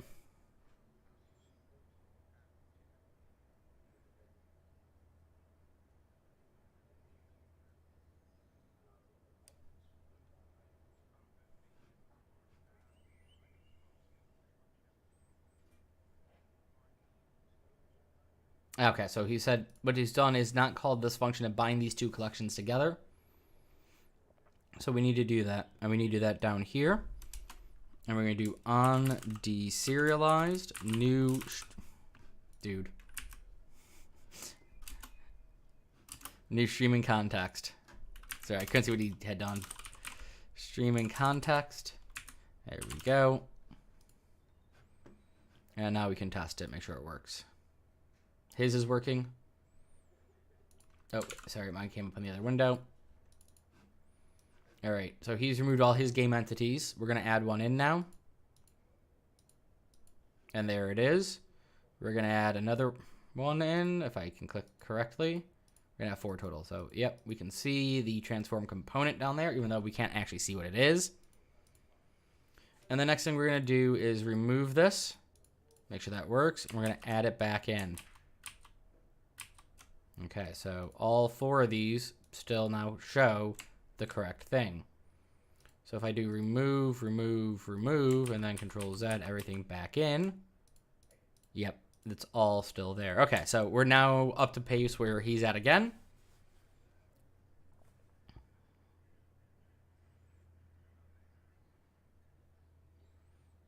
Okay, so yay, we can see the transform. Whoop.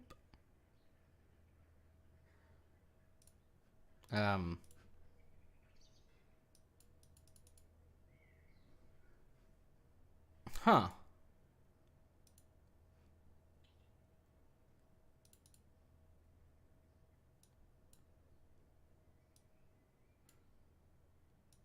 I just want to see. Yeah, I can't actually change the size of that one anymore. How strange. So, just so we have all four always in. Interesting. Okay. I'll have to figure that one out later.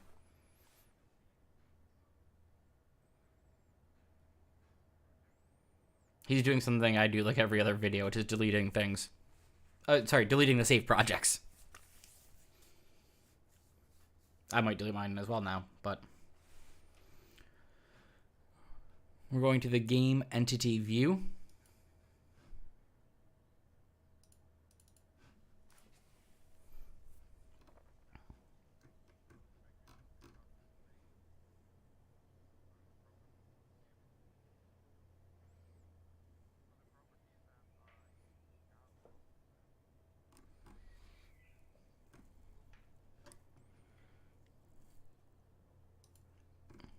So name, list of components, things we can display. He wants to display the name. So we're going to go to game entity view. But still, like if he said which one he was going to.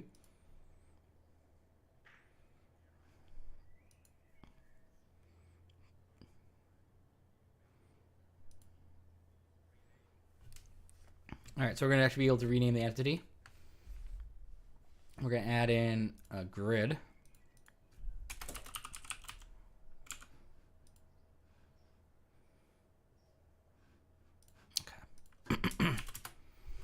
And this is going to go into the grid. Or not. Okay.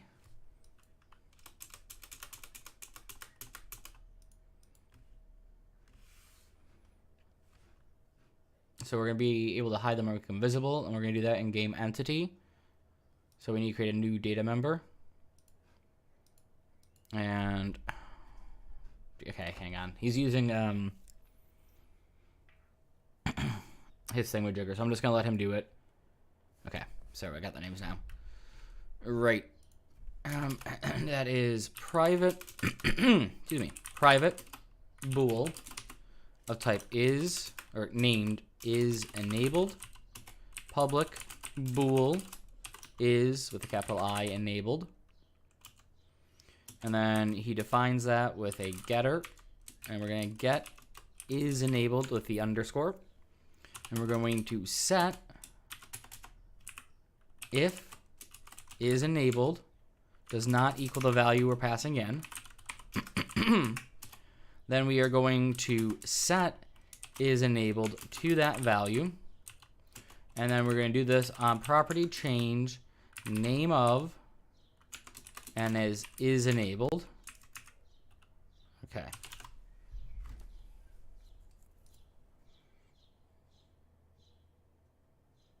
Oh, and we default this to true.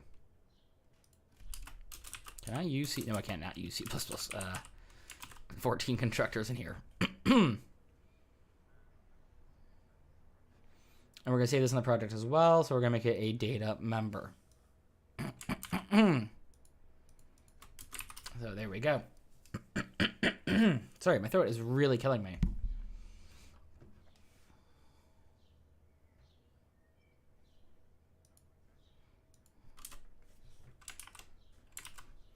And so we're going to go back to the game entity view. We're going to have 3 columns. So we're going to have grid column definitions. And then we're going to have column definition width is 78. And then, sorry, I'm just going to not let him get too far ahead of me. Then we have column definition. Then we have column definition width is equal to auto.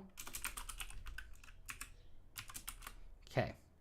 Then he's gone down here and has started typing in grid.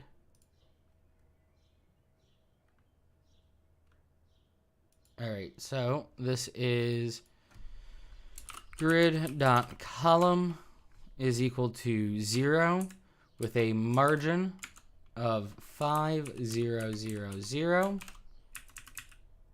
He's now adding in another text block that will be called text, of course, binding name. Oh, sorry, he just wants to name this one name. I get what he's doing. I didn't see him make that change. Name. I think you're gonna need a space there, but I'm gonna follow you as you've done it. Grid.column. And this will be column 1. And then we're gonna have a checkbox for the is enabled. Oh, we're gonna put that in a stack panel apparently. So stack panel, orientation horizontal. And this will be grid row 2. Okay, so grid row 2. Okay. And in here we're gonna have a text box that says probably is enabled. So I'm assuming it's gonna be we're just gonna do that. I'm gonna see if I'm right. I'm gonna unpause this video. Oh, it just enabled. Okay, cool. Again, I think there's gonna need to be a space, but I'm gonna follow as he's doing it. And it's the same margins as before. So 5, 0, 0, 0. And we're gonna close that out. And then we're gonna have the checkbox here most likely. Yep, and it is checked is equal to binding, and then we're gonna do get enabled or is enabled. So binding is enabled. Okay. And then he's setting the margins to be something. He just typed the wrong thing in, which I do. Okay, so he does margin, and he sets that to 5, 0, vertical alignment to center. And he closes that one out. Okay. Cool.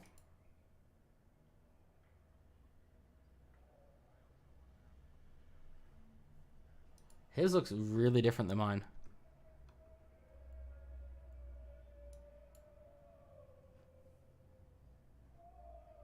All right, I'm just gonna make sure I have this right.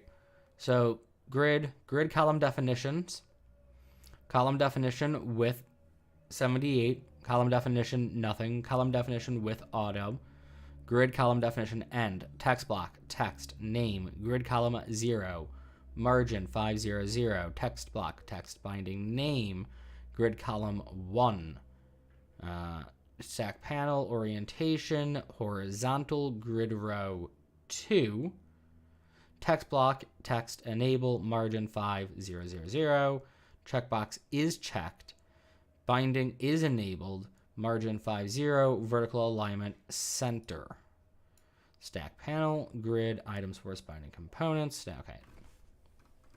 Even my space at the bottom is the same as his. Why does mine look vastly different? Okay, we can keep going.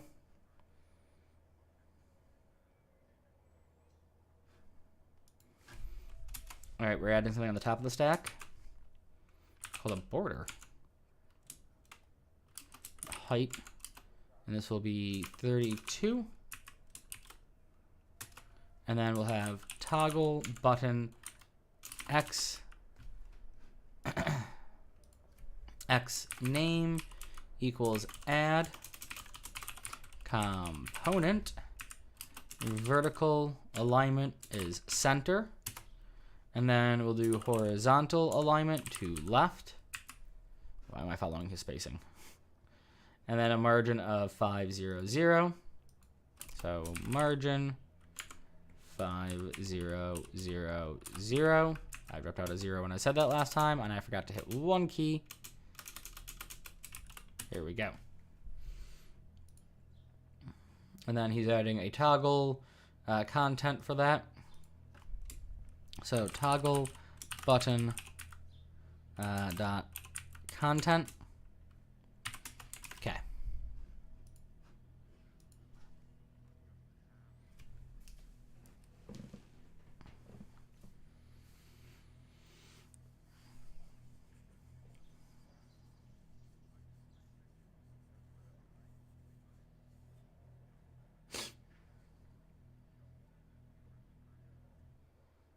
So this is going to be like the select tool in Unreal Engine, by the way, as well as the details panel. We're combining them into one. I kind of have mixed feelings about that, but again, we're just following his design for now. We'll talk about what design we'll use when we get to ours, if we get to ours, if I'm smart enough to do that. All right, so we're going to add a text block in with text, add component. And then we're going to add a margin of 50. Add that in. Let me just move that. And then we're going to have path. And that's going to be margin. You're using interesting numbers. I'm just going to finish what he's doing because I'm kind of perplexed by the numbers.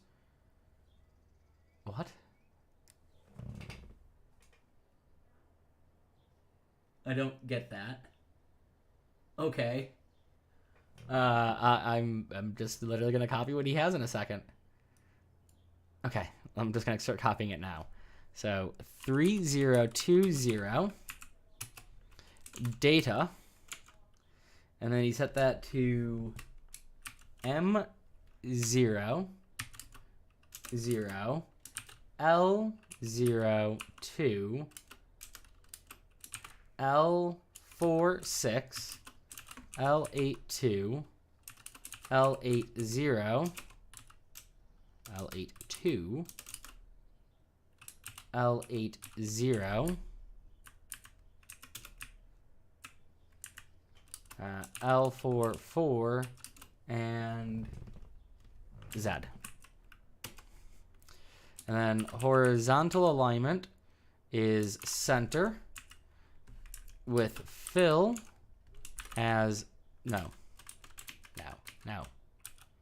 black. Okay. Vertical alignment center, and that's the end of that one. I just really want to know what this is now.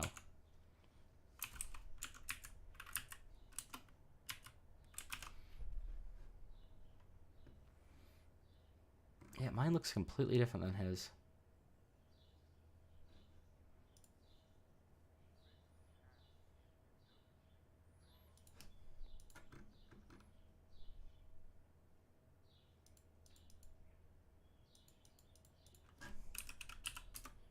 Yeah, mine looks absolutely different than his.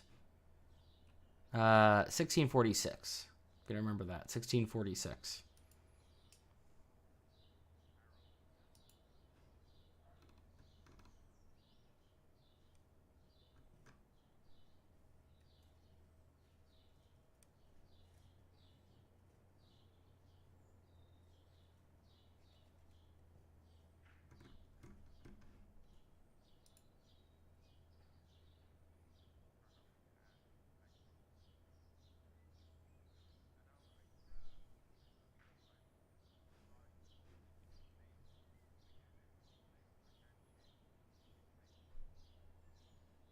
Yeah, okay, let's test this. I want to see if mine looks vastly different than yours in the engine.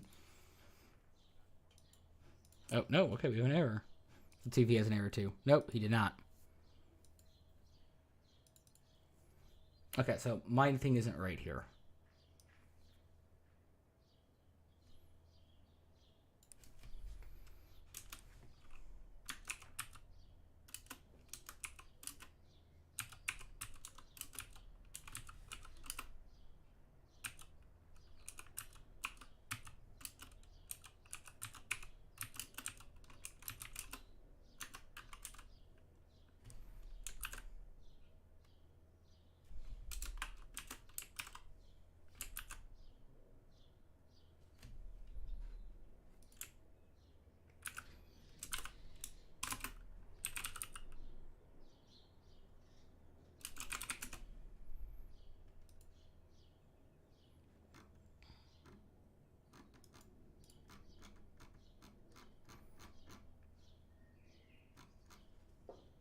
Sorry, I'm just trying to see if I can find this path data type he's using.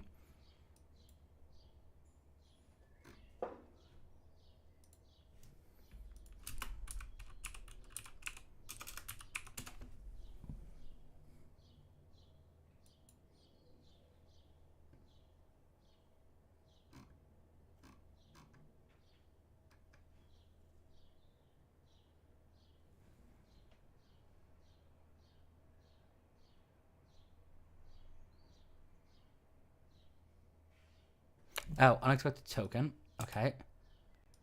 There we go. Okay, so I had an extra comma that I dismissed earlier. That's all. Actually, I think that Z should be lowercase.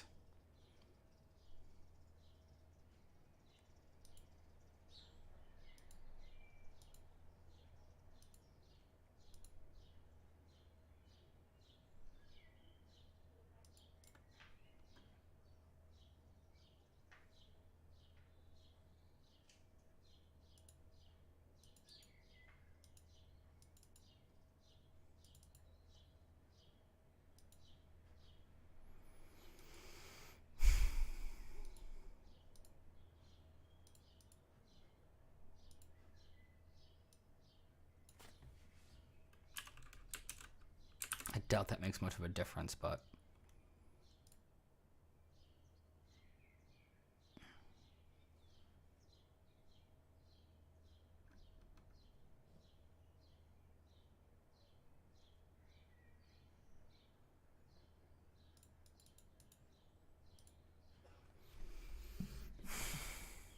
useful. Let's see if it crashes for him.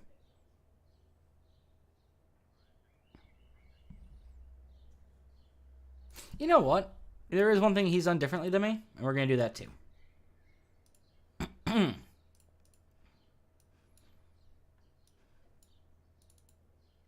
He deleted this. Let's just do it that way. Oh, hang on. Let's restart this.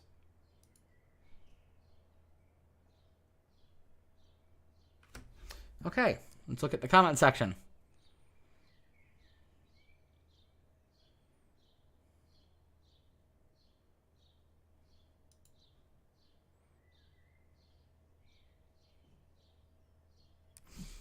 Yeah. Okay, so no one had this comment. No one had this issue. So let's just stop this. Put a breakpoint here. Step in. Okay. So initialize component. Well,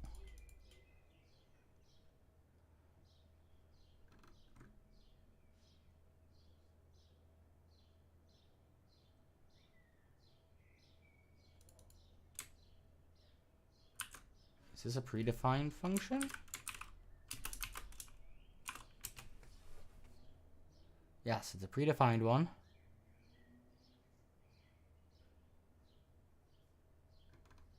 For user context. Or user control, sorry, not context.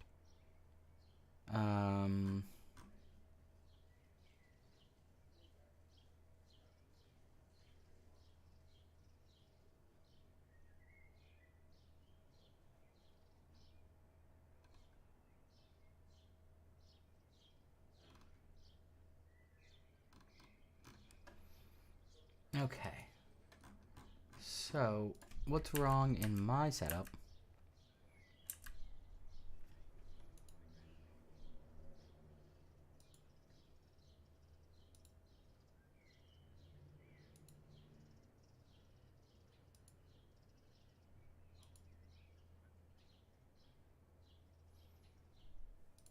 Hang on.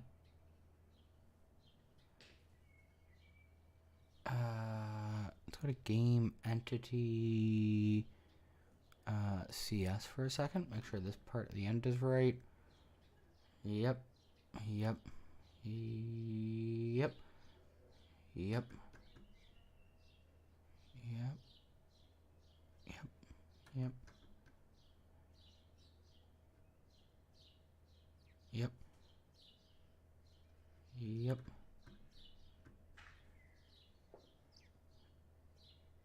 Okay, so he's adding the is enable part again.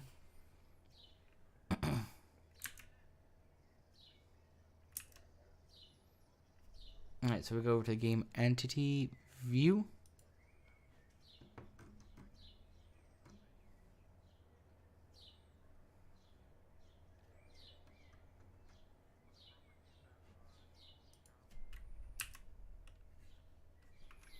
Okay, he's adding in the is enabled.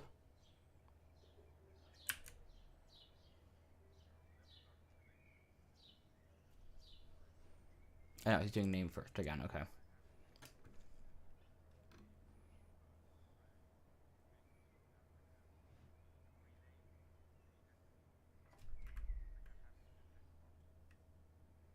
So we add our grid.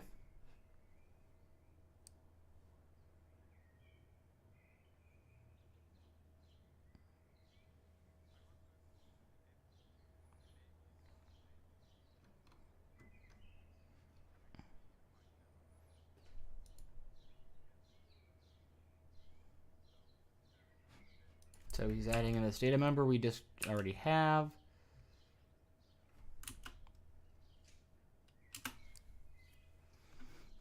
So is enabled default to true. Yep. Yep. Also, that's one thing I like about C++ Visual Studio better. Yep. Yep. Okay, so that's all the same. Didn't mess that bit up. Didn't mean to minimize that. Meant to minimize that.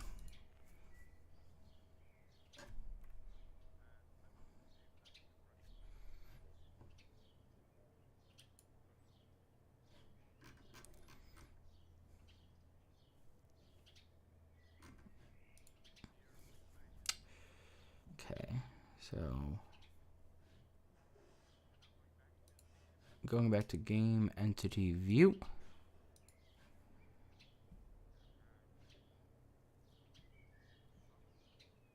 So grid column definition, grid column definition. 78. Auto.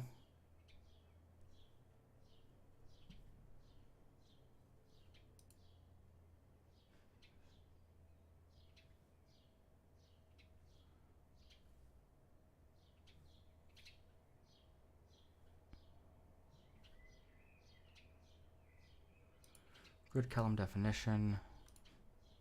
Text block name text. Actually, he wrote it in. I just missed him doing that. Grid 0. Margin column 0. Margin 500. I think I see the error in my code, by the way. Grid column 1. Checkbox. Wait, hang on. No, not checkbox. Stack panel. Horizontal grid column 2.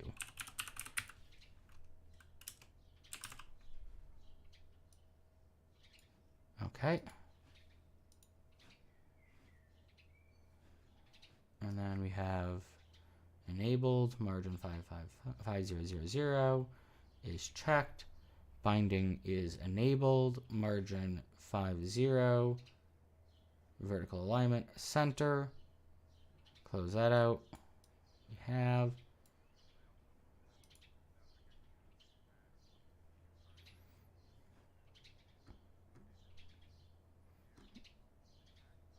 okay. We're going to add a border height 32. Toggle X equals add component, vertical alignment center, horizontal alignment left, 500, toggle button content.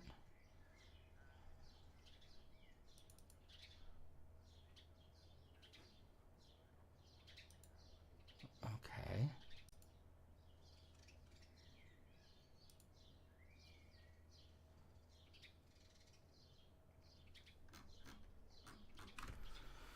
Interesting. It's the same. Why we horizontal, vertical, margin, width. There's columns. Okay.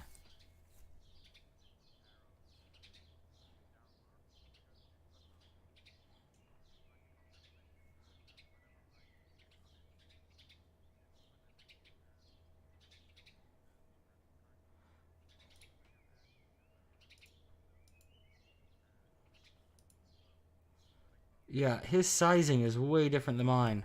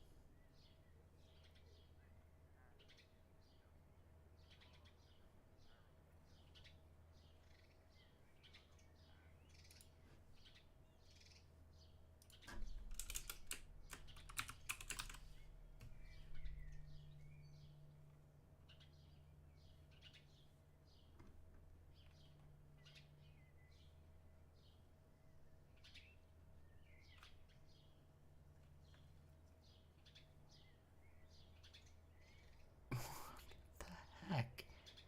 Line for line, this is the same. That should be look the same.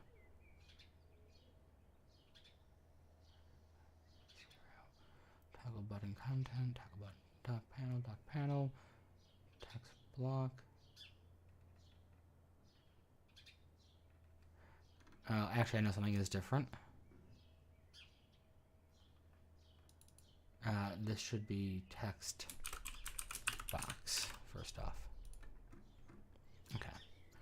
So, toggle button, X, name, add component, vertical alignment, center, horizontal alignment, left, margin, 5, 0, 0, 0.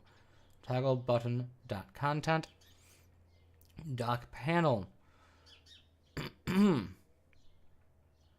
text block, text add component, margin 5, 0. Path margin 3, 0, 2, 0. Data, a address. Horizontal alignment, center, fill, black.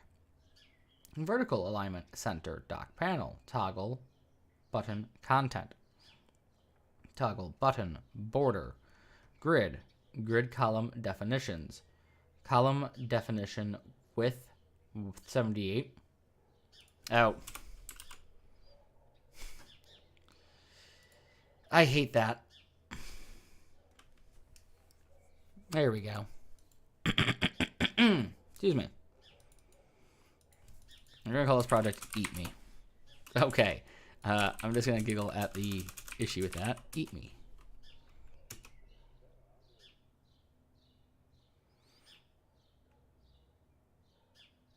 Okay. He wasn't getting that error. Why are we getting that error?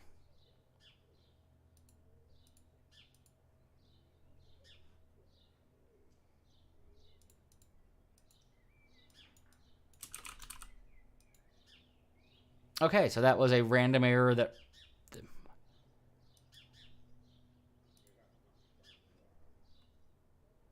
I have a feeling I know what caused the error.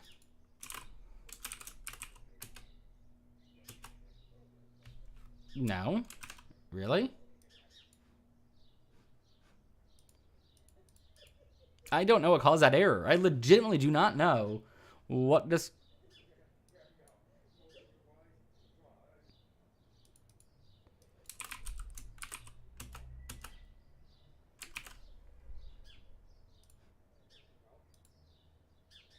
I think I do know what caused that error now.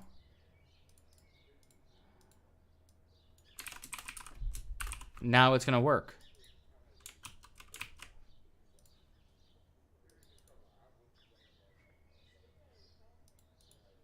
Interesting. Cool.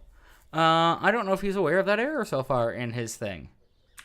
All right. Let me just jump back to where he was. So, by the way, to explain the error, the way this is supposed to work, the way he wants it to work, the way he's described it is if you type something in and hit enter, it should do create. For some reason, it's just closing this window but leaving this open. Which, when you close that window and you don't have a project open, it should just close. So, clearly something is up. I don't know what. But I also know I need to take another cigarette break. Sorry for smoking. I'm still trying to quit. But I'm going to keep working on the tutorial. I'm near enough the window. Just the camera is going to go off for that bit. But I am still here. I will continue working on this stuff. He's about to do his debug test, the one that I realized that, hey, I'm way off, and it's just because there's an equal sign that I didn't notice in the wrong spot. Okay. So.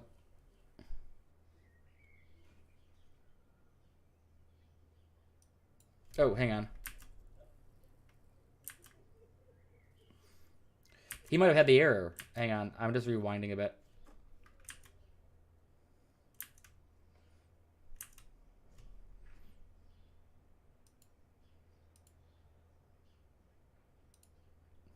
All right.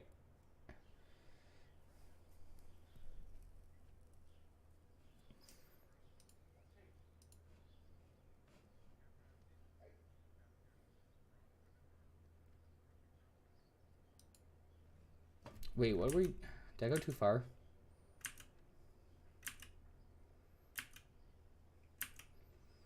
Oh, okay. Sorry, I might have gone too far. He might have the same error that I was just describing. Sorry, I didn't realize I skipped way past where I was at earlier. All right, so I'm now rewound a bit. Hopefully found the spot where I trailed off to figure out what I did wrong. I'm a little bit behind where I was now, actually. But that's fine, because we need to see where this error happens.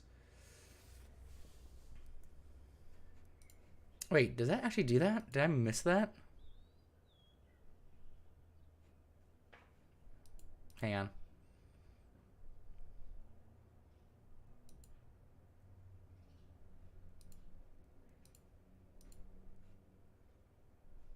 Okay, so I have it on my version here. Cool, okay, that is working. We are going to delete our projects just so we have the same error that he's about to experience. I just can't see the arrow there. He can for some reason in his version. But he is using 2017.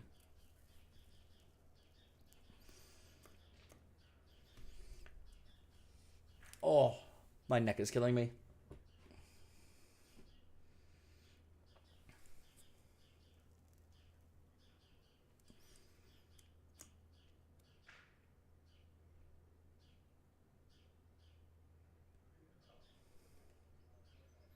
He goes to create a project.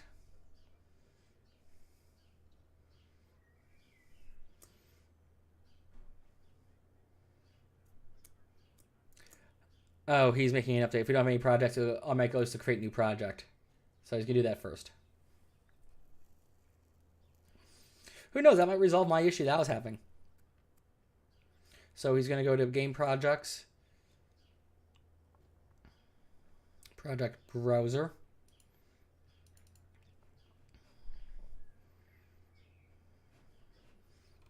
So he's going to do something called loaded on project. Hang on. I'm just going to let him type it in. Oh, let's see if I remember the hotkey to do with that little trick, because that doesn't exist in C++. So loaded, or in this IDE for C++. On project browser dialog loaded.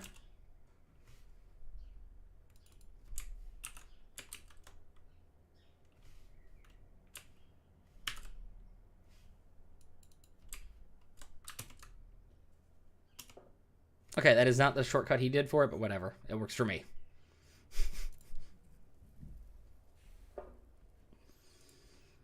So we're just going to remove this once it's called, so it doesn't get called again. Okay.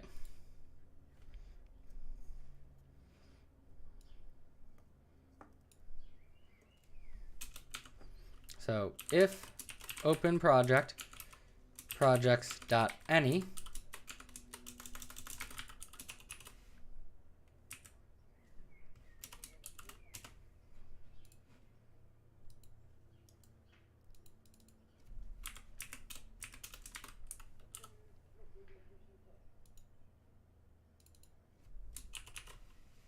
Okay.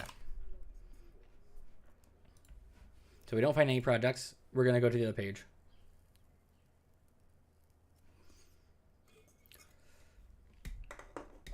So we just disenable the open project button. And we set that to false. And we're going to hide the open project view.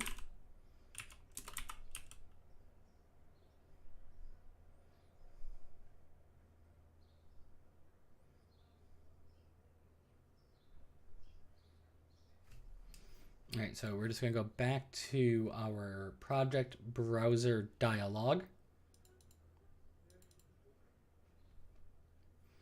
And here we're adding a name. Of course, it'd be helpful if I put it in the right spot. And this will be open project view.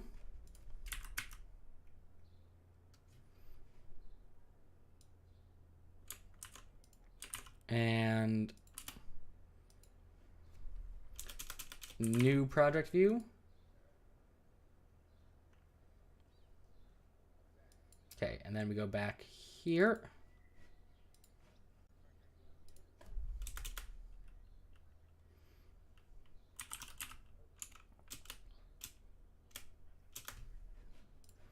Okay, hang on. Open project view dot visibility.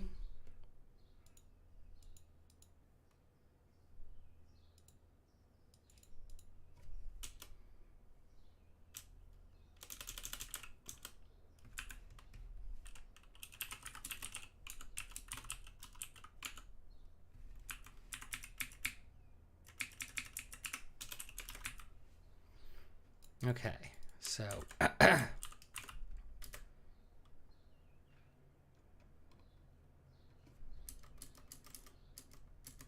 just as a quick note, that should be lowercase apparently.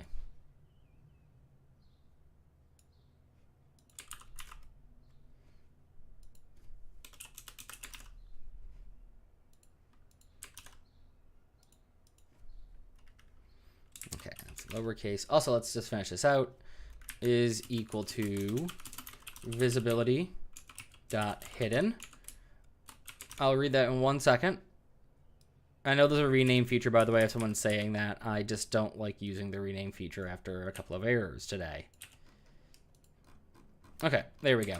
Hey, I have a question. How do you have the motivation to work your projects? I really want to finish my projects, but I have a lack of being able to start working and keep working. You want the actual answer I have for that? It's not a nice answer, unfortunately. It's not a jerk answer either, to be clear. The answer to that question? You guys. You are my motivation. By doing things on YouTube, I have to keep up with stuff. I have to record certain videos for tutorials. I know that every Saturday and every Friday I'll be doing stuff live streaming. Fortunately, it doesn't mean I prep correctly, as we saw earlier today for the neural net. Jesus, my notes were awful for that. Like, I'm actually going to have to spend time between streams double-checking my notes, because clearly I changed up something partway through. But my motivation is mostly this. The other motivation I have is I want to leave the current industry I work in. I am just not impressed with it. And I want to move more into private industry, so private companies. And I'm using this as sort of my portfolio of, hey, here's what I can do. Here's what I'm learning. Here's how I'm engaging in professional development. Here are certifications I got on, like the Unreal Epic instructor certification, or authorized Epic Unreal instructor certification. And all those little things. So that's my motivation. It is literally you guys as my audience. It is that wanting to change careers and wanting that, evidence that I can do these different things. It's stuff like that, if that makes any sense. I realize that probably doesn't help you. I think for every person, what we use to motivate ourselves is going to be different. And that's fine. What works for me isn't going to work for you. What works for Bob there, actually that person really is named Bob. Jesus, that was accidental. Works for them. Every one of us is going to have a different way of being able to address things. And sometimes it is about giving yourself permission to take breaks. Remember, there's a difference between burning out and taking a break. You say, on this day, I'm going to spend all day watching Netflix. Fine. You've given yourself permission to take that day for Netflix. But you get to the point where you're so tired, you just can't do the work, and you go and binge Netflix all day anyway. You haven't given yourself that permission. That's burnout. That is a sign that, okay, I am not taking care. And we tend to feel guilty over that and think we've lost motivation, discipline, what have you, and we tend to regress and not work as well as we did. Self-care is important. Work-life balance is important, even in hobbies. Because this can be a stressful hobby. Let's be fair. This can actually be a very stressful hobby. But, again, it's about finding that right balance. Once you have that right balance, staying motivated becomes easier. There are projects I can throw myself at for, 12 hours a day for, 14 days, and then, I can't touch it for, another 6 months because I'm so burnt out from it. And that's a sign that I'm not using good discipline in my work-life balance. Discipline isn't just about doing the work. Discipline is also about taking care of yourself. Discipline is also about setting those boundaries and keeping firm to those boundaries, which is why yesterday when we hit the 4-hour mark, I'm like, yeah, no, I said this is 4 hours. We're cutting it here.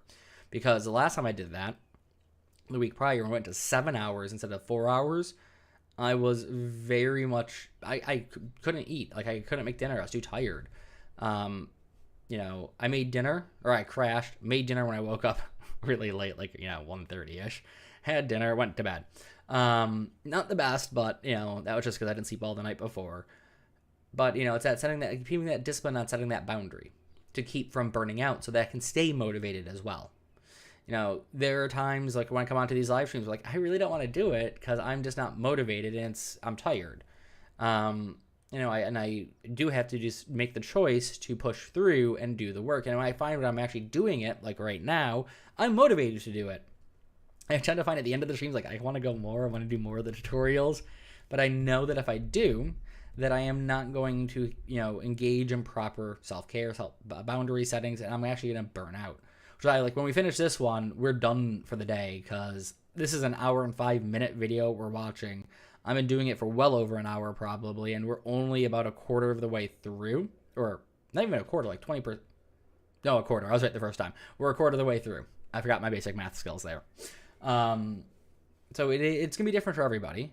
I have my motivations. I have my boundaries I set. I have the discipline on trying to keep those boundaries. My discipline overall could be improved. But motivation is something you have to cultivate as well. So you have to, one of the things I did, taking, for example, these live streams, I tried different days of the week to see the response and my viewership across those different days. And that was actually a really stressful few weeks for me because I was doing a lot more streaming to see what days work best. We came to Saturday being the best day for this stuff, and then Friday being best for the community stuff. So eventually that's what we did for the last 2 weeks. That's how it's been running. But I had to cultivate the discipline during those weeks to actually keep doing the work to figure out what balance I needed as well. So it's a lot of trial and error too. There isn't a clear-cut path, unfortunately. Hopefully this was slightly motivational, not as depressing as I initially thought it was going to be. Can't promise it wasn't. Also, I have no idea if I turned my camera back on or not.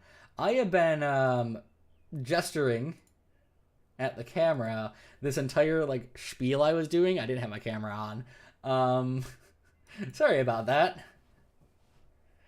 Alright, so we've set this to hidden. And then we're going to check this toggle button.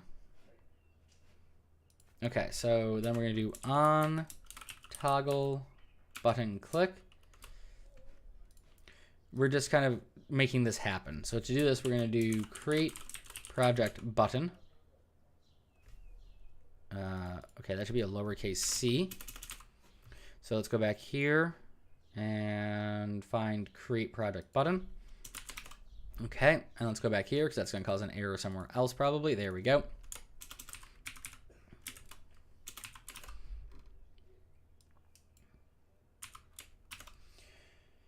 That's actually a really good point. No problem. Yeah, again, sorry if it was more sorry if it was more depressing than I meant for it to be. If it wasn't, yay. Routed event arguments. We're passing in nothing, at least not right now. Okay, I have an error. He doesn't. Oh wait, no, sorry, that's wrong. It's routed event arguments. That's why it's not working. Okay.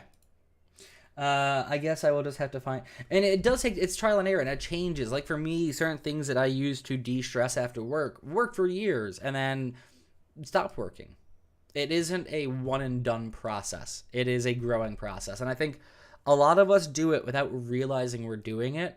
If you want to take an active sort of involvement in watching that process for yourself and seeing what works and what doesn't work, you can use something known as a reflective cycle, not like the coding reflective cycle or reflexivity in coding.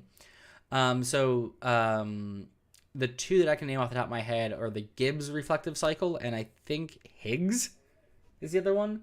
I'm now Googling this. Kolb is what I'm thinking about. Kolb and Gibbs are very, very similar. So let me just get the Gibbs reflective cycle stuff up on screen really quickly. Okay, sorry. I thought I had said the image open. I was like, wait, what? So this is the Gibbs reflective cycle where you describe the problem, the emotional states you were feeling, so stress, elation, what have you, and what percentage of each. Where do those come from? Where do those feelings come from? So if you're feeling burnt out or unmotivated, those are feelings. Why are you feeling this? What do you think is contributing to that? So what conclusions can you raise from that, evaluation? What will you do to address it so that, you're either doing things better, or if you're doing things well, that you keep doing them well, or if you want to improve, how you'll improve. What you will do to keep from declining or decreasing in your output, in your ability, and this is the important one. This is the one that most people forget when they think about action planning. What are you going to do to check that, hey, this has worked? Notice that it's a circle. You do it more than once. You have a check system. Your check system goes back into the description of, all right, I've now tried this new method for 2 weeks. This is what's happening. This is how my feelings are now. Oh God, this didn't work. I need to do something different. This is what I'm going to do different. Or, oh God, this did work and I stay motivated and I'm going to keep doing it. So it sounds really, really cheesy. I get that. Don't get me wrong. I get how cheesy this sounds, but most of us as human beings suck at introspection in some areas. And collectively, we typically suck at this sort of stuff. So this is a framework to use to sort of understand what is our motivations, what can we do to improve them, what can we do to improve our output. Don't think about it in the sort of hippy-dippy sense of it. Think about it in the SMART sense. So SMART stands for specific, measurable, attainable, realistic, and timely. You are setting a goal. So what goal are you setting? You say, I want to go to the gym more. That's not specific. I want to go to the gym 3 times a week. I want to code for 5 hours a day, 3 days a week. That is a specific target. How am I going to measure that? Well, have I done 3 days? That's one measurement. Were the 3 days 5 hours for the coding example? That's a second measurement. Is it attainable? Well, if I'm working 80 hours a week, no, that's probably not attainable. If I'm working 40 hours a week, yeah, that is probably attainable. I have weekends. I have Friday nights. I have Monday, Wednesday, Friday I could use. I can space it out. So it is attainable. Is it realistic? That also fits into the attainable thing. In terms of, can I actually do this? Is it timely? Will I give myself a time point at which I'm going to check this? Well, I'm going to do this, try this for a month using this approach, and I'm going to, this approach being whatever I come up with in this reflective cycle, and I'm going to check at the end of the month, have I met my 3 days a week at 5 hours? If I have, then yay. I'm going to reflect and make sure that everything is right, engage in the cycle again, see if there's anything I need to do to make it even better or to ensure or decide on my next checkpoint. And then I move on to the next thing. Hopefully that makes sense. Also, just as a reference, the thing I was talking about SMART is called SMART goals. Again, I know this sounds really cheesy and really simple, but oh my God, you'd be so surprised at how much people really struggle with, say, specific. I want to go to the gym more. I want to code more. I want to work on something more. Is a meaningless sentence. It's a meaningless claim. What does more mean? How do you measure it? How do you know that you can actually do it? And the funny part is, you see this in like weight loss things too. Like, well, people will go, oh, I want to lose X weight, or I want to lose weight. Okay, well, are you aiming for a number? Are you aiming for a body image? What have you? And because they don't define this, it's a perpetual struggle where they aren't, like, you're not moving towards a goal. You're moving towards an abstract concept. Yes, it does make sense. I feel like you read a book about this. Which one, if so?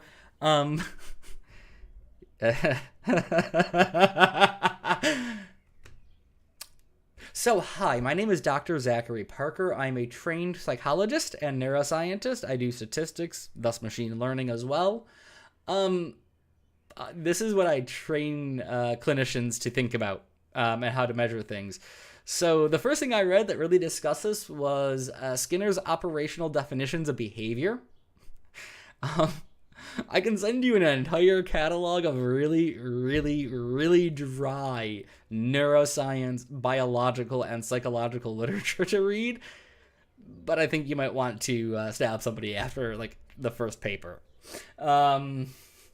I love that. Like, I can't remember if it was the students this year in my master's degree or last year when I assigned that reading them. This is the most dry thing we ever read. We get that it's the most important thing we are reading for this program, but it is the driest thing. I'm like, yeah, I know.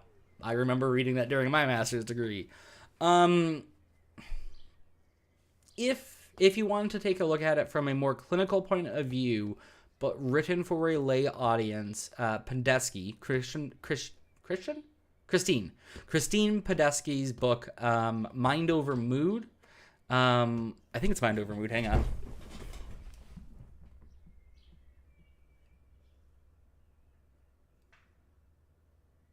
Yeah, it's Mind Over Mood. Sorry, I have the first and second editions on my bookshelf at the bottom there, but I wasn't sure if it was the ACT book or not.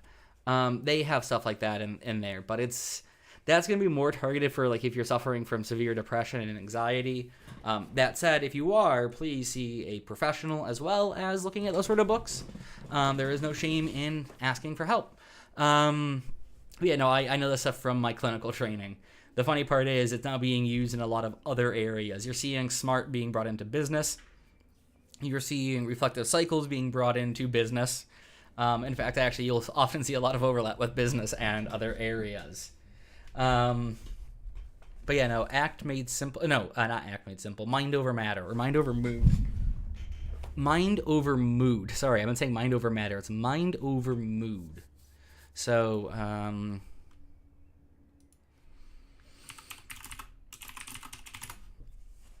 it's Podesky also helped write it. Why are you only listing one author? Unless the second edition is only one author. Yeah, no, Podesky. There she is. Yeah. I like how Amazon now has this. How big is the book? Like, that just always tickles me for some weird reason. Yeah.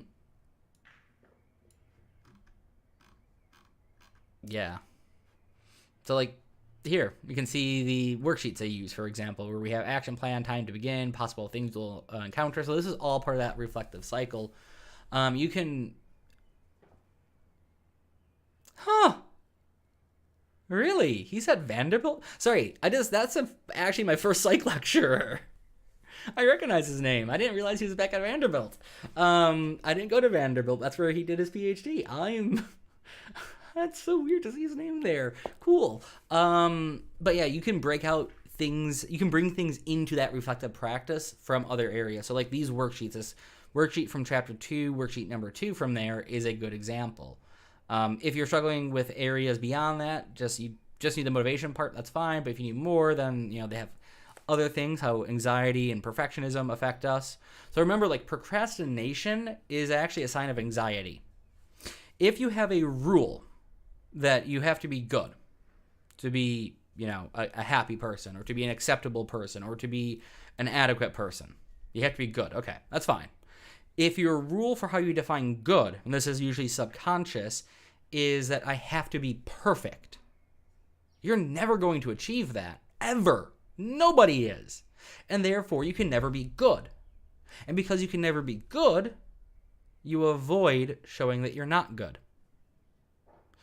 Albert Camus, the writer, the French writer who survived the Holocaust, wrote a book called The Plague. And in The Plague, a city in Algiers is in quarantine. Ironic timing, I realize. Due to a mysterious plague that's killing people. And in this city, there is an author. This author is... why would they list that book? He has so many better books. Sorry, I just noticed that Barlow, as I said, as like the big book behind me by him is such a better book by him.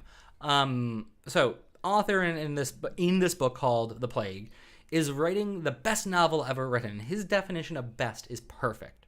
And to write the best novel ever written, he has to write the best first sentence. To write the best first sentence, he has to write the best first word.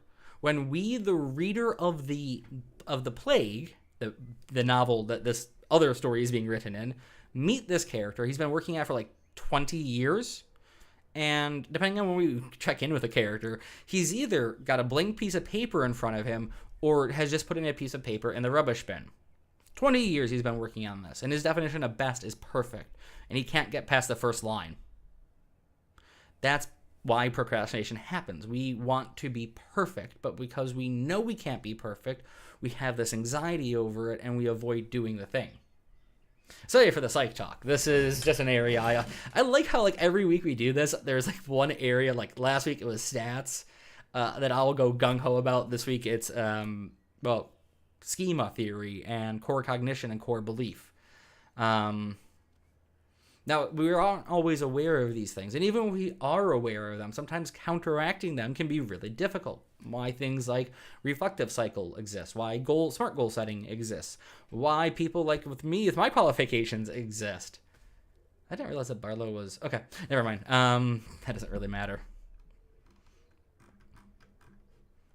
So, I can never find the image. I'm not even going to try to search for it. Like, Podesky has this great image for how the cycles of like our core belief systems impact our behaviors and vice versa. It's really kind of interesting. But I want it in Portuguese. Dude died this year, actually. I think he was, what, 101? 99? Something like that? Just watch me be off. I know he was in his 90s. Oh, 100 years. Well, yeah, no, 100 years.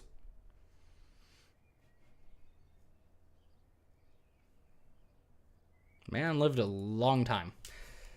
Okay, let me just close this down and we will continue.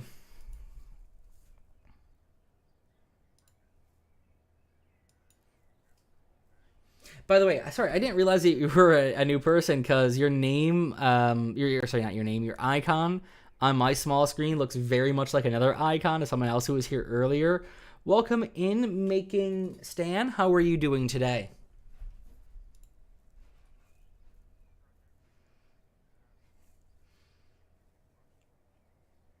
All right, so let's see if this actually works what we did. Oh, please tell me I deleted the thing before I did this. Okay, mine didn't work.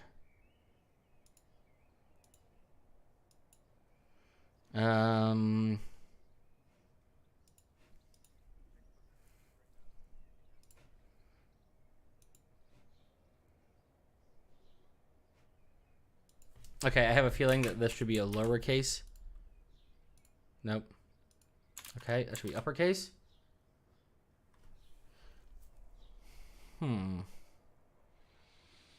Okay, first, I'm just going to rewind because clearly I got something wrong.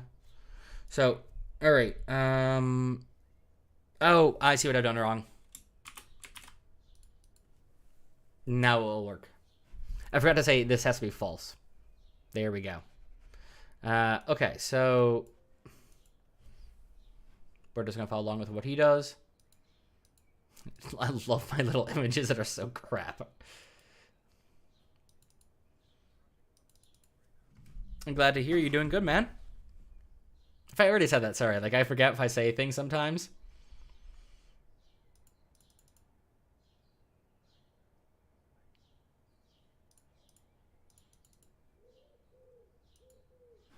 Okay, open up my other window. All right, so we'll add a couple of scenes. And we'll add a few data entities. We will save.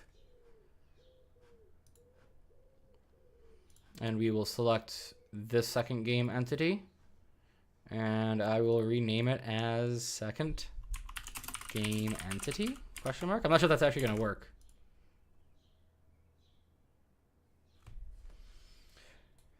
Aren't there rules in C++ for variable names? So there are certain rules, yes. Remember, we're working in C# right now. There are rules with regards to you can't do certain things. You can't use certain names. Those are fairly... If you're trying to do that, you're doing something horribly wrong. You're trying to redefine integer without actually having, gone to do it the correct way. Which you can actually redefine integer, by the way, to be clear. There is just a particular way you do it. Usually when people talk about rules in names, in variable names, function names, what have you, they're talking about something called conventions.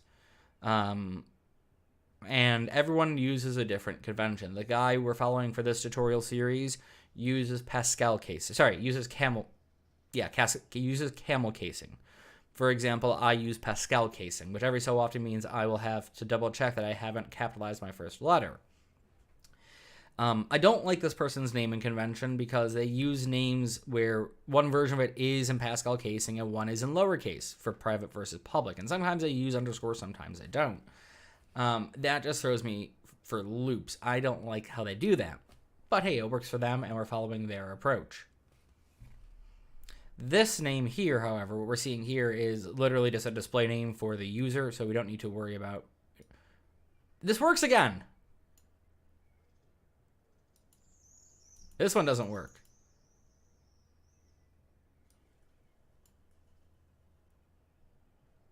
What the hell is going on with that? Yeah, I don't know what's going on with that. So I'm just going to see him rename this. Random things. Oh, yeah, I did change it up there, yeah.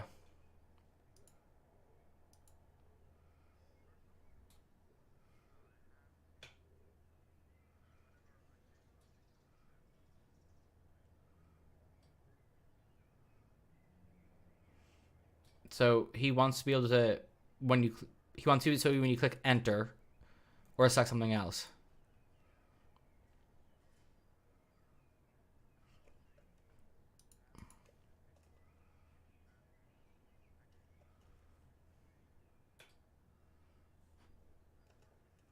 Okay, so he wants to change it whenever hit enter. You've already said that, buddy. Sorry, I do the same thing in my video, so like I'm calling him out on stuff I do.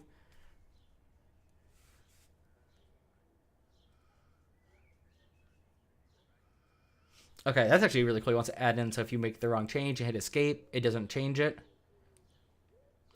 And the name change doesn't get added into the undo list.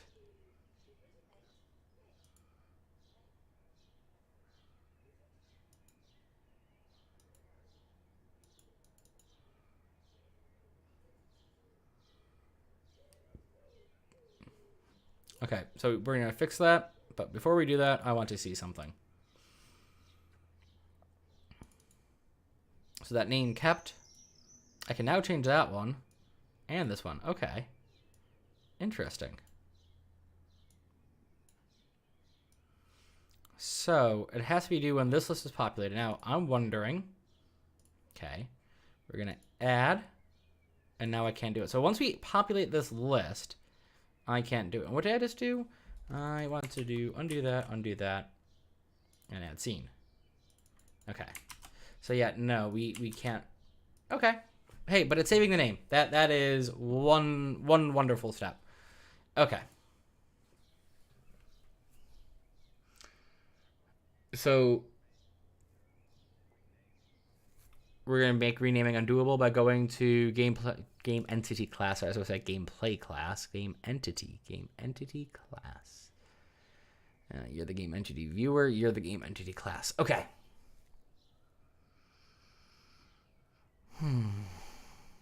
Sorry for the sigh.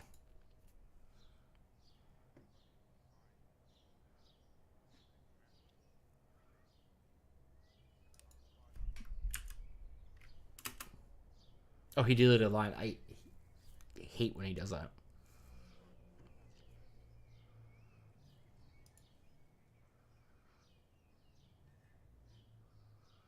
Okay, so he is creating a new command down here that we'll bind to instead. And this will be public I command. Oh, no. Command. Really? I command. Thank you. Thank you. Rename. Rename? So if anyone knew, I do that because the E key issue just annoys me enough that if I don't make jokes, it will piss me off. So the E key issue is, for some reason, despite my fixing my keyboard, my E key sometimes just doubles up randomly. And it is oddly stressful. So we'll have another one as well for the is enabled versus not enabled. Okay. So I just want to see what he named it. It's called enabled command. Or enable command. So enable command, enable. I'm not sure what enable is, but. And that should be private. Okay.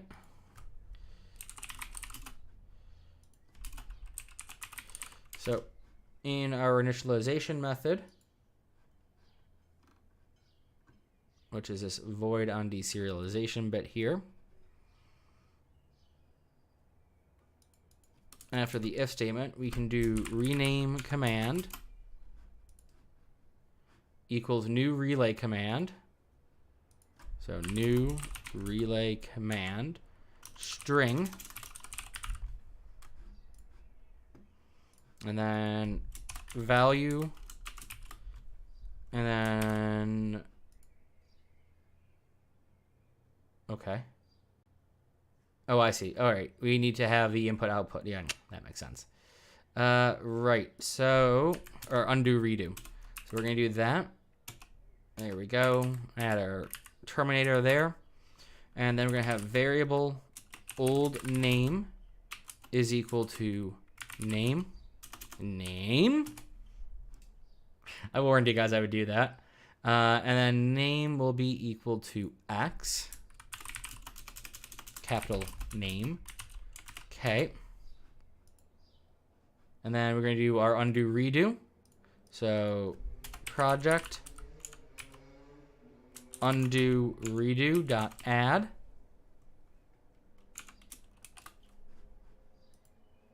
And it's new undo redo action.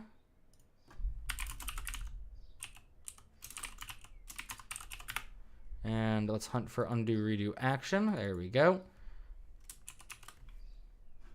And of course, we're going to have an argument put into there. So name of name.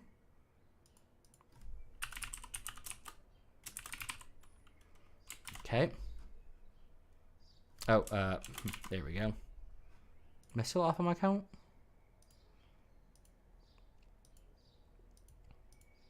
Oh, probably helpful I did that.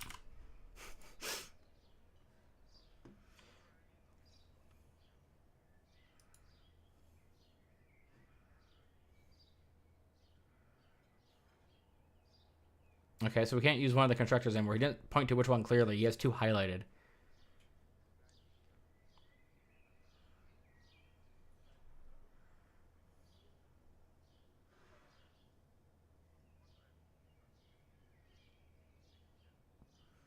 So in the undo redo, we're going to extend out what is currently there so we can use it properly. Now, I don't know which one it is that he's pointing to because, again, he had both highlighted. And was scrolling when he said this, so I do that too, which is why I like watch on my edits. You can see where I've cut my voice and moved it earlier because I've done the same exact thing more often than I'd like to admit. Like every video, I think everyone does it at least once a video now. So it's the undo redo action at line 31. Okay, so here we are. This is the part he wants to change up. Oh, sorry. One of these new one.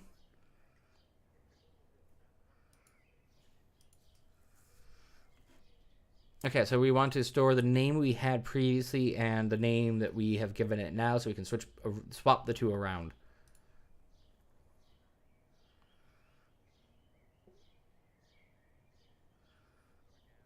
So he's going to do that down here, and he's going to do public. Okay, I don't use the same code snippets he does, and then it's going to be string. So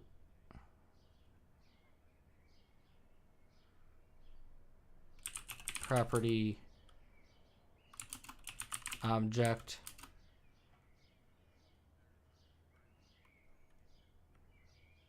object instance while he does that, and the old value,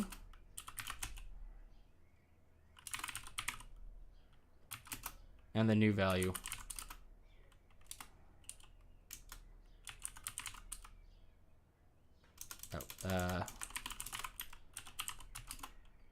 And a string and a name for the redo action. Okay.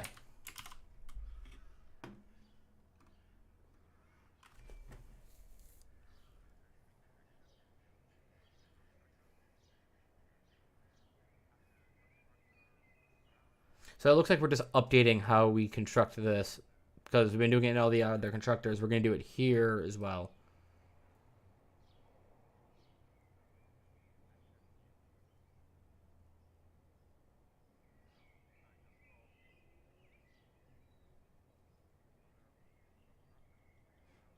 So he's going to call the constructor on the line above and have its parameter set here as well. So we'll do this, as in this instance.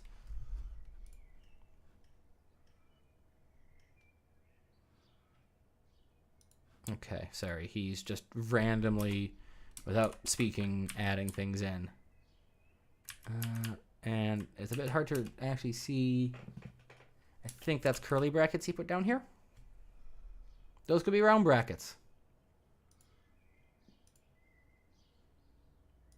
And I'm at 2K settings. And I can't tell.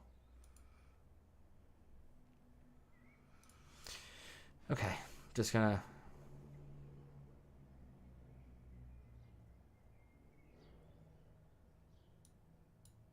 Okay, so this is instance get type get property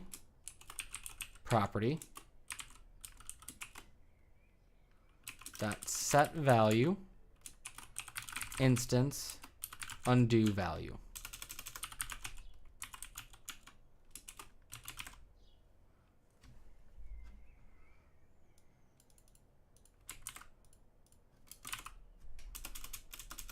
Okay, so we redo value.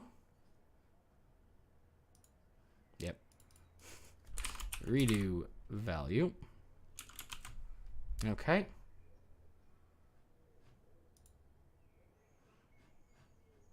And then he has name here.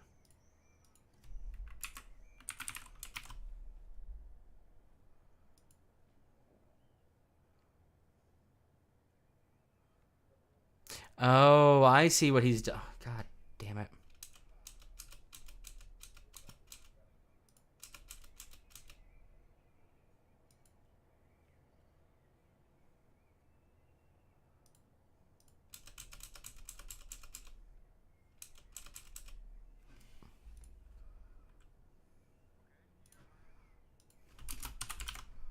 Okay. Sorry, I missed him doing that.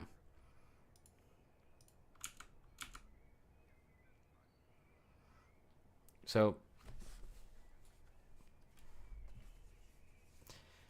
if I had noticed he was using the reflective system, I would have been able to follow it much faster. Completely missed that.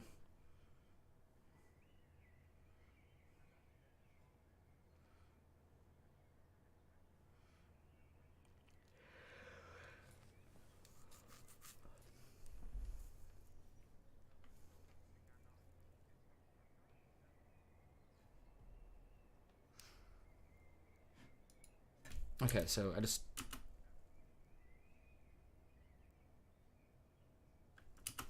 So we're going to go to scenes. And around line 87 for him, where he has game entities and sort entity X is what he's had highlighted. Nope, going back to game entities apparently. Okay.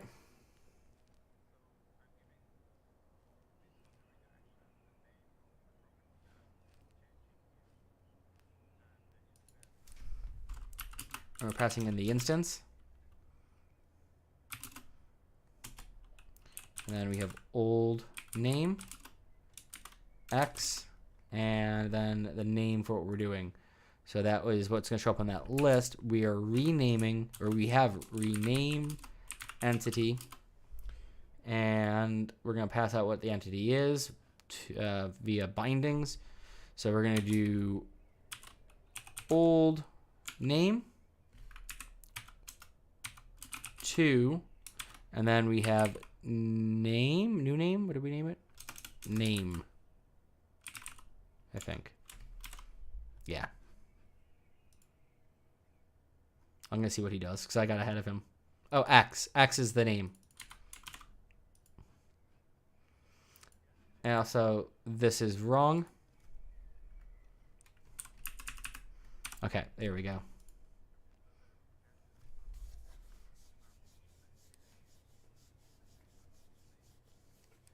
We want to make sure that it isn't the same. So like if you change, X to X, that it doesn't, change. So what we'll do here is X equals X. Does not equal the name. So this is our condition check. Remember, we set our condition check for the undo redo at the end there.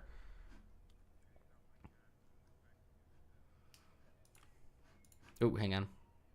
Sorry, I said that to a video. Jesus. I actually said hang on to his video. Oh, wait. My sanity might be slipping a bit there. So we want to go to the game entity view. Okay. I hate this one so much, by the way. I hate this thing. Okay, so in text box binding name, this one, we are going to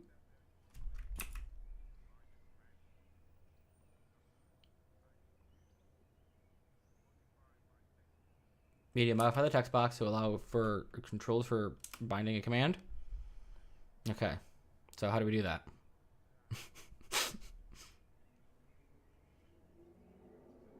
Okay, so we're doing this globally for the whole application. I'm just going to create a resource dictionary for this. Interesting. I mean, that makes sense.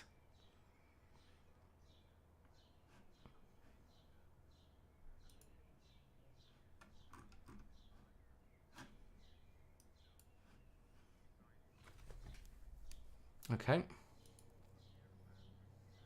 Sorry, I'm literally just okaying what he said, by the way. Oh, he's adding a new folder. Okay. Sorry, let me just... I just lost the chat. Let me get the chat back up on my screen. Okay, so... I always struggle finding add. New folder, because I always look for the word new. And he called this dictionaries. Okay. And in dictionaries, he's going to add a new resource dictionary. So add resource dictionary.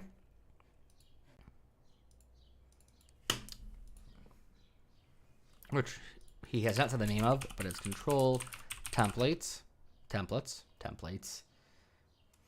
Omega, beta, vitamin. Okay.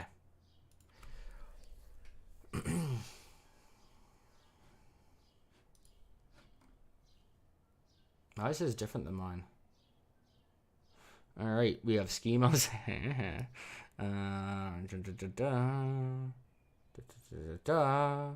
Okay, so we're missing our X.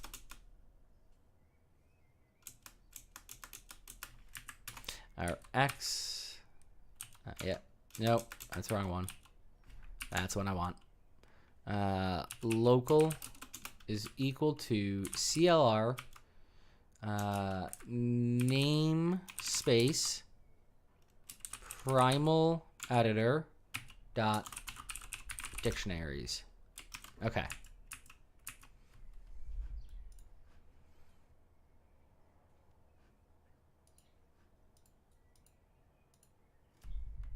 So style target type, and that is X type text box. And then what we're gonna do is X key, and that is text box style.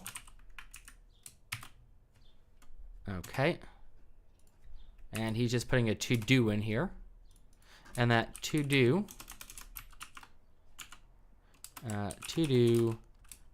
define the value.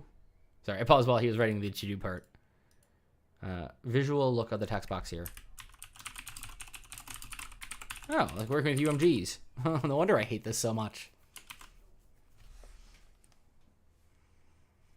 Oh, just his description. It says background color made me shudder. Like, all I can imagine is UMG work. I don't like UI work at all. Okay. And this is going to apply to all, so we're going to do... They'll respond to enter and escape keys. Okay, so... Hey, that might actually address the issue I noticed earlier. We'll test it. So, I wouldn't have thought this is a fix, to be fair. Style, target type, and then it is X type text box. Okay. And for this, it's X key, X type text box, and then it's based on static resource text box style. Okay, so we have an event setter that will handle our enter key. So event, and that is key down, followed by handler on text box key down.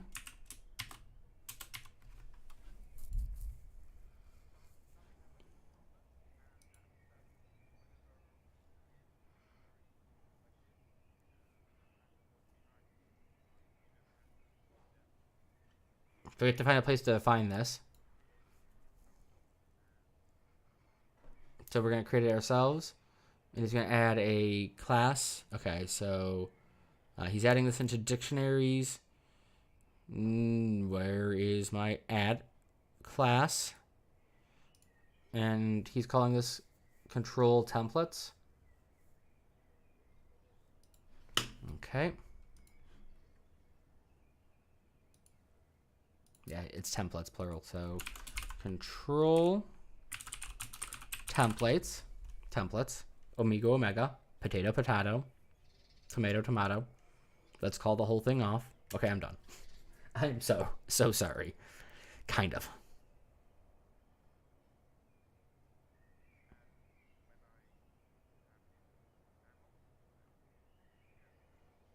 Oh, okay. I'm going to delete this.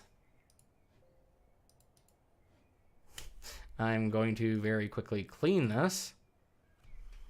Okay.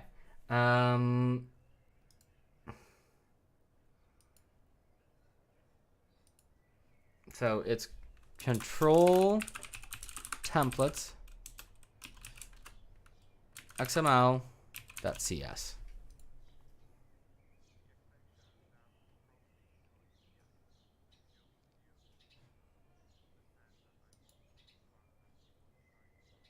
Okay, it understood.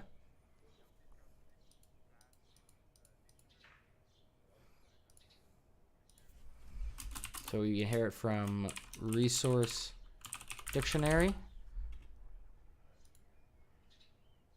Okay, apparently not. Oh, I spelled dictionary wrong. Resource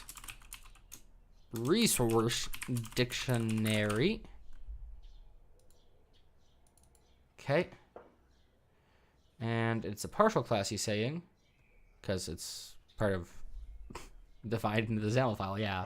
So public partial.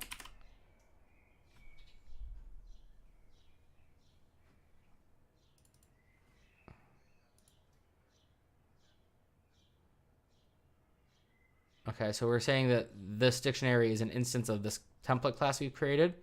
And we do that apparently up at the top here. So we go here and we do X class, and then it is primal editor dot dictionaries dot control templates. So primal editor dot dictionaries dot control templates. Okay.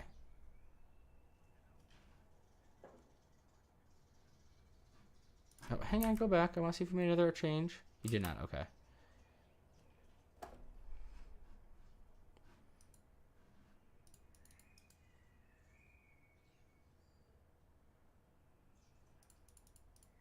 Oh, what was the key he used to? Nope. Nope. Nope. Nope. Oh my god.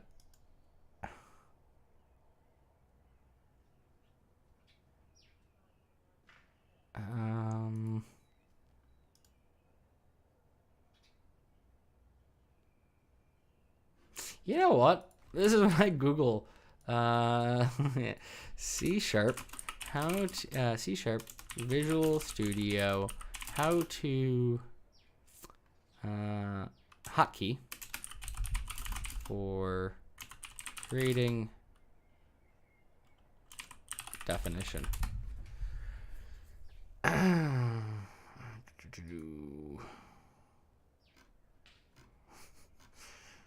Build solution, cancel compile. Nope, nope, nope.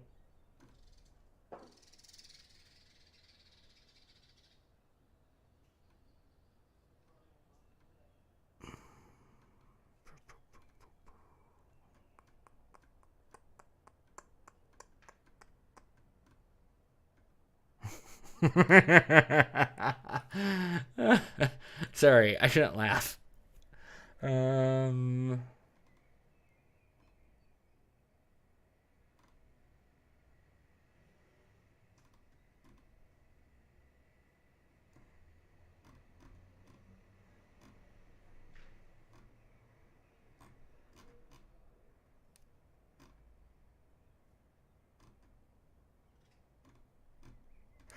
Hang on.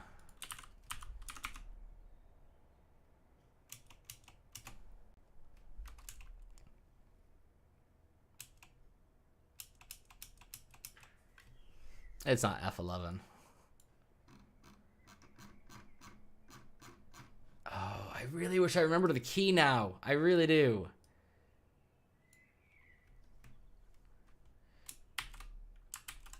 Yeah, no, it's not F11. I had to try. I swear it was...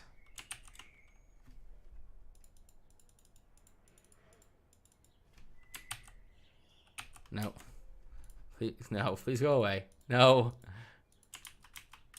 No, no, no, no, no. I want that flag to go away.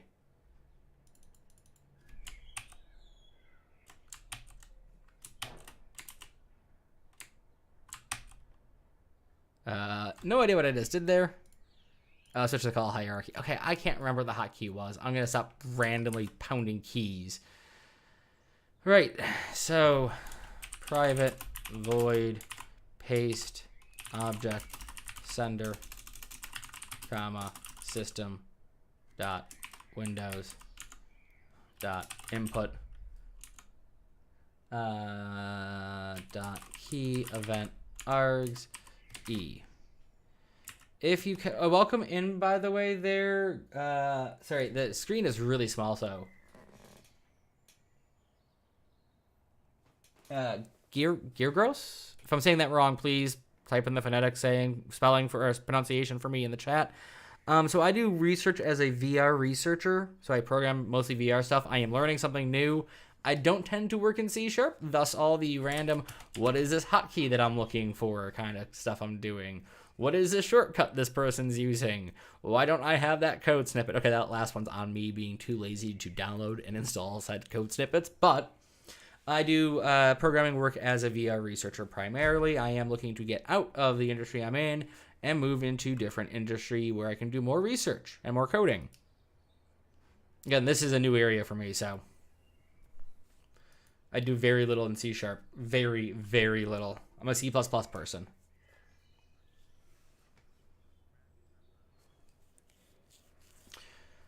Okay.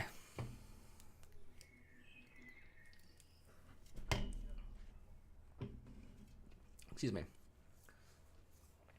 So you're looking for commands and keys.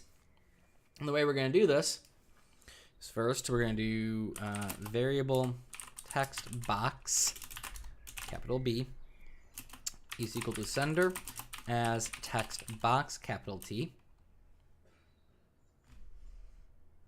You know, I'm actually going to do text box, apparently. And I said capital T for the other one. Right.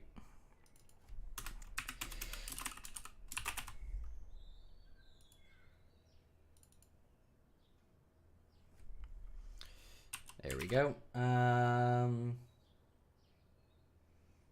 So I got my job, I mean, in my industry, the particular research industry I work in, that it's very typically hard to find jobs. However, due to my background and my experience, it was not as difficult as some others find it.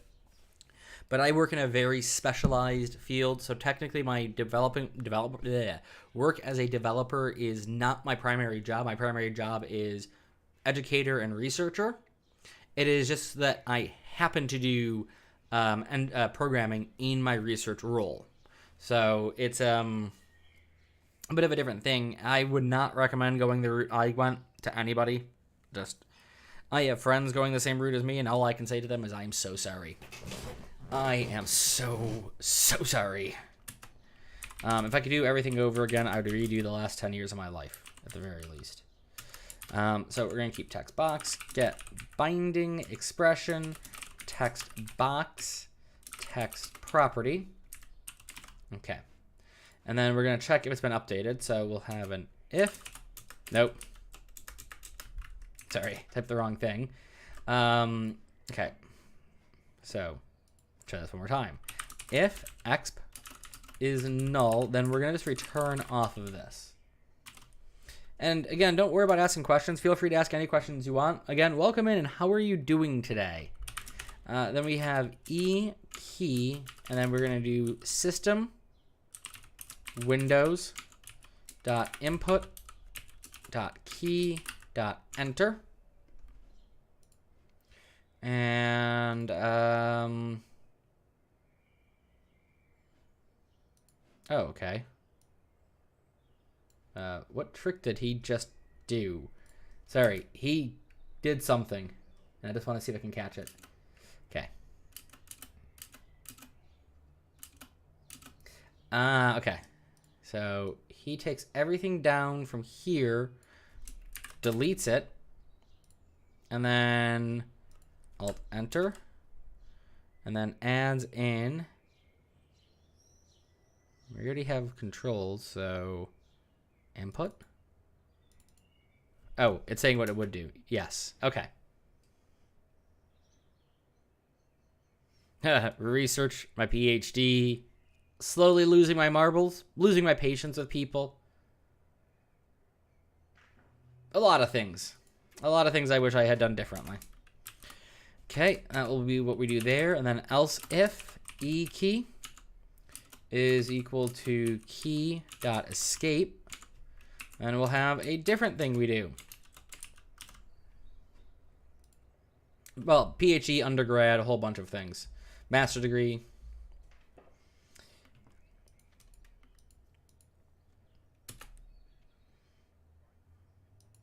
So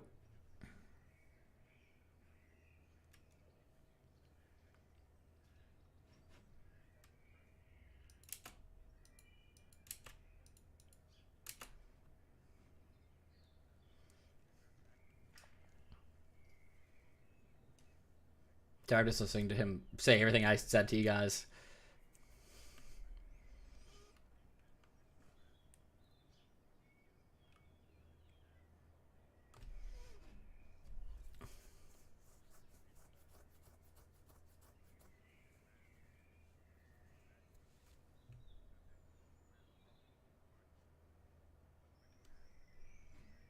Okay, so we're going to go back to the game entity view.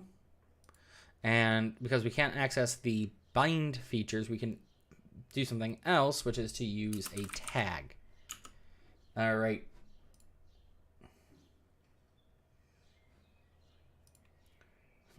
He calls it a misusing of it, so it's binding. And then he's going to call it rename command.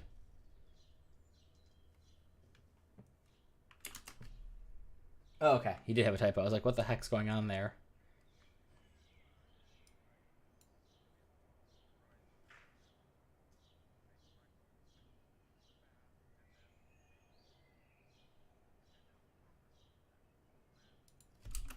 He's saying he should be making this his own text box class, but he doesn't want to do that. Says he might do it later. I love the fact that I say something, we'll do this later. I shouldn't be doing this other way, but we'll do this later, because, yeah. Okay, back to the control template. So we're going to check the tag property. So if text box dot tag is, oh, he just caught the typo here. Okay, so that wasn't intentional. That was a typo. I assumed that it was intentional. Is I command and command dot can execute text box dot text.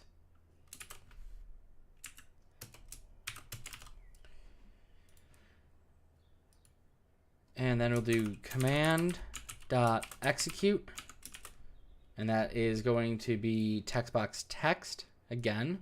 So text box text, and else, what the hell just happened there? Else, okay, exp, and then update. Sorry, let me get back onto the screen. Update. Really? Thank you. It wasn't letting me select that.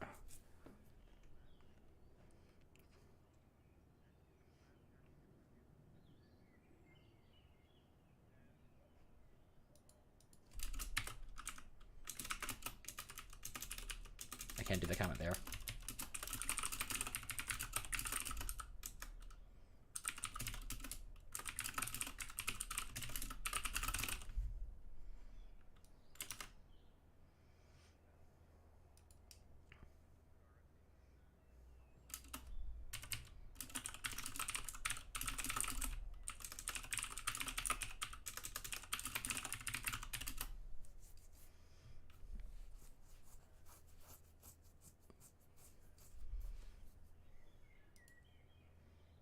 And so we're gonna keyboard clear focus, and E handled is set to true.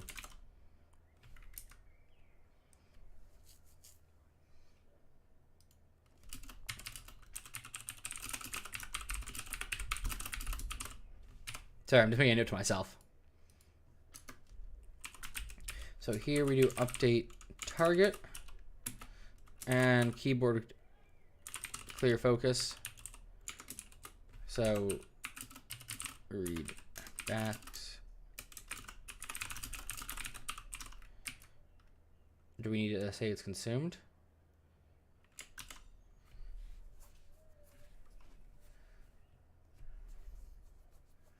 Okay, so let's test it.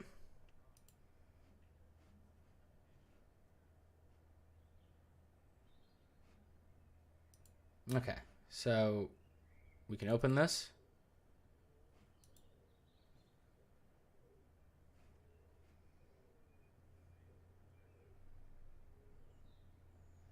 And let's just select this entity here.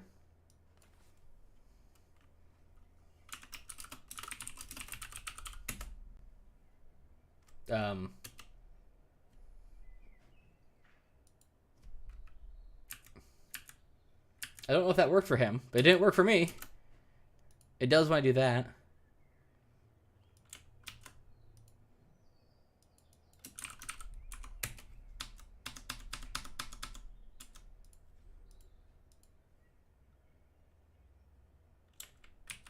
Yeah, no. None of it's working. Yeah, he did a me. Like a second it stopped working, like he did a meme. He forgot to implement the dictionary anywhere.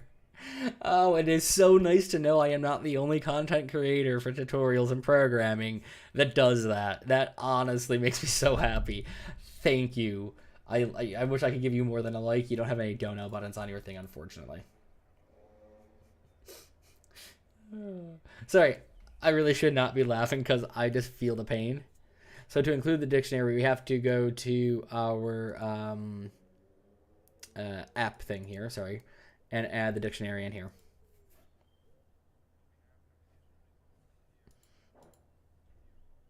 So we're going to put our dictionaries here. And so resource dictionary. And we're going to merge them into one at some point. So resource dictionary dot merge dictionaries, and it is resource dictionary equals source. Nope. Source equals, and okay. Please give me a moment. Thank you. Equals pack // applications comma. I'm literally following what he has. I have no idea if this is right. I spelled that with a capital D. Did he? Actually, I'm curious about that. Yes, he did. Okay. And then it is control templates dot xml.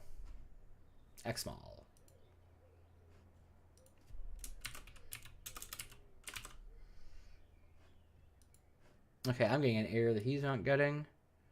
I'm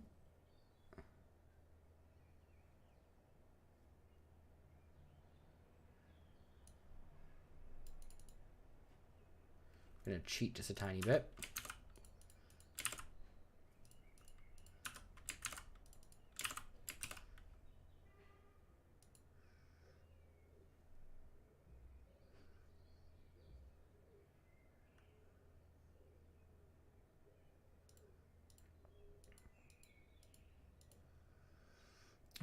So is that in components? Dictionaries. Okay.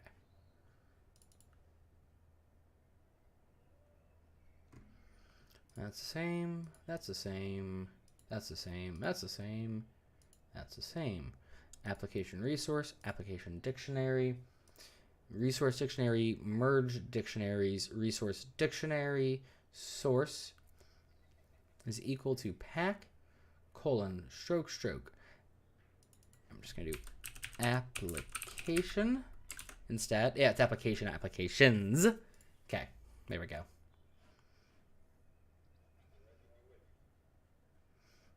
And now when we do this, this should work? Question mark? Oh, it'd be helpful if I actually hit the right thing. All right.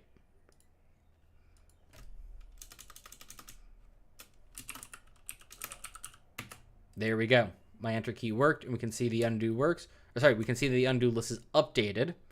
Let's see if we control Z, what happens.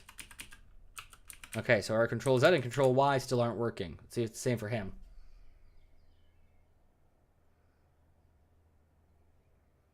It looks like his project froze. Okay, now it did.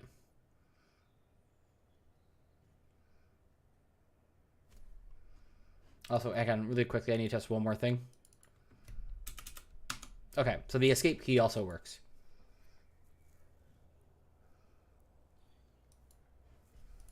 So I'm just going to do the undo this way. Oh, that did work. I just lost focus. Hang on, wait.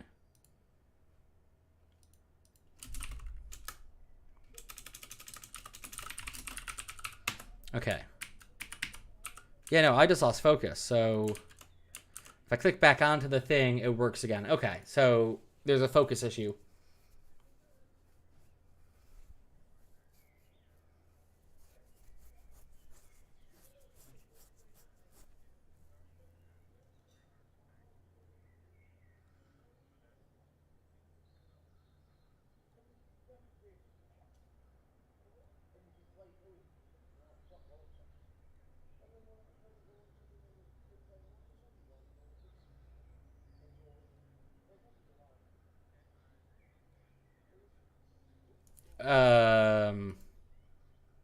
Hang on, I need to double check something.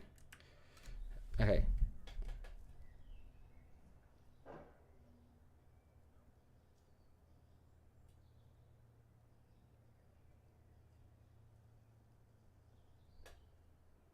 No, you're not going to see the error because you've regained focus by clicking there. Okay, so there is an error I'm getting, but he's not seeing it because he's testing it in a slightly different way. Let's see if he tests it again.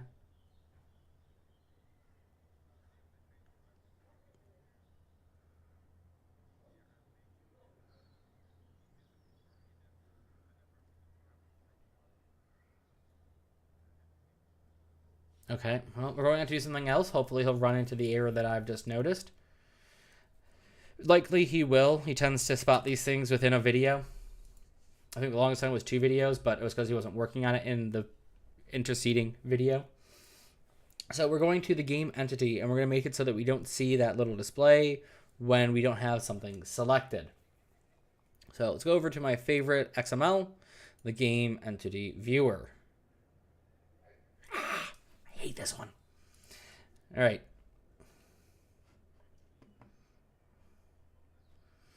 We're going to add a scroll box to this because there's going to be a lot of the components that will be there. So we'll need a scroller to see it all. I like how he said it. We'll need a scroller to scroll through them. That is something I would say during a recording, by the way. I love that. Like, it just, yeah. Again, as many complaints as I have, remember, because there are things I notice that I do wrong. So he goes above the stack panel here and does scroll viewer. And then I'm just going to let him... Okay. Scroll viewer, vertical scroll visibility, auto. And then horizontal scroll visibility, disabled. Okay. I'm going to take this bit here. And I'm going to paste it where? Just under stack panel at the bottom? Just under stack panel at the bottom. Okay.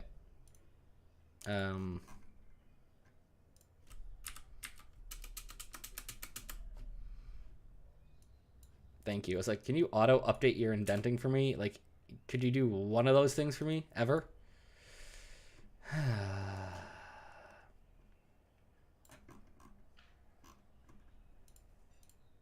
I like how one of them updated, but not all of them. There we go. Okay. That's readable again, at least.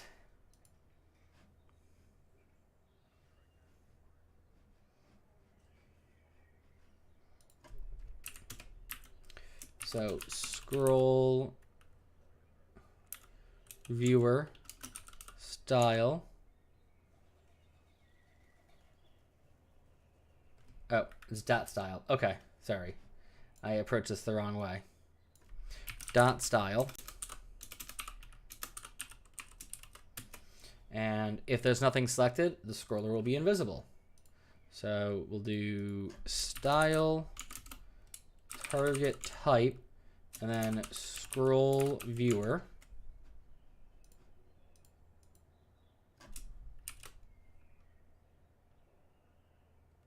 And we'll have style triggers.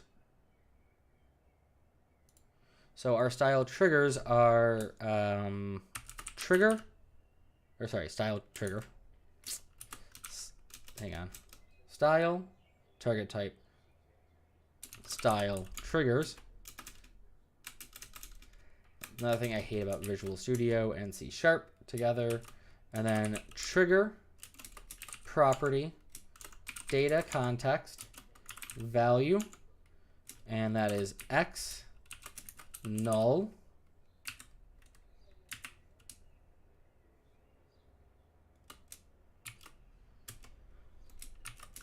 setter, property, visibility, value. So if this is nothing selected, then this is going to be collapsed. That's what we're saying. And notice that it's gone away. Or what he's saying, since I'm copying his stuff.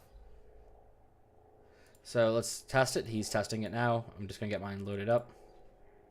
It's going to load in the other window, I bet. Oh, hey, didn't. Cool. All right, notice there's nothing in here. We select something. We undo that. It goes away. We select something. We select... Okay, well, we can't unselect yet, but we can just do the undo.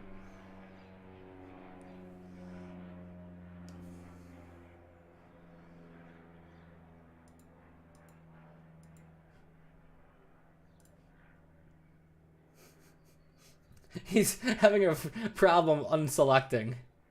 That's like, I had the same issue. I had to use the Control Z to see that it does actually work. So I'm assuming he's now going to add in based on that, discovery. Add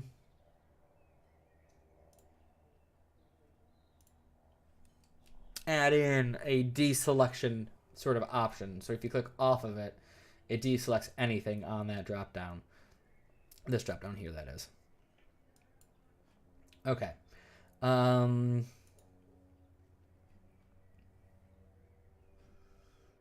right, let's continue on.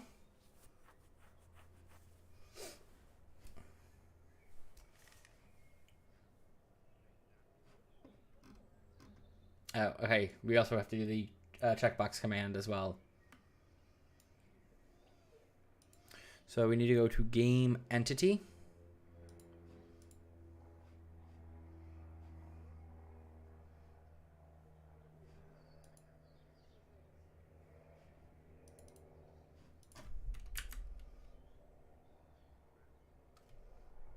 Okay, you just renamed isEnabled command.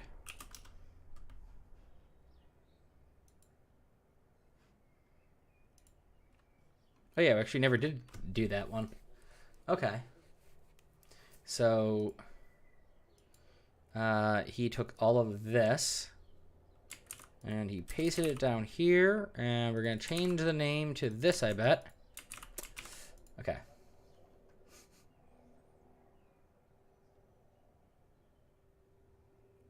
Like, that's the part you cut. Okay, so in terms of editing, the scene I'm currently at, which was the entire second of 41:22, you edit that part out. Don't edit the other part out that I keep complaining about. Like, sorry, that should be that's my advice based on my own stuff. And it's a bool value instead of a string.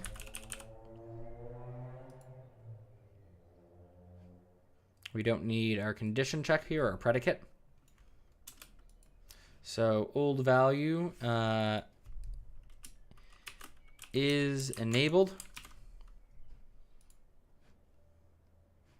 And then is enabled is X. So name of is enabled. And we should probably do this as old value. Oh, he's actually did that. I missed when he did that. Cool. Old value X. And then we're going to change what's in here. So I just want to see what he's going to say. Okay, so if this is true, so x equals true. No, x, oh, he's using a ternary operator. Okay, so if x true, then we'll say one thing, and then in the other case, we'll say something else. So in this case, it will be enable, and then name, and then our alternative option will be disenable, unenable. I'm not sure what he's going to call it. Disabled name or disable name. So that is, where is my $sign? Thank you. Disable, and then, oh, crud. Nope. Disable name. Okay, there we go. Why am I getting an error here?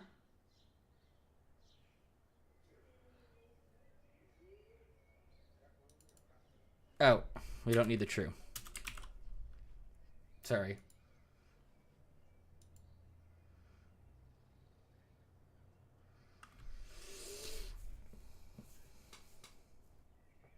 And then back in game entity viewer.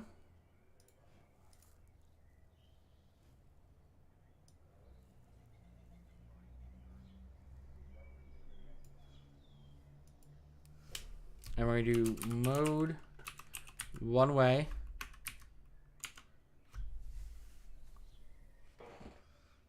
This chair is annoying me.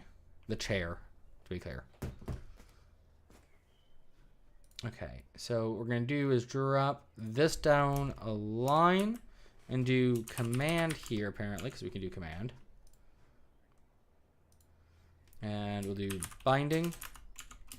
And it'll be is enable, nope. Sorry, is enabled command. Okay.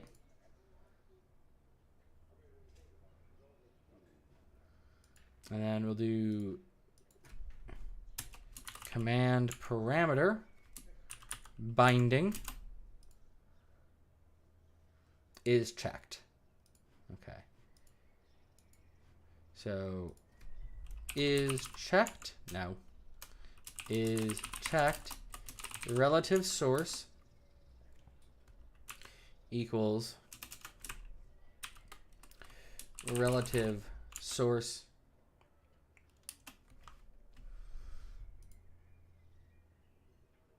self.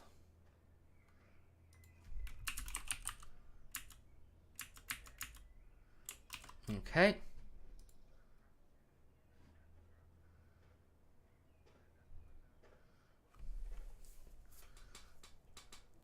I hate this share. I hate the chair.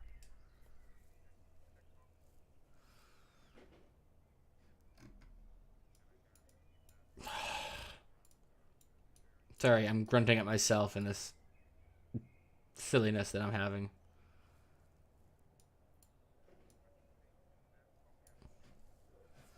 All right, so he's running another test. Okay.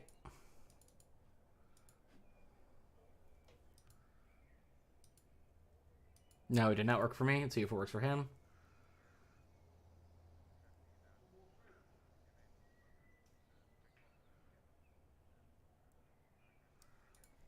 Okay, so mine isn't working.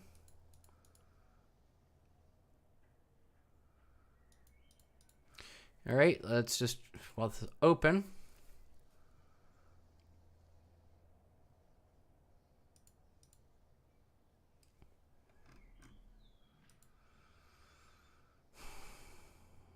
Game entity. Okay. That is an alarming sign.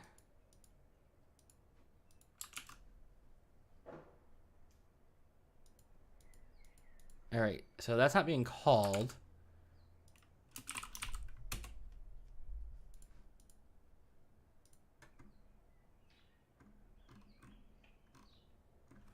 All right, so what I'm gonna do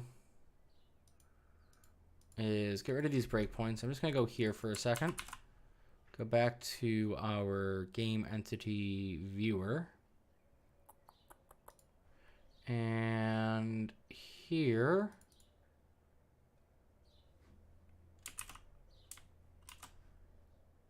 and then is enabled.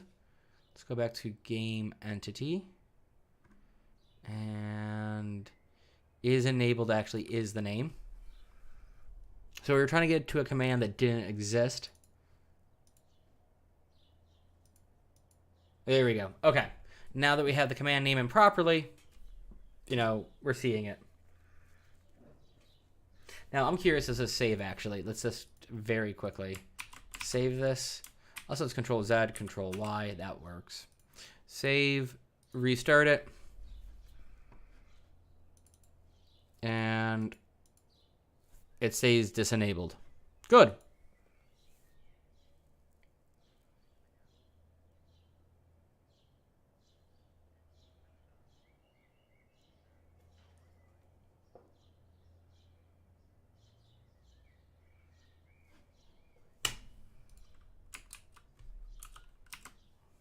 Yep.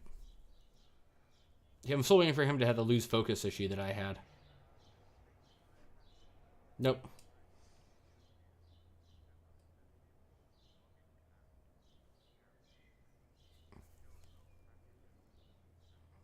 Alright, so we're going to create a login class to show log messages now.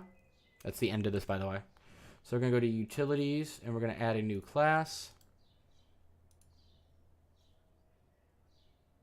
If I can click the right thing. Called logger, which will be of C#, unfortunately. And so we're defining log messages and implementing them.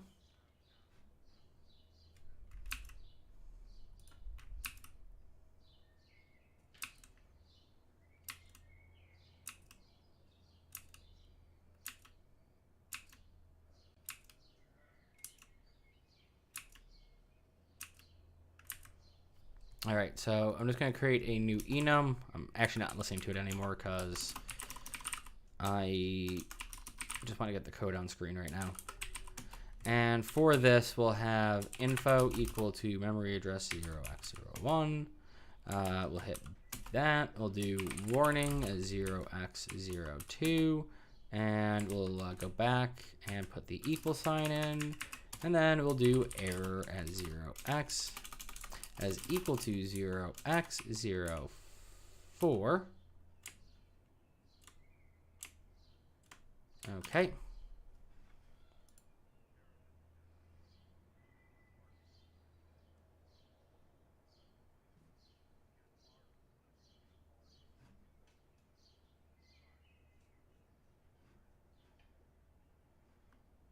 So it's just how we're choosing what messages we display. And we're going to have a class for messages where we define them.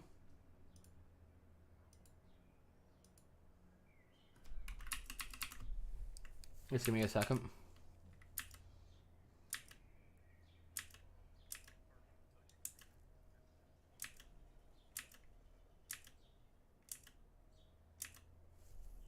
Okay. So we're going to have class log message. And in this class, we're going to have public date time with a getter, public message type called message type with a type getter,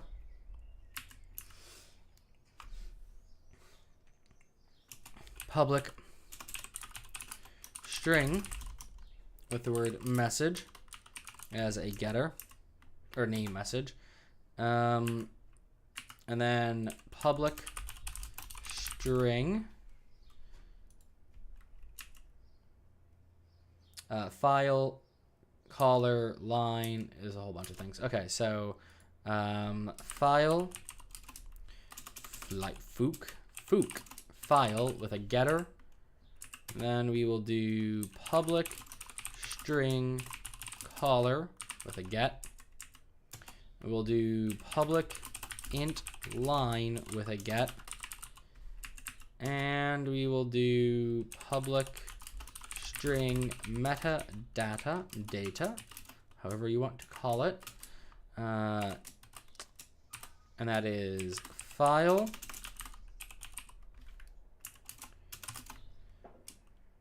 caller, and then a line. To be or not to be? Wrong line.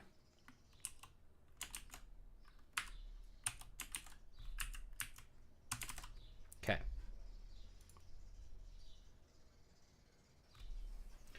So we're getting a time when it's issued, what the message it says, and which file it relates to.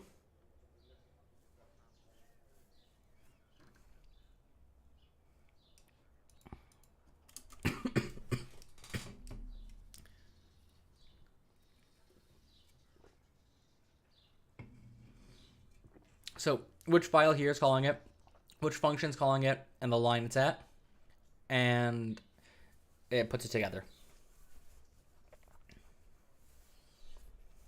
So we've seen these error messages thousands of times before with Unreal. We know what this is. And we use a constructor to set them. So we'll do a public log message, and we're going to pass in pretty much everything that's up there. We're going to pass in message type. We're going to call that type. We're going to pass in string for the message. We're going to pass in string for the file, string for the caller, and int for the line, because it's a line in the code. So time is equal to date time now. Okay, there we go. Message type is equal to type. Message will be equal to message. File will be equal to file. Oh no, sorry, ignore me for a second. Wait, why is he doing it that way? I'm very confused by what he's just done, but okay. So, despite the fact we're passing this in, well, oh, I see what he's doing. Okay, now we're still using that. It's file, sorry, path, get, path, dot, get file name, file, caller equals caller, and line equals line, I assume. We'll find out in a second. I got ahead of him. Yeah, okay.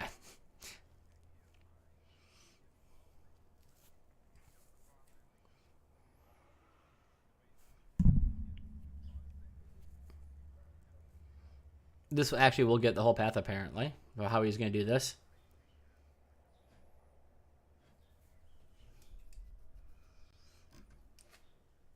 Okay, what next?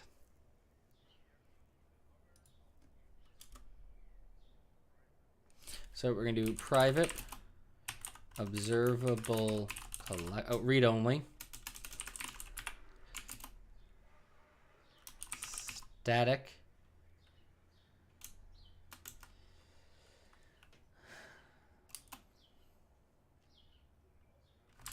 okay, you said the same thing 4 times in a row.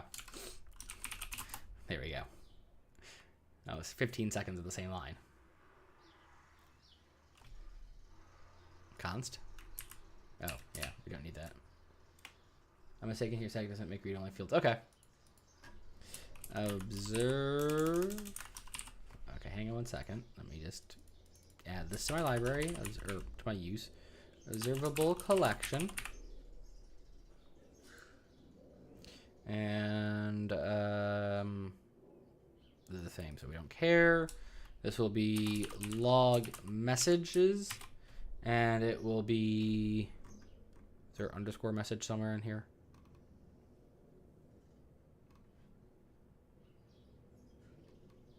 I think he did underscore, no, he did messages.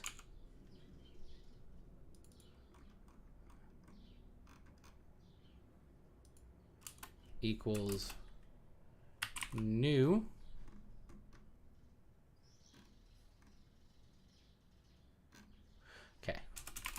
new observable collection log messages. So that is messages. That is messages. And no, message singular. I was right the first time.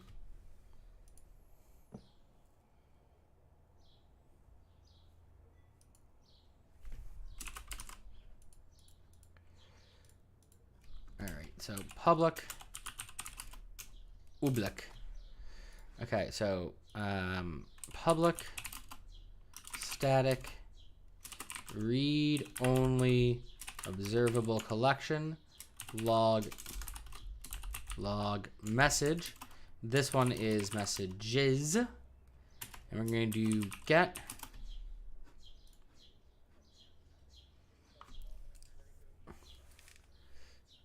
and do this to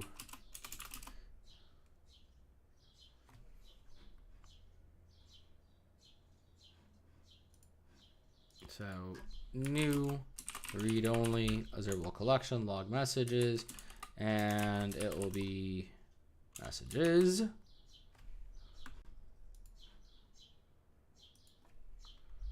Okay.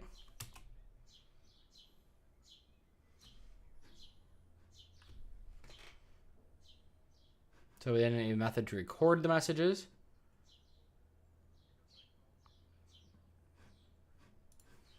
So we're going to do this as public static void log.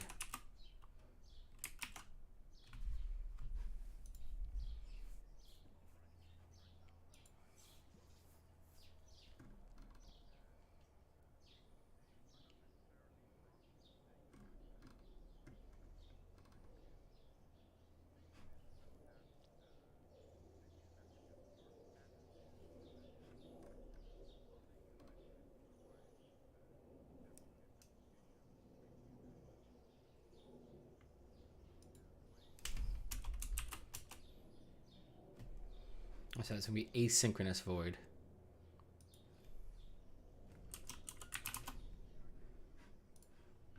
And then we're going to add in message type string message. What else?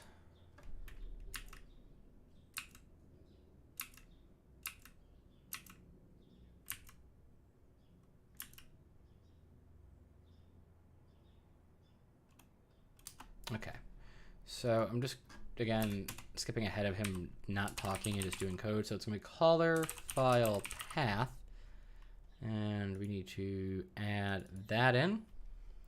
And then it's string file equals, and then caller member name string caller, defaulted out to that, and then we do caller line number,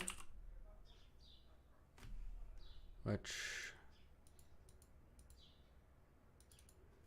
caller line number, which for some reason does not seem to work on mine. No, line number int line 0.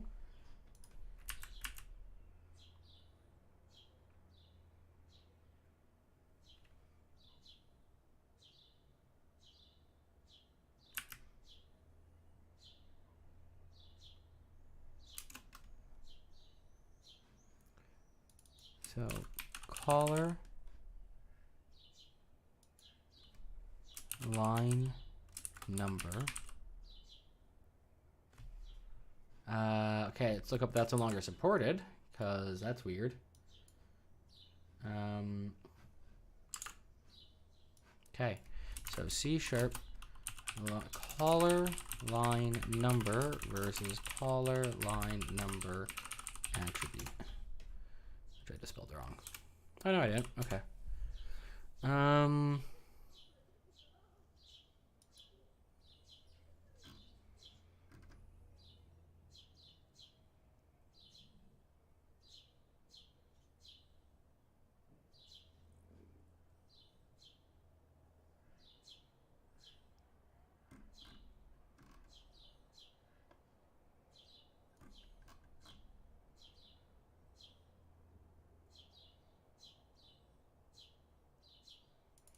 Okay, so I'll just add the namespace in directly, I guess.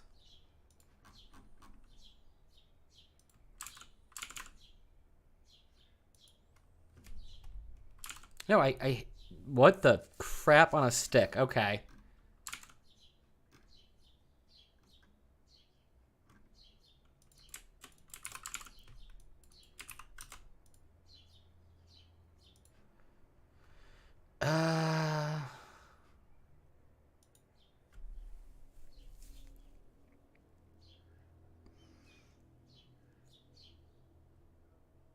We're just checking to see if I have the right thing installed. Oh.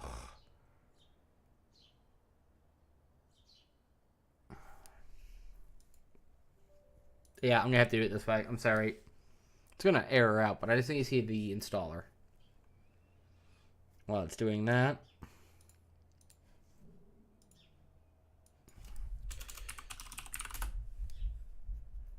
Okay.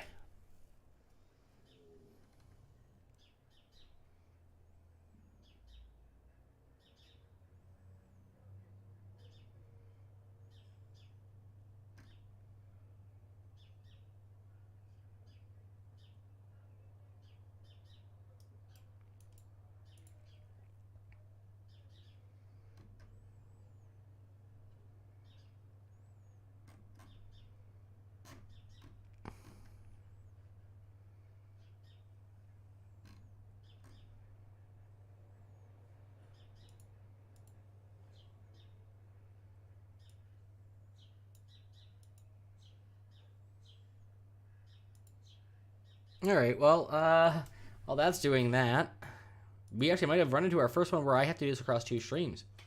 Fortunately, it's the last 10 minutes of this one, but yeah, we're gonna let it do its thing.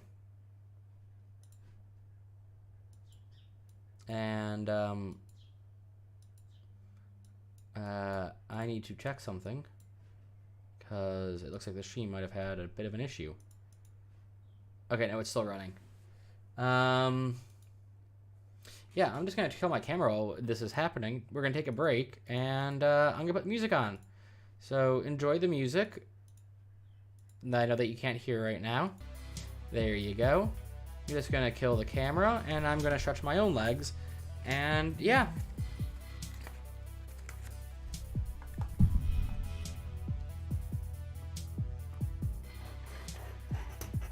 Okay, so I really don't know if there was just something I missed in that or what happened, but whatever happened, happened. So excuse me, I'm gonna sneeze for a second. Or cough. I coughed instead of sneezing.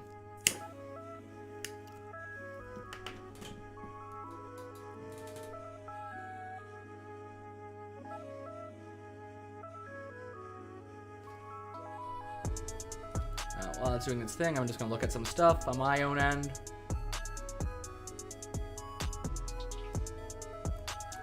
See how it goes, see how it stays, and all that fun, fine stuff.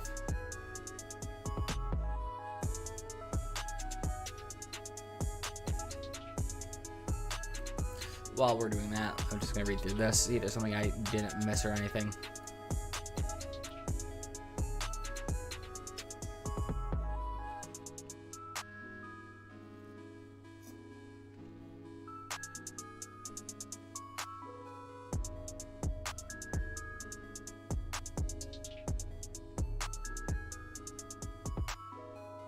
I mean, I could use the full namespace, see if that works.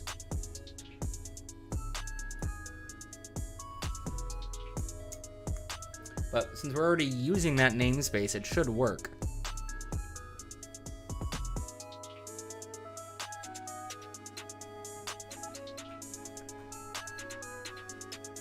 I don't know why it doesn't seem to want to work, but hey, it should.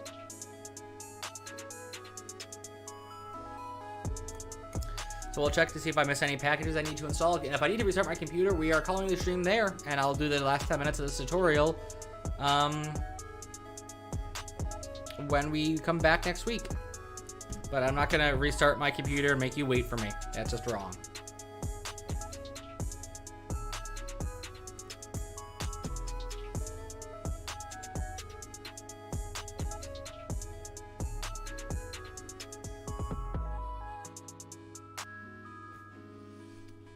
whilst we're doing that, I'm gonna play around on YouTube. I'm just gonna go to my YouTube studio, make sure I have everything for this week ready and set to go.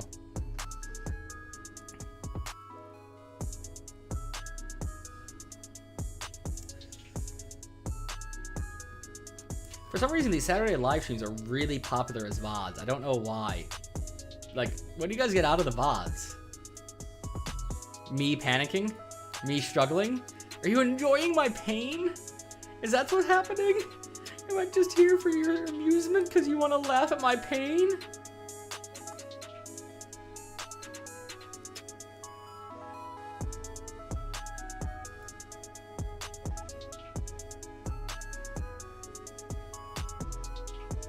According to the stream, this ended 22 hours and 7 minutes ago. I'm very confused by that.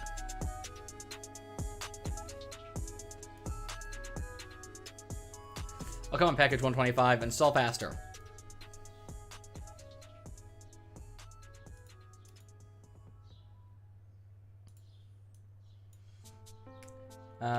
It's Monday. On Mondays when they get the views, though. It's literally like all day Monday.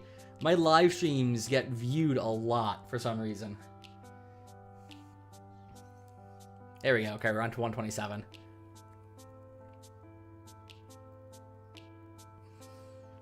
And I saw there was a .NET update in there, so maybe that's it.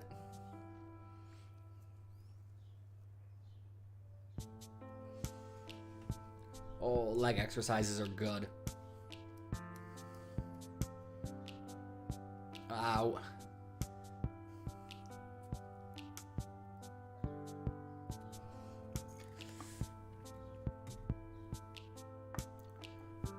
All right.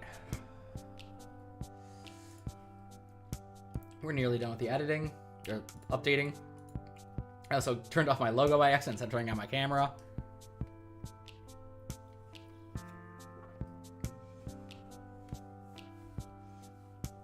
Okay.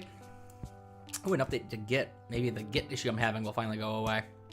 So I've been using desktop because Git stopped working for some reason in Visual Studio for me. It wouldn't let me commit or push or do polls like it normally used to. At least I thought it did. I could be misremembering. Again, I keep thinking that is a hole in my chair. I'm using 2019. The guy in the tutorial is using 2017.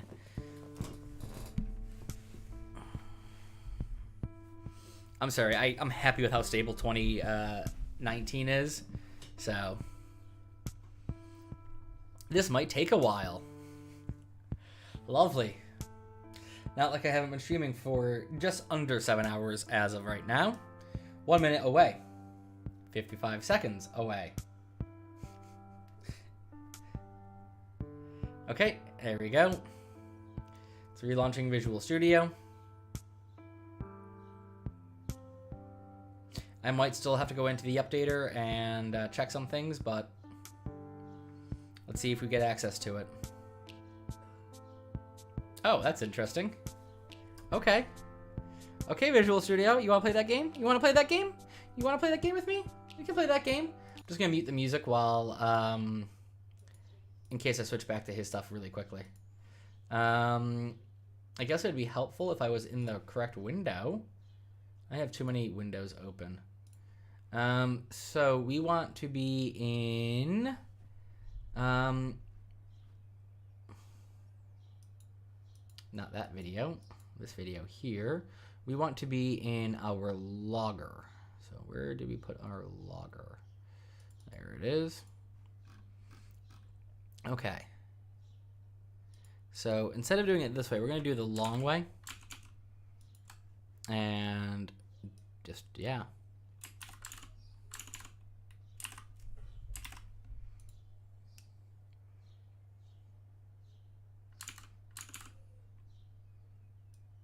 I'm just going to copy the entire thing now, in case I've spelled something horribly wrong.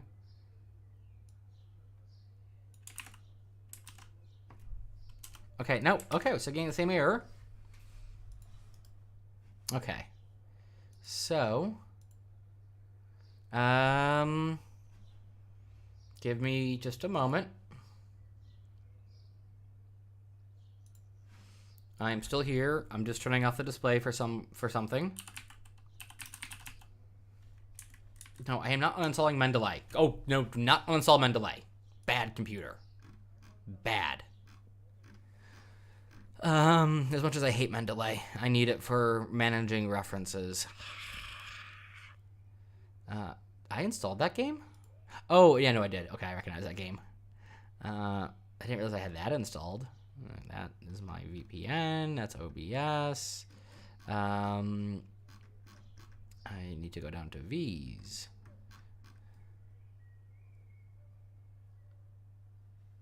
I am using that. Right there. That was the first thing I checked. Oh, you can't see it.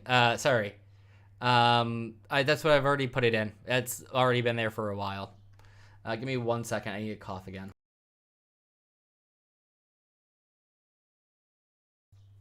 Okay. Sorry about that. Okay. Modify.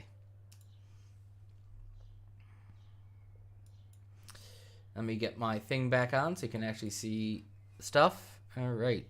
So, I have a lot of stuff installed, by the way.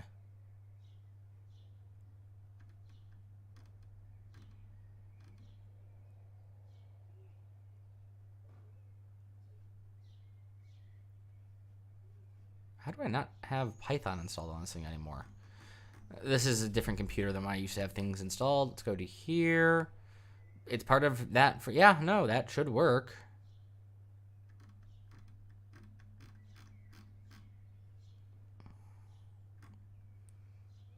Okay.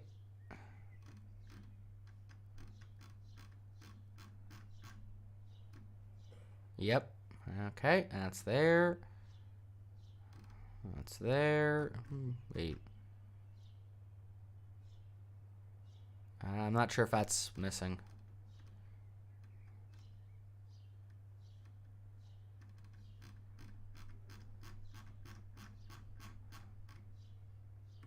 Okay.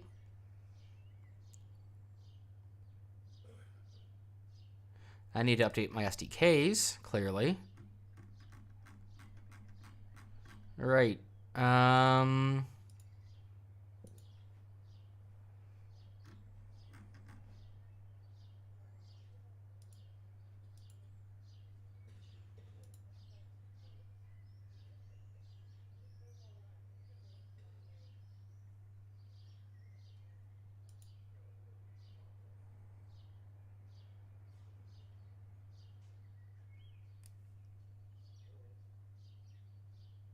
It's already there.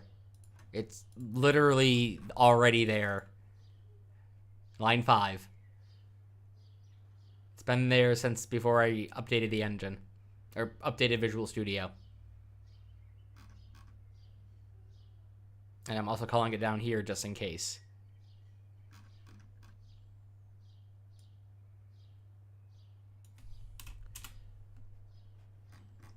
Again, just to highlight that it's there.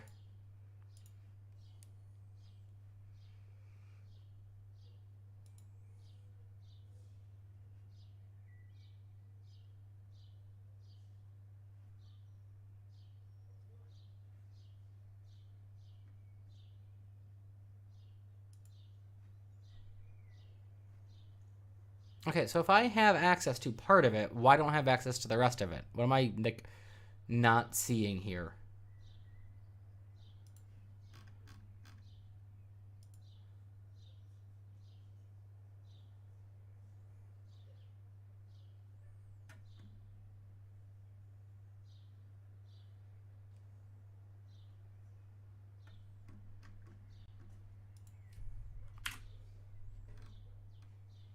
Sorry, I'm just doing that so I have the exact same number of lines as him. I had his extra space there.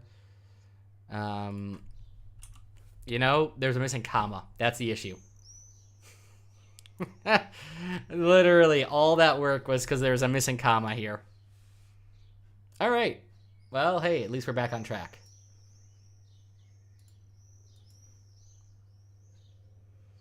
Okay.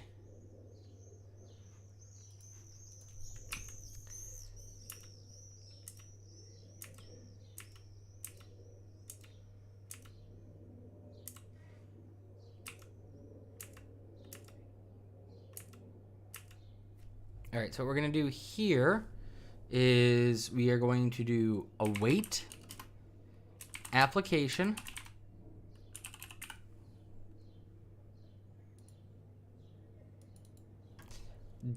dot current dot dispatcher dot begin invoke new action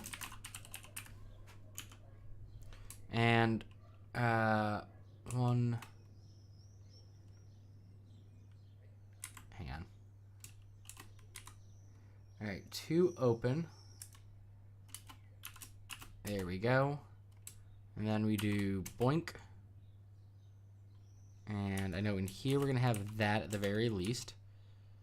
Followed by that for that one. We're probably going to have another one, I think. So messages.add dot new log message dot type or not dot type message file file caller line. Okay, so why is file bad?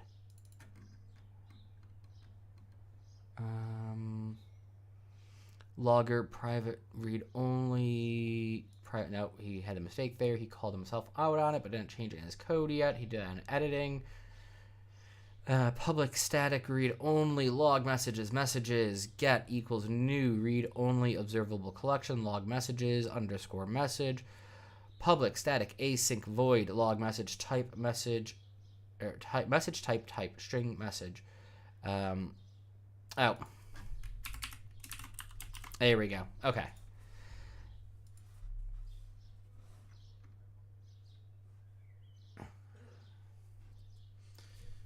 Oh, sorry. So sorry.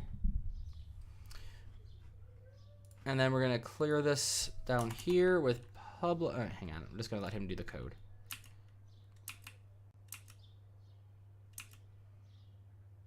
Okay, so we'll do on line 55. If I can. Oh my God, mouse. Public static asynchronous void clear. We're going to take this await. Actually, we'll just take all of this.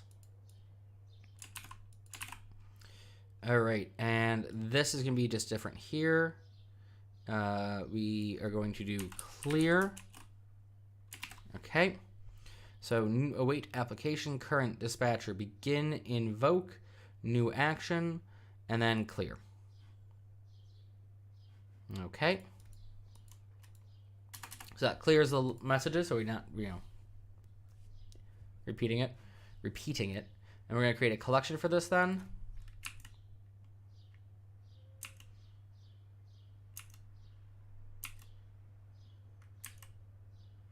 Hang on.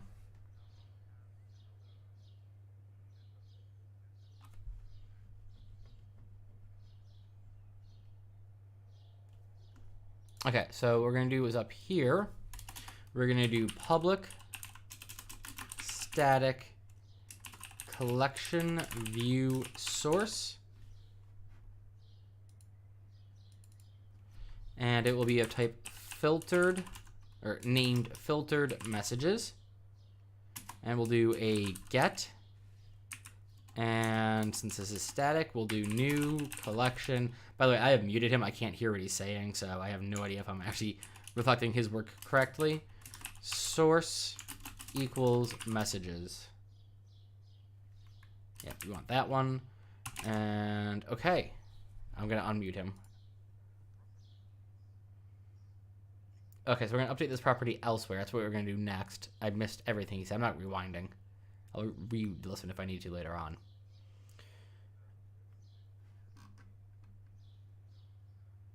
And our mask will be this value from up here.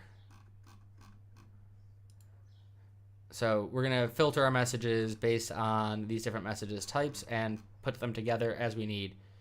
So we're going to have just up here another thing actually. And I'm just going to... so this is a private static int called message filter, which is equal to int. And then it's going to be our message type.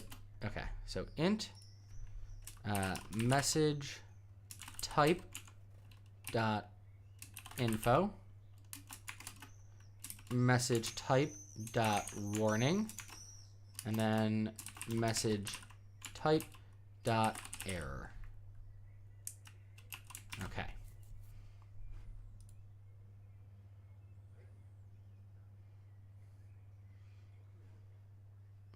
And the default value is display all messages.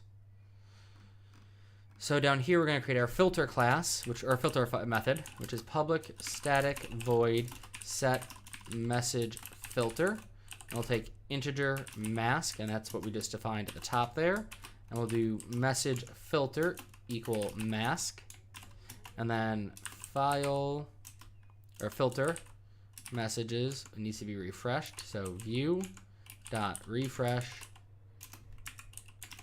Okay. And then a static constructor for this, so static logger to configure our filtered messages.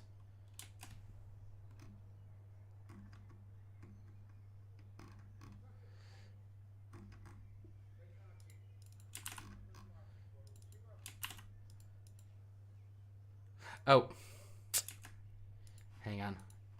Wait, am I doing the right spot?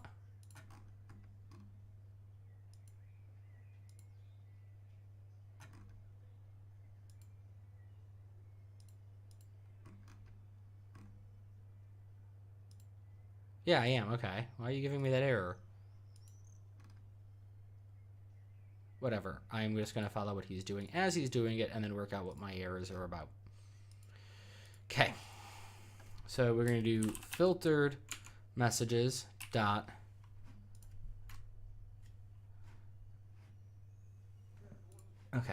dot filter not equal to e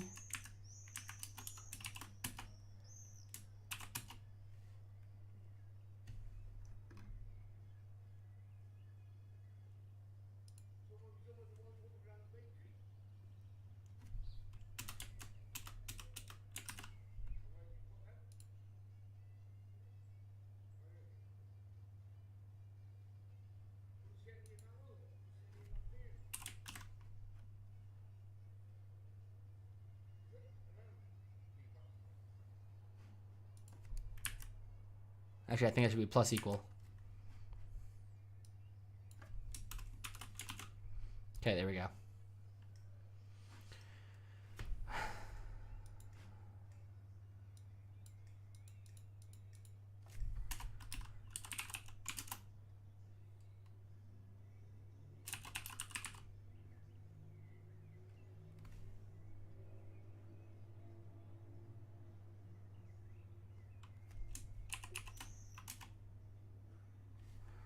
Do I have that typo in here where there's two? No, there's not. Okay.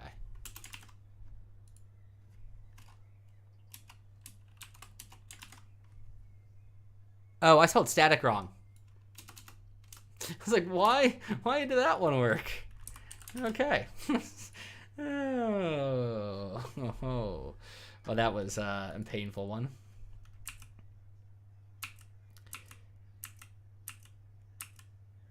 All right, so we're just going to be updating the messages. So we're going to do variable type is equal to cast to int, static cast, e item as log message dot message type.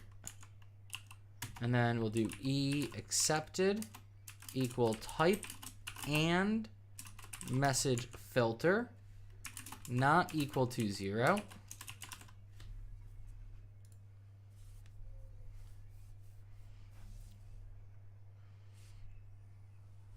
He's explaining what the bits of the type are from up here, the types here.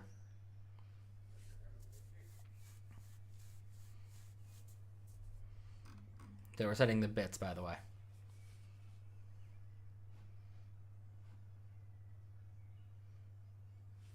think he's typing in code as an example. I'm not sure if he's actually leaving this in, so I'm going to watch it properly.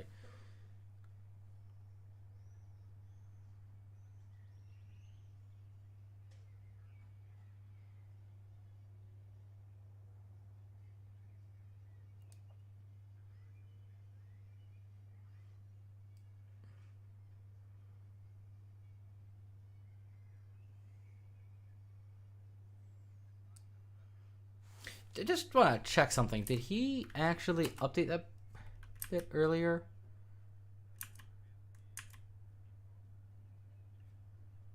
Yeah, why is the... whatever. I don't get why he's done bit 1, 2, and 4.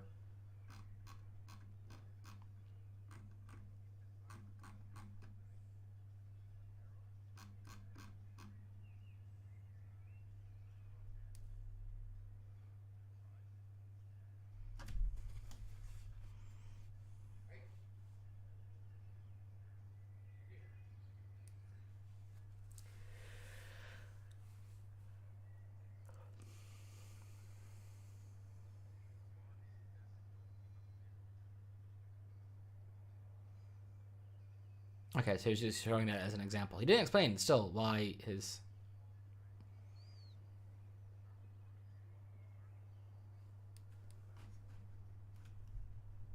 Oh, so we need to make the class static.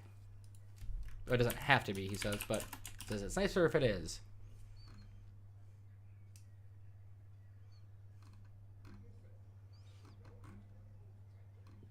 Okay, and then now what?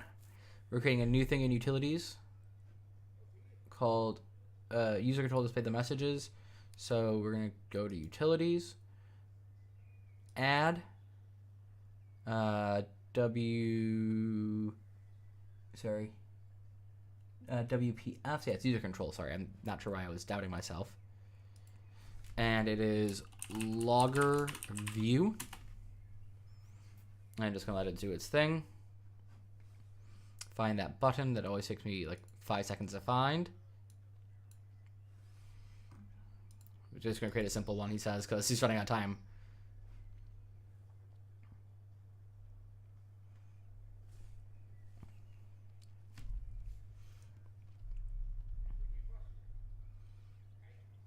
So we're going to be working on this more in the next video, by the way, he said.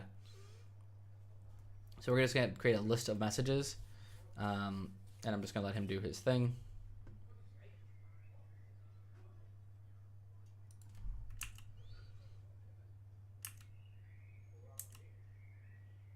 Jesus, that was 30 seconds of him just talking without doing anything to the code. Huh, that's interesting to see. Line 6 is going to change when I'm partway through this. So let's just go through this and do items control, item source, binding, source, and then it's x static local logger. See, that's when line 6 just changed. Dot filtered messages.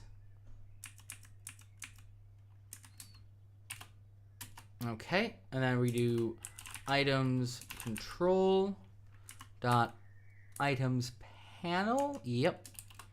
And then in there we're doing items panel template, and then we're going to have a stack panel.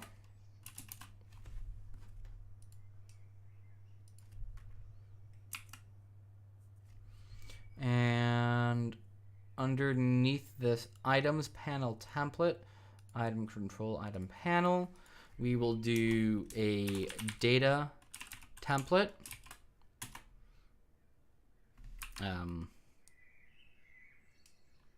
Sorry, I skipped a step.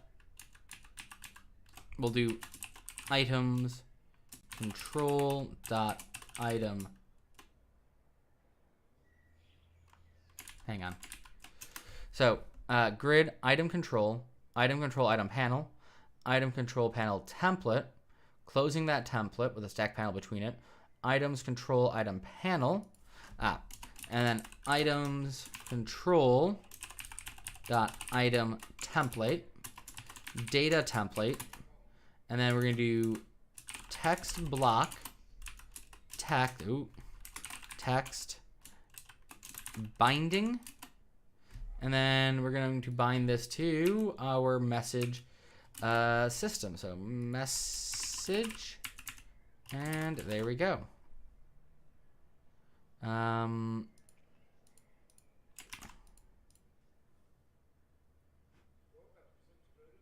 Why are we getting an error? Oh, we have to put it in the editor. Wait, what? Okay.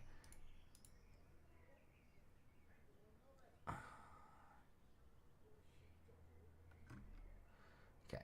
Logger view, presentation, XML, utilities. He hasn't added any of that. 450, 800. Okay, so items source.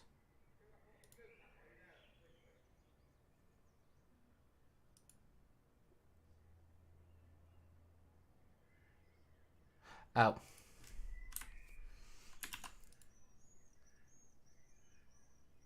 Okay.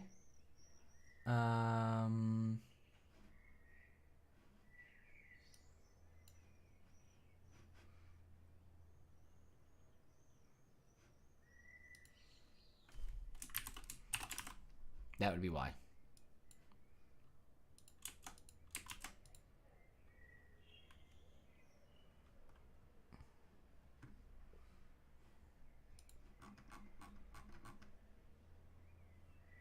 Yes.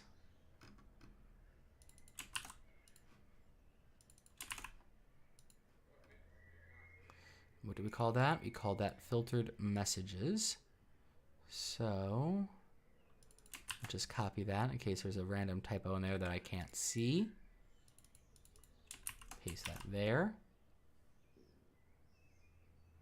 Binding, source, xstatic, local, logger. Okay.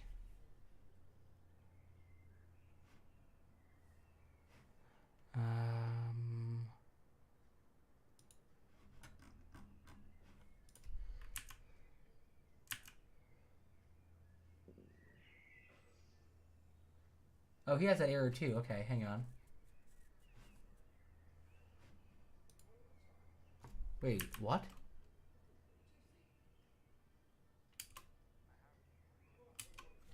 Okay, so I'm just gonna build and see if that resolves my issue, because apparently he built randomly. There we go. Okay, so building solved the issue. But in a lovely to actually say I'm hitting build now. So we're gonna go to the world editor view.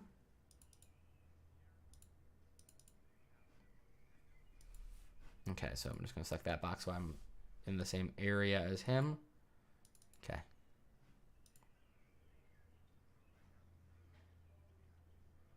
We're gonna make this a tab control. So put a second tab in.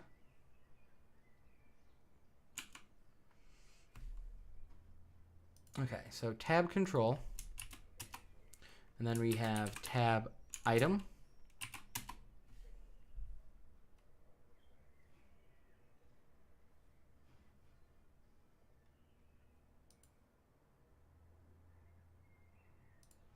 Okay, so we're setting this to grid row 1. He has, without saying so, taken this line and deleted it. I'm assuming he cut it actually. Okay. Oops. Right. Oh, yep, he cut it because he just pasted it into here. Cool. And he's removed from this the grid row. Okay.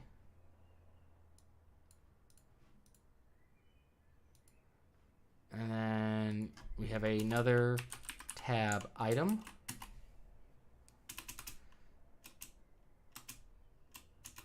I hate Visual Studio and C# together, that is. And then we're adding in UTL, logger view. Okay.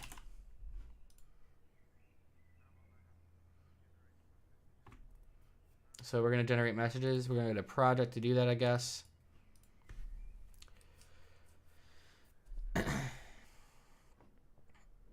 So on save, we're going to generate a message just to make sure save is working. So here.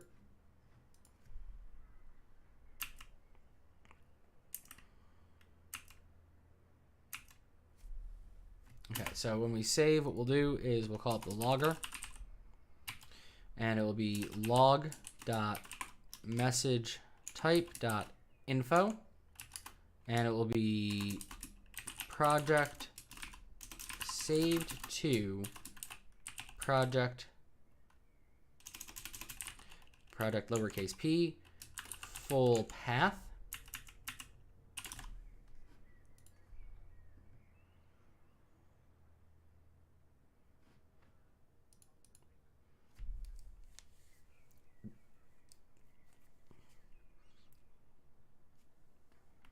Okay. Undo. He's just updating something here.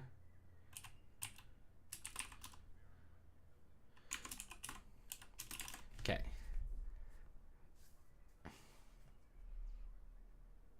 That's just so we switch projects. We don't have the list there by accident. Let's go to the serializer.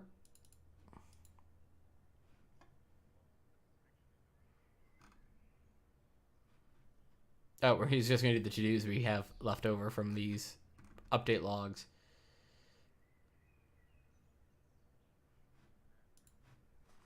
So I'm actually going to do the same thing. Find all. No, I did not mean to do find all right then. To do. Now I want you to find all. And I'm just actually going to. Really? Thank you. Please go down to the bottom thingy. No, join this thing. Thank you. Okay. So we have more than these two. Okay. Oh. Current project. Find all. Okay. I was about to say, I know we had more than that.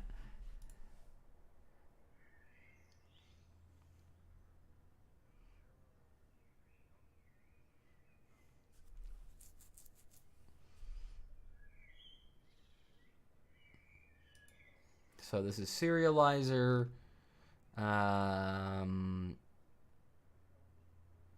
Okay, the last one.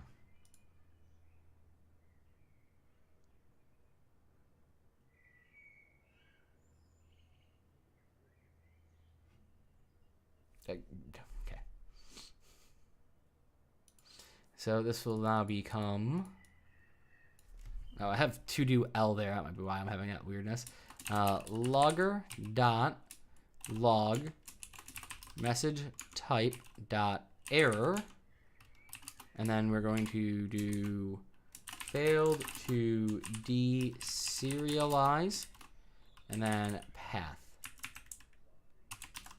Okay, so path should be a lowercase p here, and this should be a lowercase p. Okay. And now he's doing something different to the return.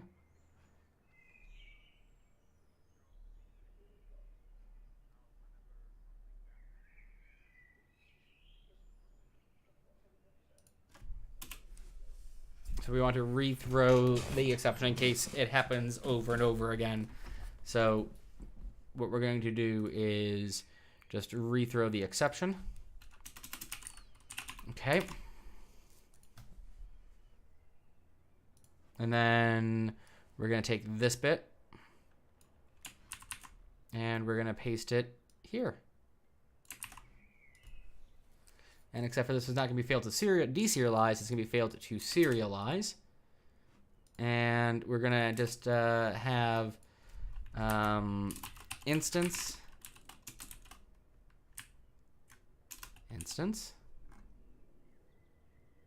should be a lowercase I.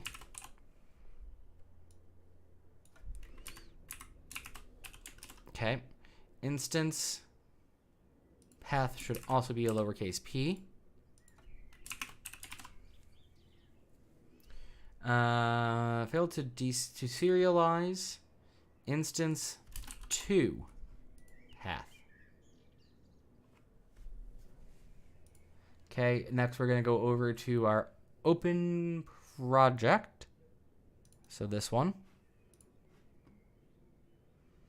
And again, we're just going to paste this on in.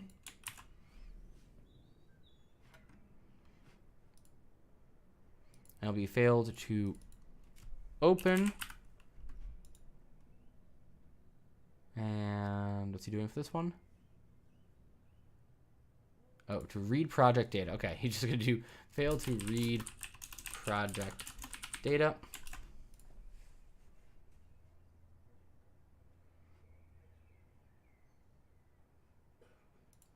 Next, we're going to go to new project.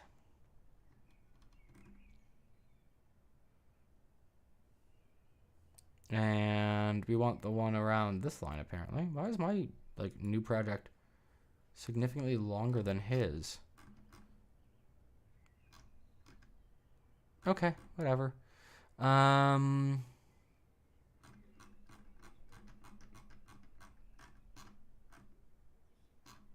probably have extra spaces somewhere in here. So validate project. Just want to make sure that doesn't have validate. So it's this one he's doing. So again, we'll paste that in.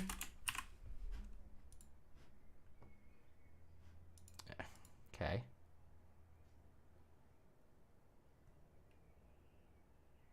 And failed to read project template,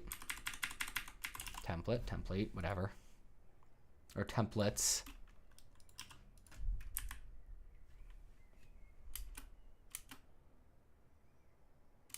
Okay. Then he's going to the one above this one. So, hang on.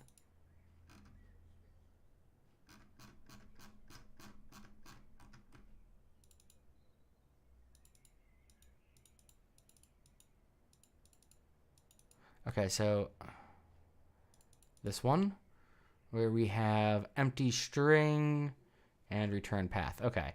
He has more spaces than me in some of these spots, and I have less, and yet I still have more lines somehow. Oh, and apparently we want to get rid of this bit. Okay. So this is going to be, dude, can you not? Okay, whatever. Failed to create project template dot project type. Okay. So failed to create. Like he does the same check I was doing during the first half of this thing. So I find that kind of funny. Like, at least I know that, hey, this habit that I'm griping about is similar to what I'm doing. Project name. Dude, like if you're doing things rapidly and changing things, pause a moment to show the change. I think it's project name he just put in, but I have to rewind 5 seconds to find it. Project name is what he did. Okay. And then, okay, we need the other one in here, which appears to be this one, which I have a completely different comment than him. I know he's not doing anything there. He's literally going through all his to-dos. Okay, so I think that was all of them. Useful. All right, let's do this. Let's test it out.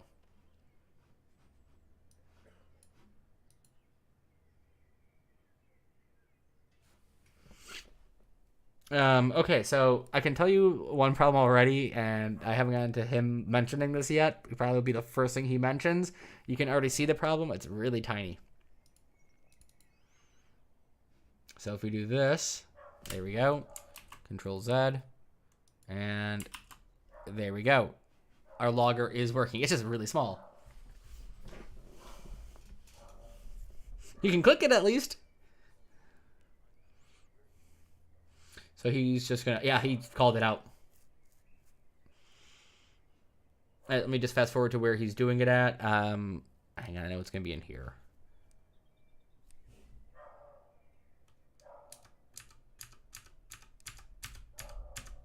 Okay.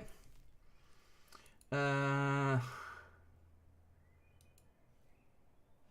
right, so I'm looking for grid column 0.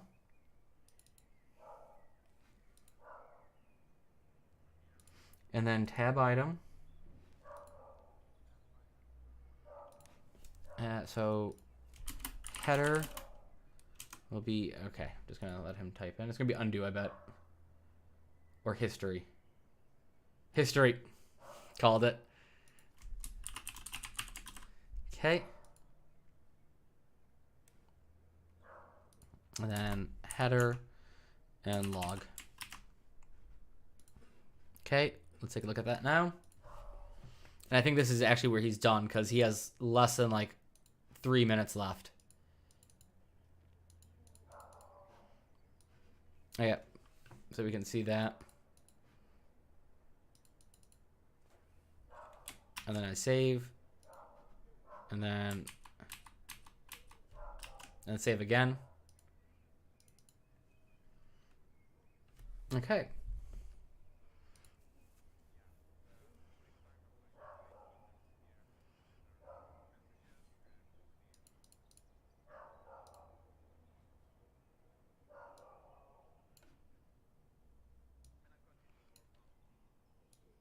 Interesting that I can get that done. Okay, yeah, no, that was the end of it. He's just literally doing the outro now. So, hey, we did what we were going to set out to do. We set out to do for this, which was one of his videos. No, I am not running Zotero. Oh, screw off. I use Mendeley. Sorry, I hit Control S in the wrong window, and for some reason it thought I was trying to activate Zotero. So really quickly, I'm just going to switch over to the GitHub for this one. And that would be our Primal Engine. And this is live stream number 7? Question mark? Curious puppy face? Surprise Pikachu? Yeah, it is number 7. Okay, so live stream 7, logging, fixed undo, issues, fixed focus issue, updated commands. Okay, so this is now available. Sorry, hang on. Now it's available on GitHub. Link again is in the description. So yeah, that covers what we were going to do today. I have been sitting here with a few breaks for just over 7 hours and 40 minutes. So what I'm going to suggest is that we call it here. I mean, I was going to anyway. But with that said, hey, we've gone through this. We've debugged some of our code. We found out that I can very easily miss commas and equal signs and mistake a exclamation mark for, or sorry, a plus sign for an exclamation mark. Take from that what you will. And again, both the tutorial creator that we're following for the second part of the series, his stuff is linked in the description. I do link directly to his videos and where I'm starting at in the chat. Do send him some love. Go and drop a like. Go and subscribe to his channel. I can't tell you as a content creator how important that is.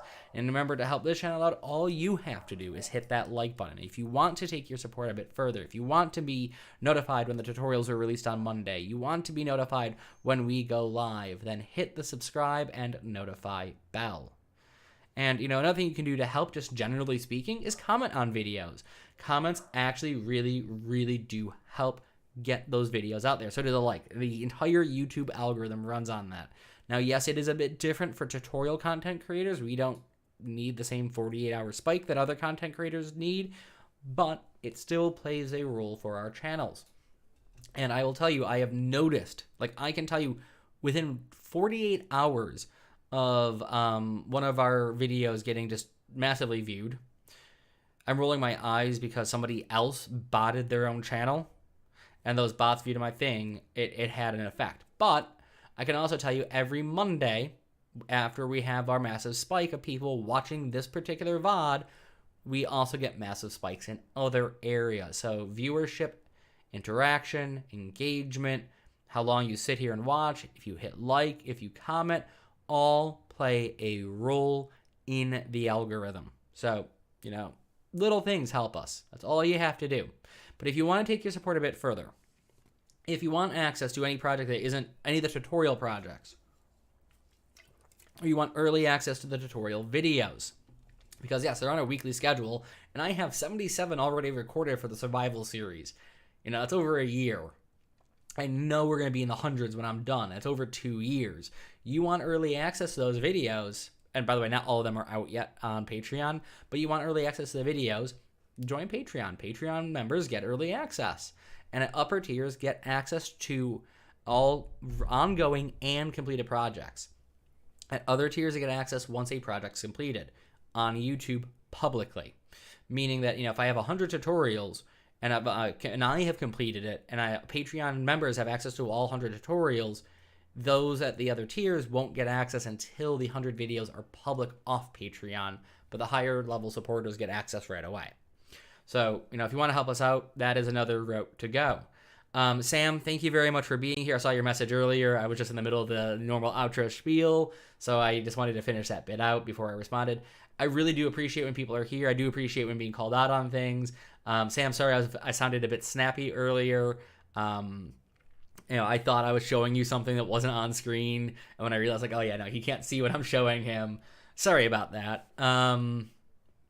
But yeah, I really do appreciate having you here. I do appreciate the interaction from people in the audience. It really does help. You guys give me a little bit of motivation as well with regards to when I'm feeling really kind of tired. Like, if you're not part of this tutorial, like whenever I'm doing this tutorial and I'm following along and you're watching me do it, there are parts where I just want to pause and work on this later. I just want to pause and work on this later. I just want to pause and work on this later kind of mentality going through my head. And, some of you will ask a random question, not related to what we're currently doing, but still related to the content of the channel, the content of the community, and what have you. And I get to go off on a spiel, which I do know pads out the length of these videos. But that is something I really, really do appreciate, because it gives me time to just take a step back from what I'm doing, engage with you guys, which I actually really enjoy doing, and kind of refocus my energy. That reminds me, if you have not already, there is a link to the Discord community down in the description below.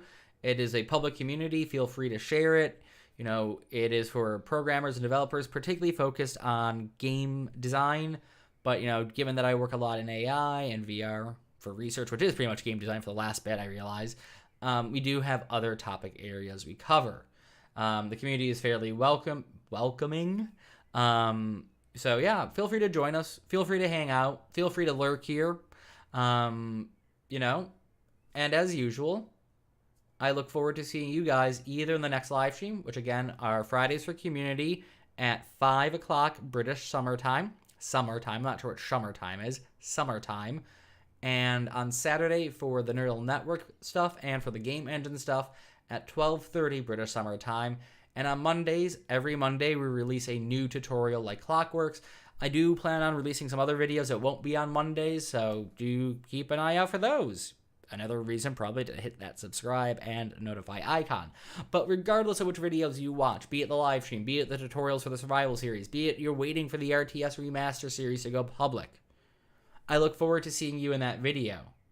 And I hope that you have a wonderful day.